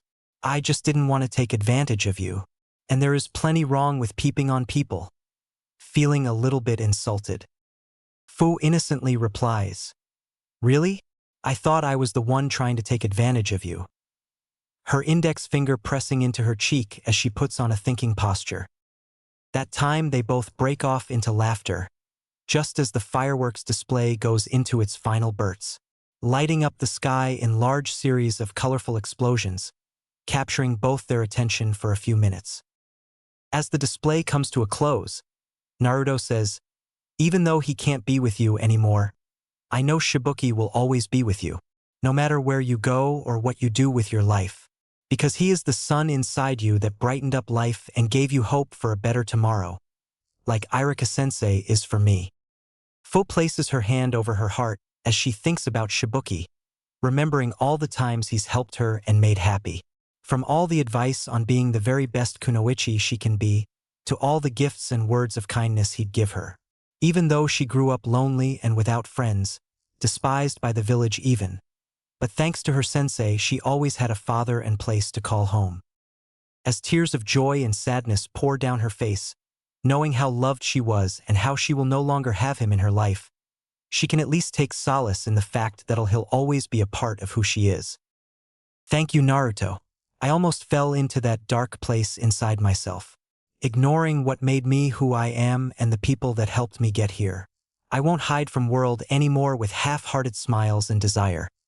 a smile gracing Fu's face as she turns towards Naruto. Naruto returns her smile with his own signature grin. It's good to see you're not lying to yourself anymore.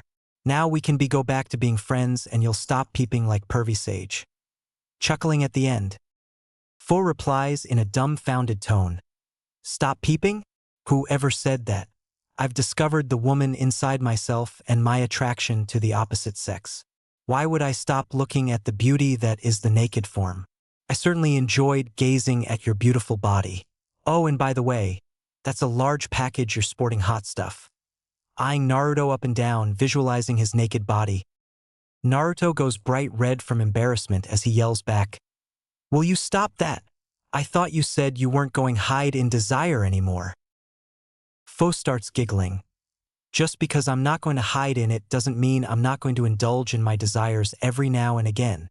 I'll save my first real sexual encounter for that special person, but I'll still play around bit when I can. And you happen to be the nearest and best little fantasy I can have. There's no crime in looking and teasing a fine specimen of my desire. Raising her hands into a squeezing motion while giggling in a way that closely resembles Jiraiya's own perverted laughter. Naruto starts running for the hills as a pervertly laughing Fu chases after, blurting out, Come on, Naruto, just one squeeze of those buns of steel. Never, you female copy of pervy sage. Protecting his butt by putting his hands in front of them as he picks up speed, Fu hot on his tail.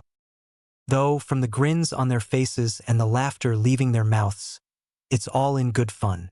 This day will later become the day that never almost happened.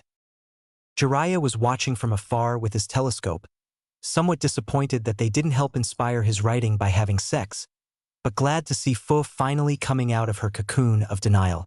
Despite what people might think about his perverted ways, he's still sharp enough to see what's really bothering someone and cares enough to help them. He knew as soon as Fu started asking about her attraction to Naruto that she was avoiding the real issue that was eating away at her. It's actually why he gave her copies of his Makeout series. Not for the sex, which there is plenty of, but the undertones of pain and remorse that the main character hides through his sexual escapades. Jiraiya wanted Fu to recognize that she was starting to do the same thing as his character, and to be honest, he himself does, to escape the depressing times of his life. He even pushed Naruto towards going out with her to help point out that fact to her. He believed that Naruto would notice it and confront it as he's always done, helping Fu get to the root of her problems. Because, despite the kid's seemingly dense nature at times, he's surprisingly intuitive about the pain and suffering of others. Folding up his telescope, Jiraiya stands back up from his crouched position with a grin on his face. He might not have gotten the naughtier ending he was looking forward to, but Fu is in a better place and may just make an excellent disciple in the way of the super pervert. Approaching Konoha is a group of 3 shinobi. 2 of them are headed home after 2.5 years of training, and the lone kunoichi is headed to her new home. The young woman was forced from her home and nearly died due to their betrayal. She was fortunately saved by the blonde-haired young man she's now traveling with, and he even helped her when she started spiraling out in doubt and fear. Of course, nobody else even noticed because she was all smiles and laughter, pretending that everything was okay. She was honestly surprised that he noticed, especially how she threw herself at him, trying to lose herself in pleasure, but he wouldn't bite. Naruto broke through her shell and saw how she was really suffering, getting her to finally release all the pent-up anger, sadness, and uncertainty that had been plaguing her. Most other teenage guys in that situation would have simply taken her right then and there, happy to lose their virginity or add her to the notches on their belts, but not him.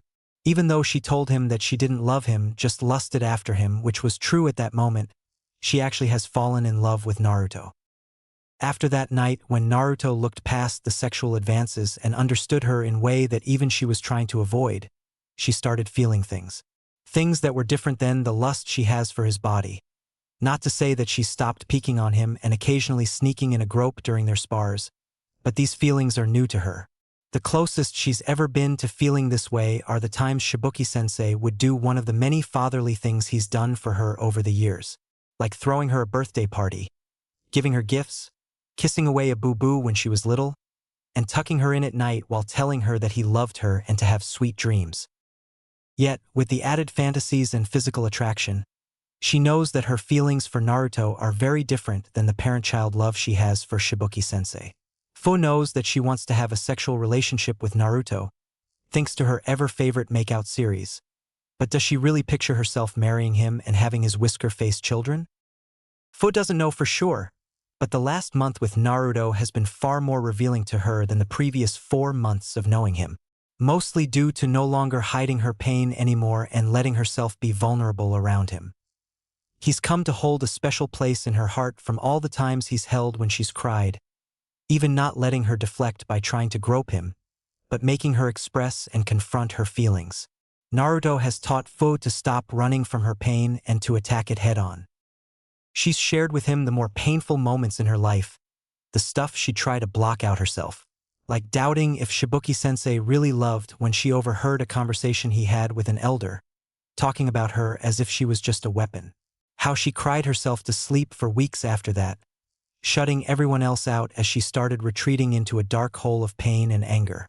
How the Seven Tails tried using that moment to get her to release it, and how she nearly did, but stopped when thinking about all the good times with Shibuki-sensei. Thankfully, she confronted her sensei about what she heard, and he reassured her that he honestly cared for her. But the elders were a bunch of old farts stuck in their ways. How he was just giving them an olive branch to ensure that she stayed under his care, and not some emotionless shinobi that'd only focus on making her into a weapon. A man known for doing the extreme to push his students to succeed at the expense of their safety and mental health. Something that could have dire consequences for a Jinchuriki like her. So she forgave Shibuki and was grateful for his intervention in her upbringing. In short, Fu's been sharing things that she usually keeps buried away deep inside herself with Naruto, and has become much closer to him. There's a sick part of her that's glad that Naruto gave up on this Sakura girl and wishes that Hinata will turn down his feelings for her. But that's unlikely. Naruto's told her how Hinata has long since been admiring him from a distance, unbeknownst to him at the time, and has already told him that she loves him. He but won't specify how she did, claiming that it's one of those close things meant for just them and no one else. For reasons that confound even Kami itself, Fu went to Jiraiya for advice about these new feelings, sickened with herself at wanting Naruto to hurt just so she can swoop in and take him for herself. In rare form, he actually gave her good advice without perving out first, stating that she's still being affected by the Nightingale syndrome mixed with Naruto being her only lifeline outside her village. That for now, she needs to resist those feelings and try building a life outside of Naruto by making new friends and doing things she enjoys without him. If after all that she still has those feelings for him, then she should tell him about them and try to figure out what to do from there. Fu is hoping that Jiraiya is correct and that she'll be able to stop feeling this way about Naruto, that they are just temporary feelings that will pass with time. She doesn't look forward to them being real and end up being rejected by Naruto. Fu is also worried that Naruto's friends and village might not be so accepting of her. She is a Jinchuriki and is considered to be the type that defects from one village to another. Getting people to trust her will be difficult if not at times impossible. But for Naruto, she'll endure anything. Naruto, on the other hand, is excited to see his friends after 2 years of vigorous training, not to mention his home. Naruto is also happy that he had grown another 2 inches in his last 5 months of training, making him a respectable 5 feet 8 inches. No way he'll still be the shortest amongst his friends. Then there is the fact that he can now place a Hiraishin mark one-handed in 1 second, almost as fast as his father. Walking past the gate with Fu on Naruto's left side, and Jiraiya walking slightly behind them, they are gazed upon by the 2 guards, Kotetsu and Izumo. They're wondering if that's who they think is and if the girl with him is the new Jinchuriki that they've been informed about. Once getting a decent distance from the gates, Naruto rushes ahead of Fu and slips off his backpack, then hops up a nearby power pole, climbing all the way to the top to get a better look at the village. Jiraiya comments with a little laugh, always rambunctious, while Fu just crosses her arms, trying to hide the nervous feelings she's getting at being in her new home. Naruto yells out excitedly with both arms spread out, "Yeah, I'm home, Konoha. You haven't changed a bit. Huh? He. They added Tsunade Bachan to the Hokage's monument. All grown up, Naruto?" A familiar voice asked. With everyone turning to see who it is, Kakashi lets out with a little wave, "Yo!" while sitting down on a rooftop behind Naruto reading Make Out Violence. Kakashi Hatake has spiky silver hair often oriented to his left side, a right dark gray eye that's in a heavily lidded expression.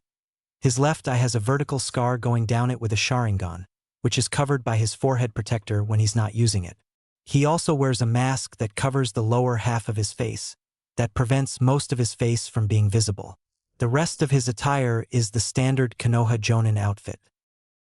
Naruto responds, "Kakashi-sensei, man, you haven't changed it." Somewhere else in the village, Tsunade opens a door into a room with a young woman looking out the window, saying, "Sakura." Said girl responds, "Yes, milady?" Tsunade answers, "That brat. Naruto has returned." Going back to Kakashi, with a darkened face and sweat going down the side, he says in shocked joy, "What? Naruto. Naruto, you." In Naruto's left hand is a copy of Makeout Tactics, a gift for the visible shaken Kakashi. Answering Kakashi's unasked question, Naruto states, "It's the latest in the Makeout series. You know, the first in 3 years. Figured you'd like it, even though it's totally boring." Jiraiya looks away with a sour face, thinking about how Naruto's a fool for not understanding the genius of his books. At least Fu understands the brilliance of his masterpieces, having also given Fu her own advance copy. While Fu gives Naruto a stink eye for forgetting her warning about not dissing her favorite series, and even considers doubling down on her peeking and groping of his body. No, she needs to try and hold herself back and hope her growing feeling for him fade. She'll just have to ruin his first bowl of his precious ramen by spiking it with laxatives. That'll get him. Fu gets brought out her rapidly worse punishment ideas by Kakashi asking, "You're Fu, the new addition to Konoha's forces?" "Oh, cough why that's me," a flustered Fu answered. Kakashi just looks at her with his one lidded eye, analyzing her, before replying with an eye smile, "Welcome to Konoha. I hope you'll one day be able to call it home." Fu smiles back, replying, "Thank you, and I'm sure I will. In time, that is. Do you know if there are any good bathhouses in the area?" Her smile turning vivacious. Having seen that smile before, and knowing what it means, Naruto quickly suggests they go eat at Ichiraka's ramen. Fortunately, Fu agrees with him, having wanted to try it for a while now, and wanting to pull her prank/punishment on him for disrespecting her favorite piece of literature. Jiraiya and Kakashi fall behind them, so that they can talk to each other uninterrupted. Jiraiya says, "Just as I promised. I leave Naruto in your care now, Kakashi." "Sure. But do you know what the Akatsuki are planning to do with the bijou that they're trying to capture?" Kakashi asked. Jiraiya answers, "No, I don't, but that's why I'm leaving, to try and find what it is they are planning." As Naruto and Fu turn a corner, Naruto spots Sakura and Tsunade walking down the street. Naruto calls out, Sakura-chan, is that you?" Turning around is a girl with fair skin, green eyes, and pink hair. She is wearing a red sleeveless top with a white circular pattern on the back, black gloves, low heel, knee-high boots, black shorts underneath a short pink apron skirt, and pink elbow protectors. Her red forehead protector is worn as a hairband. She is carrying a medical pouch above her butt. Sakura responds in a surprised voice, "What, Naruto? Hey, we were just looking for you. Lady Tsunade just told me you returned to the village. How have dash?" Stopping mid-sentence due to her getting a good look at Naruto with his much taller and muscular frame, but not bulging, more like highly dense and compact, his shoulder-long hair with face-framing bangs. He's not just a dead ringer of the fourth Hokage, but a very handsome young man. His new look takes her by surprise, causing her breath to catch in her throat and a prominent blush to cross her face. "Wow! It's great to see you in person again, Sakura-chan. You haven't changed one bit," Naruto excitedly says. At that remark, Sakura snaps out of her stupor and gains a tick mark on her forehead. About to give back an irritated response, she is cut off by Naruto continuing, "You're just as beautiful as I remember." Now her face has turned pure crimson. She was never referred to as beautiful back then, even now with her more womanly figure. No one says that to her other than her parents, but who counts them? Sure, no one has called her ugly except back in the academy when other girls would make fun of her forehead, but that was years ago, and now she is a strong, proud kunoichi that no one would even dare talking about like that. With her being Lady Tsunade's apprentice, there has actually been quite a bit of interest in her lately, but when she compares herself to Ino and even Hinata, she finds her beauty lacking. For Naruto to have always looked at her like she's beautiful, even back when she had the least amount of confidence about her looks, makes her heart flutter in ways that she thought only Sasuke-kun could cause. Sakura is brought back to her senses by Fu suddenly coming up next to her and staring intensely at her, invading her personal space. Before she can ask who she is and what's doing, Fu blurts out, so you're the Sakura girl Naruto goes on about. I thought that you'd have a more womanly figure, not so flat-chested. Then again, my breasts aren't that big either.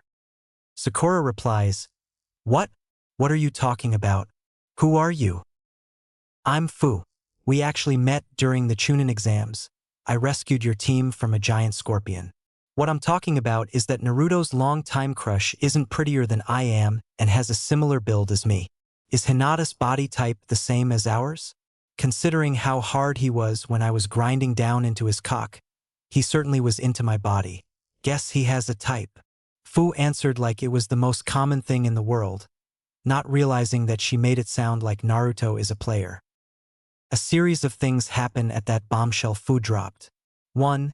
Naruto turns blue in the face from fear and hopes of not to be killed by Sakura. 2.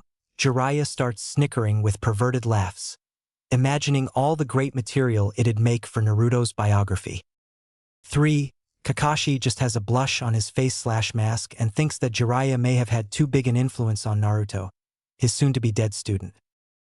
4. Tsunade starts cracking her knuckles with the intent of killing Jiraiya for both his nearly killing Naruto 2 years ago, that she just remembered, and for apparently corrupting Naruto into his perverted copy.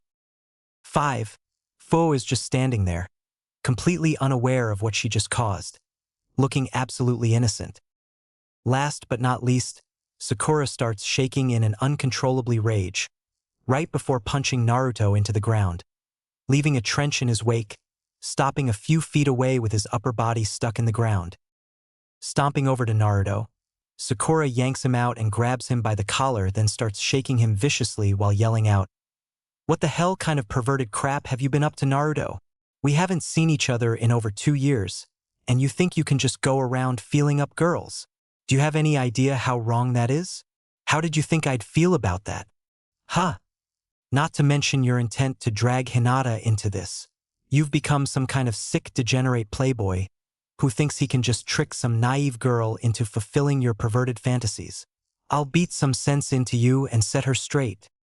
As Naruto is thinking how Sakura is misreading the situation and hopes she will show him some mercy, Jiraiya was sent flying out of Konoha by a swift and mountain-crushing uppercut by Tsunade. It goes without saying that she shares Sakura's sentiment, but she blames Jiraiya more than Naruto.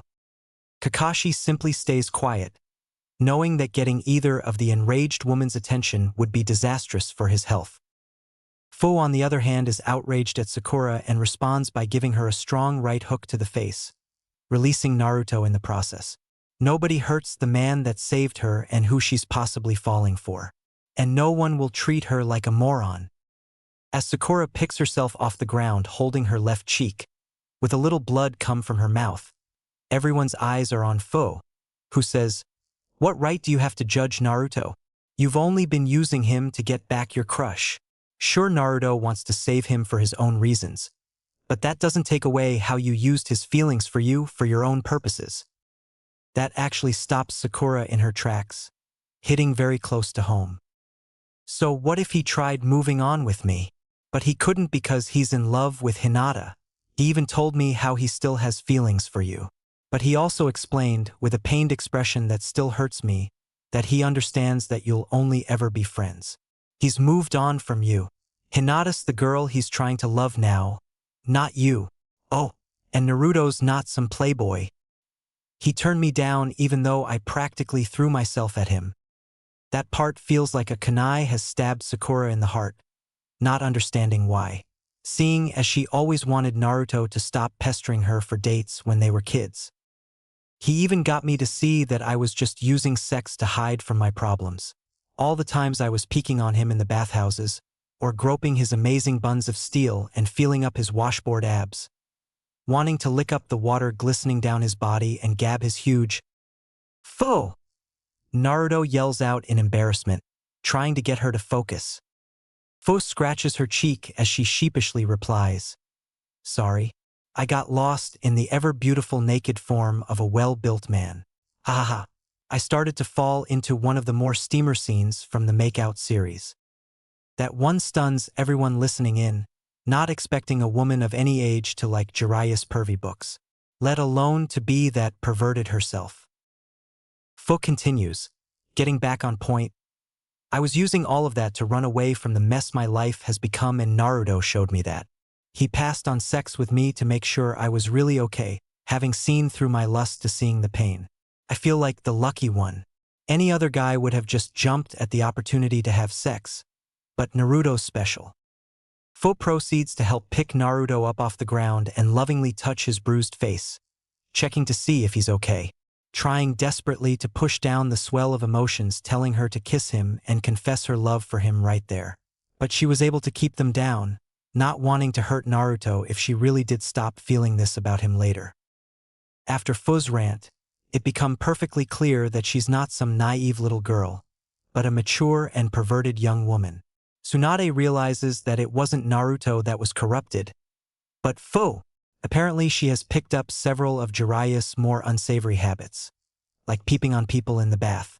At least it seems like it's going to be a problem for the men in Konoha and not some mini Jiraiya further harassing the female population. She'd feel bad for the men, but figured it was only right that they can finally know what it's like to have to be ever vigilant when bathing, or end up being preyed upon by a perv. Konohamaru was watching everything, hoping to show Naruto his new sexy jutsu, but decides that he'd rather not get killed by an enraged kunoichi. He'll wait to meet up with Naruto when he's alone and not surrounded by ill-tempered women. Sakura is dumbfounded at what Fu said. She wants to argue that she's not using Naruto, but a part of her knows that she is, even if unintentionally. Not to mention Fu telling her that Naruto still loves her, but has moved on for the sake of their friendship, with how he's trying to avoid looking at her. Means it's true. She doesn't know why she feels somewhat saddened by that fact. She's shared close personal moments with him and has even cried on his shoulder for support, knowing he'd say exactly what she needed to hear. He's always truly understood her better than anyone else, but now he's moved on from her. Sakura doesn't understand why that thought would hurt so much, especially seeing that's what she's always wanted, right? Then about Fu explaining how Naruto actually stopped her from having sex with him, means she jumped to the wrong conclusion about Naruto. But how could blame her after hearing what Fu said about liking their bodies and grinding on Naruto's penis? Then factoring in the fact he's been trained by the world-renowned super pervert Jiraiya, it is completely understandable that she'd think what she thought. Speaking up after Fu apologizes to Naruto for making things tense and embarrassing. "Sorry, Naruto. I jumped to the wrong conclusion and shouldn't have hit you. Forgive me." Bowing her head respectfully in remorse. Naruto rubs the bruise on his face as he replies, "It's no big deal, Sakura. These things happen. Though more often me for some reason. I wonder why that is." Taking up a thinking pose. Fu cuts in, bowing in equal measure as Sakura. "I'm sorry for not being more clear in my words and for snapping on you like that." Sakura raises her head as she responds, "It's okay. We all make mistakes from time to time, and I'm certain Naruto would have eventually done something perverted to warrant getting a punch to the face." Naruto yells out, "Hey, I would not," while at that same moment Konohamaru sneezes as he hops away. That gets everyone else to start laughing at Naruto's expense, removing the tension that was previously there. Once the laughter dies down, Sakura offers up her hand. "Let's just move past this and focus on being teammates." Fu grabs Sakura's offered hand and shakes. "All right, but I'd rather we be friends than just teammates." Naruto chimes in, "Glad to see that ended well. I honestly told Fu not to say anything to you, but she gets excited and forgets stuff like that. Hee hee hee. Chuckling to himself, missing the irony in that statement. Wait, Fu's going to be on our team now? Kakashi decides to finally speak up, seeing as both women have cooled off. Yes, Fu will be standing in as our team's fourth man. Naruto happily replies, "That's great. Now we don't have to be split up and be put on different teams." You know, Fu asks rather confused. Huh? We were going to be separated. But I thought I told Jiraiya that I would only agree to join Konoha on the condition that I wouldn't be separated from you. Tsunade now takes command by saying, "Yes, Fu, I know, and that's why you're on his team. Otherwise you would probably be rotated around so that one of you is always in the village." It was actually one of the harder points of contention in the meeting to allow you entry into our forces. Most didn't see the point in having two Jinchuriki if they are always together, making you both an easier target and lowering your value as an asset. Several argued that it'd make more sense to keep one of you in the village at all times, as a weapon to defend against attacks. Naruto raises his voice at that. Fu's not a weapon for people to use as they see fit. She's a person. Like me. What right do they have to say otherwise? Tsunade answers in a calming tone, "Relax, Naruto. That didn't happen, and you need to also see that in Fu's case we had to broach the situation in a way that makes her seem the most valuable to Konoha. Otherwise there was a chance she'd be rejected." Squeezing Fu's hand in reassurance, Naruto says, "Fine, Bachan, but I still don't have to like it." Good. Now let's get back on track and head to Training Ground 3, where I can evaluate your progress and gauge your teamwork skills," Kakashi said. As Tsunade heads back to work and maybe check to see if Jiraiya is still alive, leaving Kakashi to handle the rest, Naruto has a sudden realization. Oh, hold on. Hey Sakura, do you know where Hinata is right now? Sakura gives Naruto an odd look, wondering why before it hit her. Naruto's moving on and Hinata is the one his affections are moving towards. Though she still weakly asks, "Why?" Naruto simply answers, "I promised her back when she lost her first patient that I would see her the moment I got back, to show her I'm perfectly fine and I haven't died." Having remembered how devastated Hinata was when that happened, Sakura's face softens as she answers, "Hinata is taking an extra shift at the hospital today and won't get off until late tonight, so don't bother her until then, Naruto." "Okay. But when she gets off I'm going to see her, no matter how long I have to wait," Naruto stated. Sakura replies, "Sure. I see no problem in that, just don't bother the nursing staff while you wait." Trying to think about his possible love confession to Hinata later, Naruto replies, "Yeah, I promise not to bug anyone while I wait." Once they all arrive at Training Ground 3, Naruto and Sakura fall into a depression at remembering that this is where Team 7 was created with Sasuke. Kakashi gets their attention and snaps Naruto and Sakura out of their depression by pulling out two bells and saying, "All right, time to see if you can get the bells from me this time. You have until sunrise to succeed." Fu asks, "Why are there only two bells when there are three of us?" Sakura answers, "That's to test our teamwork. Back when we first became genin, Kakashi-sensei used them to trick our three-man team into splitting apart, instead of working together." Kakashi adds, "But this time it's to test your abilities and efficiency in teamwork, for we'll be working not as students and teacher, but as equals. This time I feel like I'm going to have to take this seriously." While saying that, he lifts up his forehead protector, revealing his Sharingan. Naruto takes the charge by throwing kunai at Kakashi while rushing him at full speed, and as Kakashi effortlessly dodges the kunai, his Sharingan perceives the Hiraishin marks on them, his eyes widening in shock at the revelation of its meaning. In a flash of orange, Naruto appears in front of Kakashi with his Kubikirabocho raised above his head in a prepared downward swing. Fortunately for Kakashi, with the added perception of the Sharingan, his prior knowledge of the Hiraishin mark, and Naruto's apparent hesitation after teleporting, he's able to barely avoid Naruto's strike, but is still slightly cut on his left shoulder by the wind chakra coating the blade. Naruto doesn't let up by moving forward into a side slice, sending a wind slash at Kakashi, who jumps up out of the way, only to be met by an airborne foe with wings and her fist cocked back.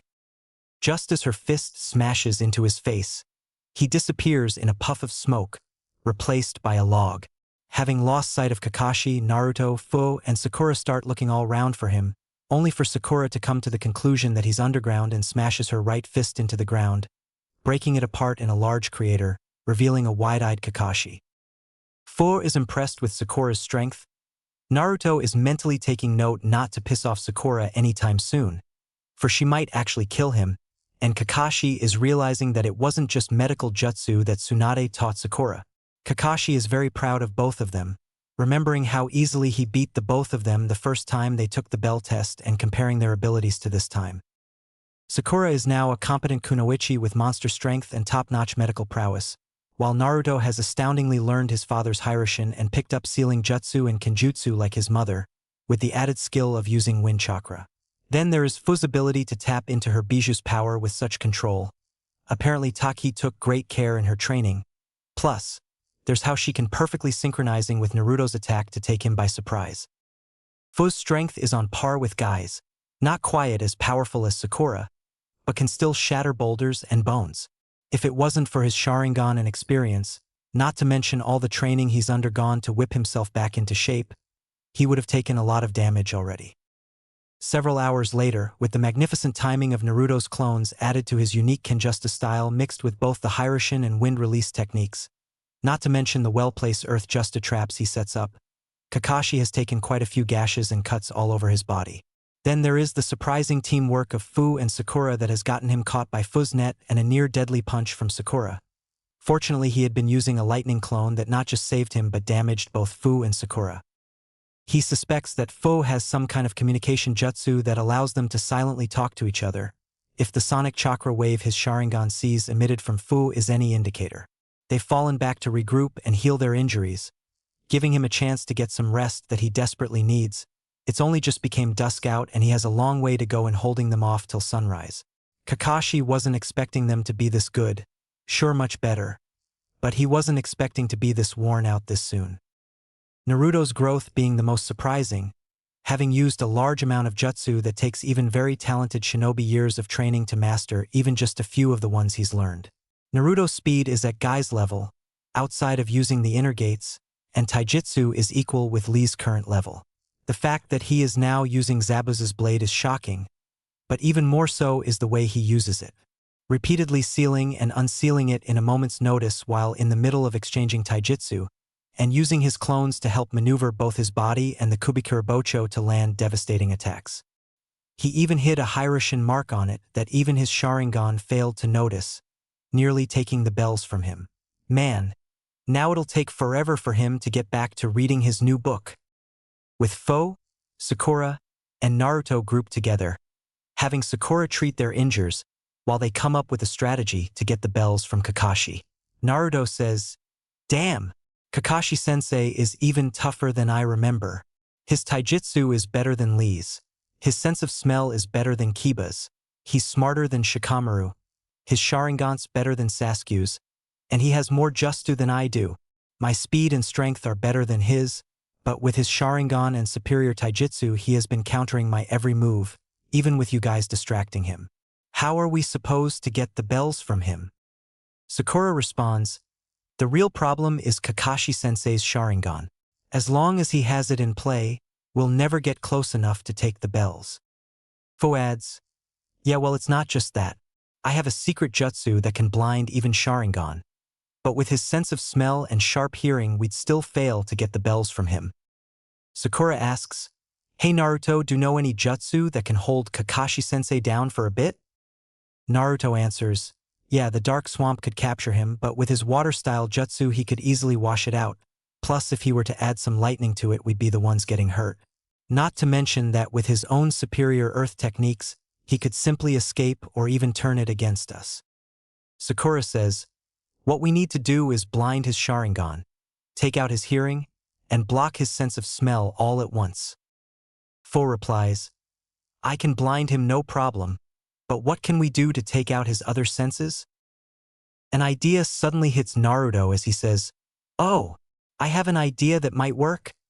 Fu and Sakura move in closer to listen to Naruto's plan, gaining smiles and nodding their heads in agreement. As Kakashi is tempted to pull out his book and keep reading, Naruto comes flying down, having been dropped in by Fu flying overhead, and throws a smoke bomb in Kakashi's face, covering him in red smoke. Kakashi feels his nostrils burning from an intense chili pepper smell going up his nose, causing him to cough and run out of the smoke right into Fu. Her mouth is wide open and her hands are held together in a hand sign, secret ninjutsu. Scaled powder sneak jutsu, a large quantity of fine luminous powder is exhaled from her mouth, temporarily blinding Kakashi in an extremely bright light, forcing him to close his eyes. Now blinded and unable to smell anything, Kakashi hears rapidly approaching footsteps. From the sound and speed of them, he can tell it's Sakura coming at him. Knowing what's coming, Kakashi jumps back just as Sakura's fist smashes into the ground, causing an explosion of breaking rock and pluming smoke. With the light fading from his eyes and the ringing from Sakura's punch disappearing, Kakashi looks at a hunched-over Sakura, a sneezing Naruto, and a floating Fu, and says, "Nice try, you guys, but even with just my sense of sound I can still perceive your attacks. Better luck next time." The sound of bells chiming gets Kakashi's immediate attention, turning around to see a smiling Naruto holding both bells and saying, "Sorry, Kakashi-sensei, but there won't be a next time. Hee hee hee." Quickly looking back at Sakura and Fu, finding the sneezing Naruto gone with a cloud of smoke in his wake, asks, "How did you?" Sakura replies while holding up one of Naruto's Hiroshin kunai. "With this, Kakashi-sensei." Kakashi realizes what happened and says, "I see. You blocked all of my senses, so I wouldn't be able to notice Naruto using the Hiroshin after Sakura's attack to steal the bells from me. Good job, everyone. From this moment forward, we are now the newly revived Team 7. Yeah, alright. I can't wait to start taking missions again. You know," Naruto yelled out in excitement. Sakura happily says, "Yeah, it's good to be a team again." Fu excitedly grabs both Naruto and Sakura into a bone-crushing hug and yells out in glee, "Yay! I'm in an official team now.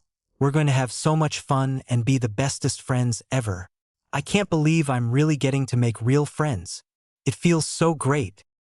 Naruto and Sakura decide to just bear through Fu's monster hug, to let her enjoy the moment, knowing it must have been hard to have had no friends until now. Night has fallen by the time Naruto and his team have made back into town, walking down the street talking about what their first mission together will be like. "I hope it's fun. I've never been on missions before. Shibuki always kept me out of missions to keep me safe. Are they really that dangerous?" Fu asked. Kakashi answers, "Yes, they can be very dangerous at times, but with the way you performed with Sakura and Naruto, you should do just fine, Fu." Naruto adds, "Yeah, it'll be totally awesome, Fu, and no matter what happens, I'll be there for you." "We will all be there for each other," he means, Sakura corrected. "Yeah, like Sakura said, you can rely on us to help you, and we can rely on you to help us. We're a team now. You know," Naruto said, happy to finally have people that will care about her. Other than Shibuki and Naruto, Fu says with tears of joy, "Thank you so much. I'll never let any of you down. I swear." Naruto give Fu a comforting one-armed hug while saying, "I know you will, Fu. Now let's go get some Ichiraka ramen. It's on Kakashi-sensei today." Kakashi stops reading his book to reply, "Sorry, but I can't. I'll be busy writing up our team's roster and filing it in to the Hokage. Bye." With that, he disappears in a puff of smoke. Fu takes the opportunity to ask, "Naruto, why don't you treat us to Ichirakus? You promised me that you'd treat me, and I quote, to the absolute best food in all of creation. Kami's gift to mankind. Ichiraka ramen," even mimicking his exuberance when he did it. Naruto pulls out his gamachan and counts his money, before saying, "Sure, after putting aside the money for treating Asuma's team, I have enough for that, as long as you don't mind Sakura-cha Sakura." Correcting himself with removing the honorific, trying to remain her friend and not the guy that wants more. Sakura is surprised that she actually misses Naruto adding the honorific Chan to her name, but shakes herself out of it and replies, "Yeah, I won't say no to a free meal, and with the whole bell test, I'm starving. Besides, it can be an opportunity for me and Fo to get to know each other better." The three of them arrive at Ichiraku's, taking a seat after being greeted by Tucci and his daughter, Ayam.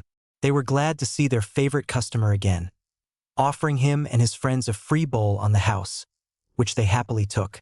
Naruto is sitting with Fu on his right and Sakura on Fu's right.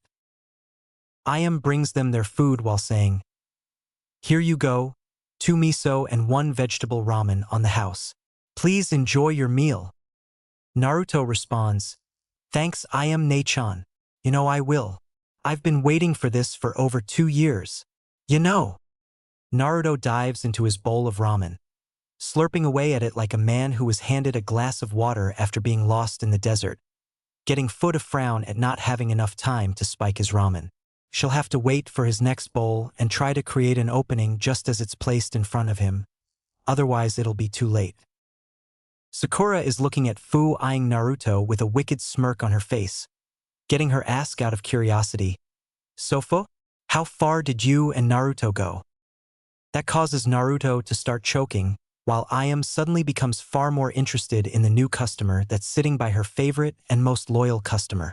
Her father is chuckling lightly while trying to stay focused on preparing Naruto's inevitable additional servings of ramen, hoping that the upcoming topic doesn't ruin his appetite. Even though they still do great, their cells have taken quite a hit in the 2 years Naruto's been away. You can't imagine how much Naruto spends on their ramen every year. Fu looks a little confused as she asks, "What do you mean? How far we traveled before getting here?" Sakura grins playfully, knowing this is killing Naruto. "No, how far you two got physically.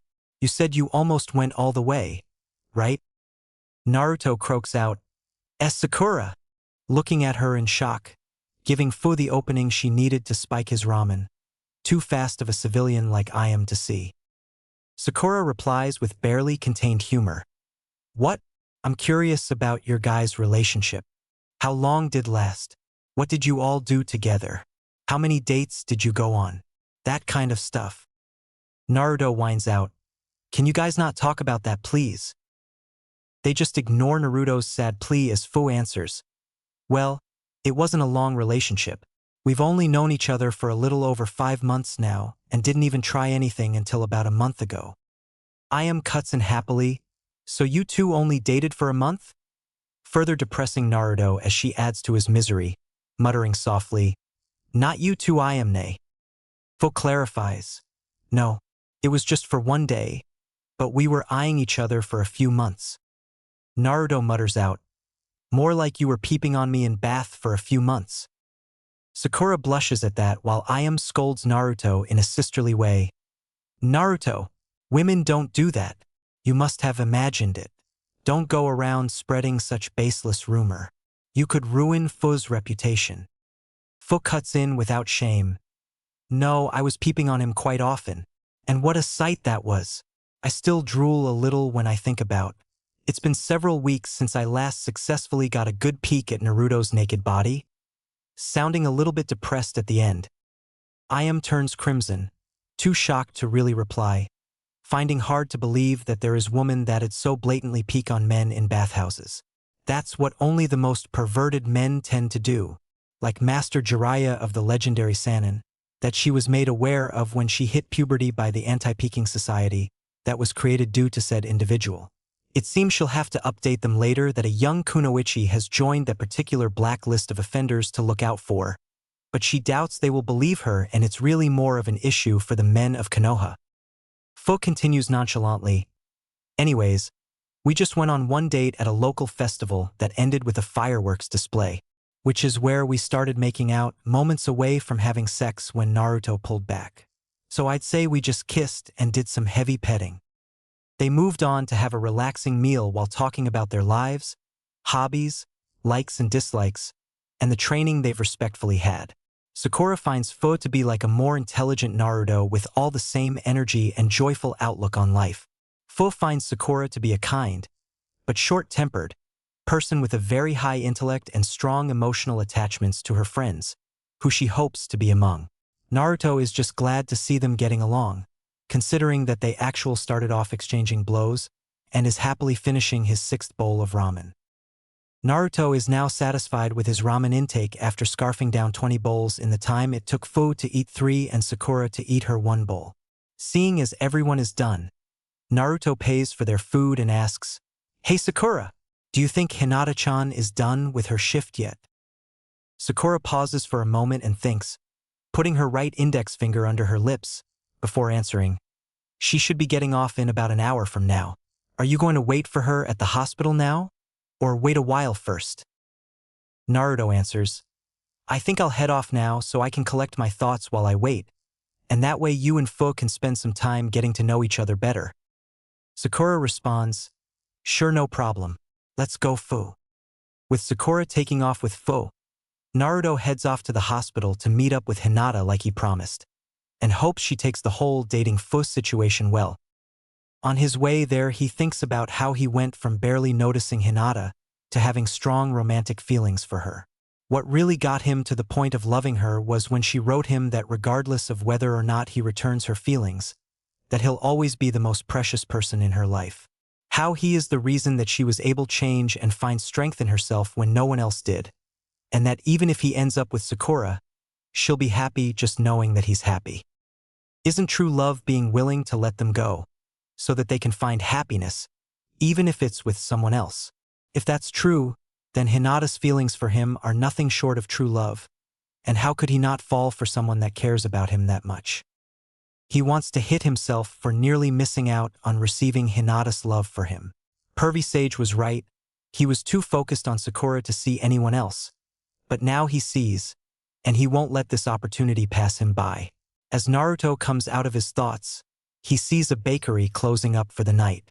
Remembering one of Hinata's favorite foods and realizing that after coming off a long shift at the hospital she'll be starving, he runs over to Baker and asks if he can buy something before he closes up for the night. Hinata has just gotten off of a near 12-hour shift, consisting of dealing with minor cuts and bruises, diagnosing illnesses, filing medical charts, and performing surgery on critical patients. Today was so busy that she never got to finish her lunch, so now here she is, walking home after being worked to exhaustion and having her stomach growling in protest at the lack of food. Her nose catches the smell of her favorite food, cinnamon rolls, that causes her stomach to growl loudly in hunger and her face to develop a blush.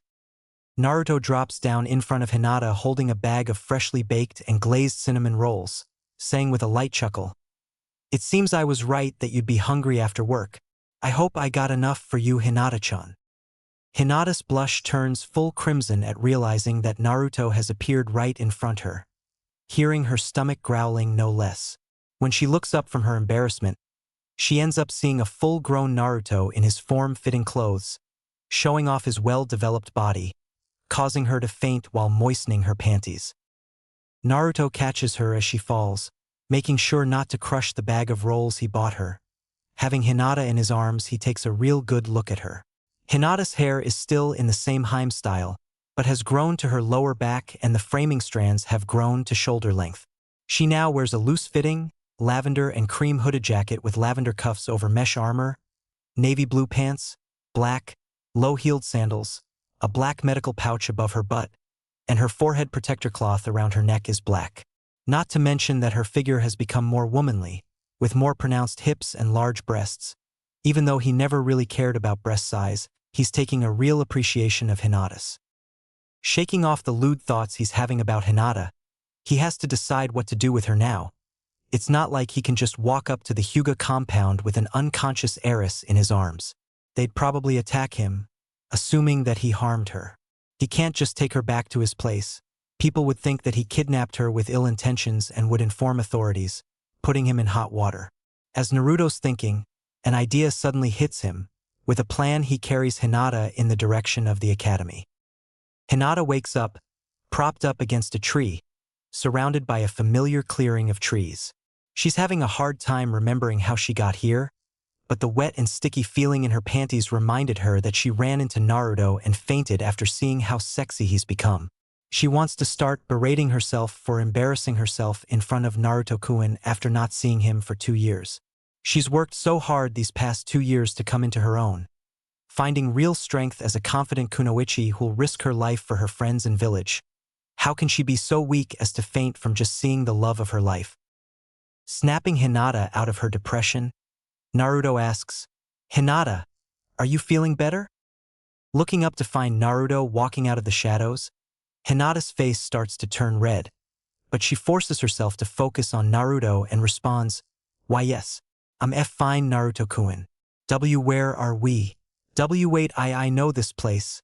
It's at its dash. It's where we first met. I'm sorry for having forgotten." Naruto cut in. Hinata responds, It's okay Naruto-kun. All that matters is that you know now and we're friends now." Taking a few calming breaths, she continues, "But why are we here?" Naruto answers, "Well, you fainted and I couldn't just walk up to your home and say, 'Hey, I found Hinata-chan on the ground. Here you go.' They'd accused me of hurting you. So I figured that it'd be better to just take you here and wait for you to wake up." Hinata responds, "Okay, but that still doesn't explain why here of all places." Before Naruto can answer her, Hinata's stomach starts growling again in force, drawing their attention to the fact that she is still very hungry. Chuckling at Hinata's embarrassment, Naruto says while holding the bag of rolls for her, "Maybe we should eat these cinnamon rolls while they're still fresh?" "Huh, Hinata-chan." Hinata just nods her while trying to hide behind her bangs, hoping not to die of embarrassment. Naruto unseals a blanket to lay down on the ground, some tea to drink, and a lantern for light, setting up an improvised late-night picnic. The next half hour is spent with them casually talking about how they've been and catching up, all while enjoying a nice meal together. Hinata sitting in a classic Seiza pose and Naruto just sitting cross-legged. Hinata is on cloud 9, enjoying a picnic, although just randomly put together in a very Naruto fashion. It's a dream come true. He's even added the honorific Chan to her name. Naruto is just trying to figure out how to tell Hinata how he feels. Seeing her practically glowing with her angelic smile is making it harder by the second. Finding his courage, Naruto says, "Hinata-chan, there's something I need to tell you. It's why I choose to bring you here." "What is it, Naruto-kun?" Hinata said. Naruto take a deep breath to ready himself before saying, "Well, it's about how I know you love me." Hinata becomes crimson as she tries to stutter out, I don't. I mean I do, but how?" Taking off his forehead protector, Naruto then hands it to Hinata saying, "This is how I know that you love me and that I love you too, Hinata-chan." Taking his forehead protector, Hinata's breath catches in her throat, having heard him tell her that he loves her. Wondering how his forehead protector lets him know that, she asks, What do you mean?" "Flip it over and you'll see," Naruto said. Yes, Hinata. That prestication you gave me means that I accept your feelings. When you first gave it to me, I thought that it was just a gift you made out of your hobby of pressing flowers. It wasn't until one of the women at one of Pervy Sage's favorite brothels told me the meaning of the acacia. A love that is true, chaste, and pure that sometimes may be concealed. That was when I realized that you were sending me a secret love letter. So many things went through my head back then. If that meant you are secretly in love with me and how that made me feel. In the end, I came to the realization that I had fallen in love with you. So I sewed the pressed acacia to my forehead protector, concealing my love for you while accepting it into my heart. Naruto confessed. Naruto sighs, dreading the next part. But I need to tell you that I still have some feeling for Sakura and probably always will. I've come to realize that she'll never return them and that my feelings for her might not have been as real as what I've been feeling for you. I also need to tell you about the date I went on with Fu and how we kissed. Hinata is a bit depressed at that. Why you kissed Fu? Naruto explains. Yes, but it wasn't really anything meaningful. We both liked each other. But we didn't love each other and Fu was just trying to run from her problems. I'm dash. Naruto is interrupted by Hinata's lips capturing his, as she wraps her arms around his neck in an upper body tackle. Naruto's forehead protector still in her right hand. Naruto only keeping them up by putting his left arm behind him and placing his right hand on Hinata's lower back, as they deepen their kiss with their bodies pressing against each other. Once Hinata pulls back and catches her breath, her arms still around his neck, while trying to control her rising heart rate, says, "I could never see you as anything other than a handsome and kind-hearted person, Naruto-kun. It might not be my preferred choice, but being with you is all I've ever wanted, and if having you means sharing you with others, then I will. You just have to promise me one thing." Naruto asks, "What is it?" Hinata looks Naruto right in the eyes and says, "That you'll always love me with all of your heart." Pulling her closer to him, Naruto answers in a sensual tone, "I can't love you any less than with all my heart, Hinata-chan." Sealing his lips to hers. Gently rolling Hinata on her back, Naruto continues to passionately make out with her, occasionally grinding his erection onto her core, causing her moan out ever so softly. Hinata is lost inside a state of euphoria. She has finally gotten her Naruto-kun. Sure, she never imagined to be sharing him, but being with him is all she ever wanted. Her hands start sliding down his shoulders to his back and ending at his ass, gripping them hard as he continues to grind his hard muscle into her. Pulling back, Naruto gazes down at the beauty under him, lost in her perfect lavender eyes, as her chest rises and falls in long, deep breaths. Reaching with his right hand to tuck a loose strain of hair behind her ear, Naruto asks, "Hinata-chan, do you want me to keep going? We don't have to go any further. We can take our time before going all the way."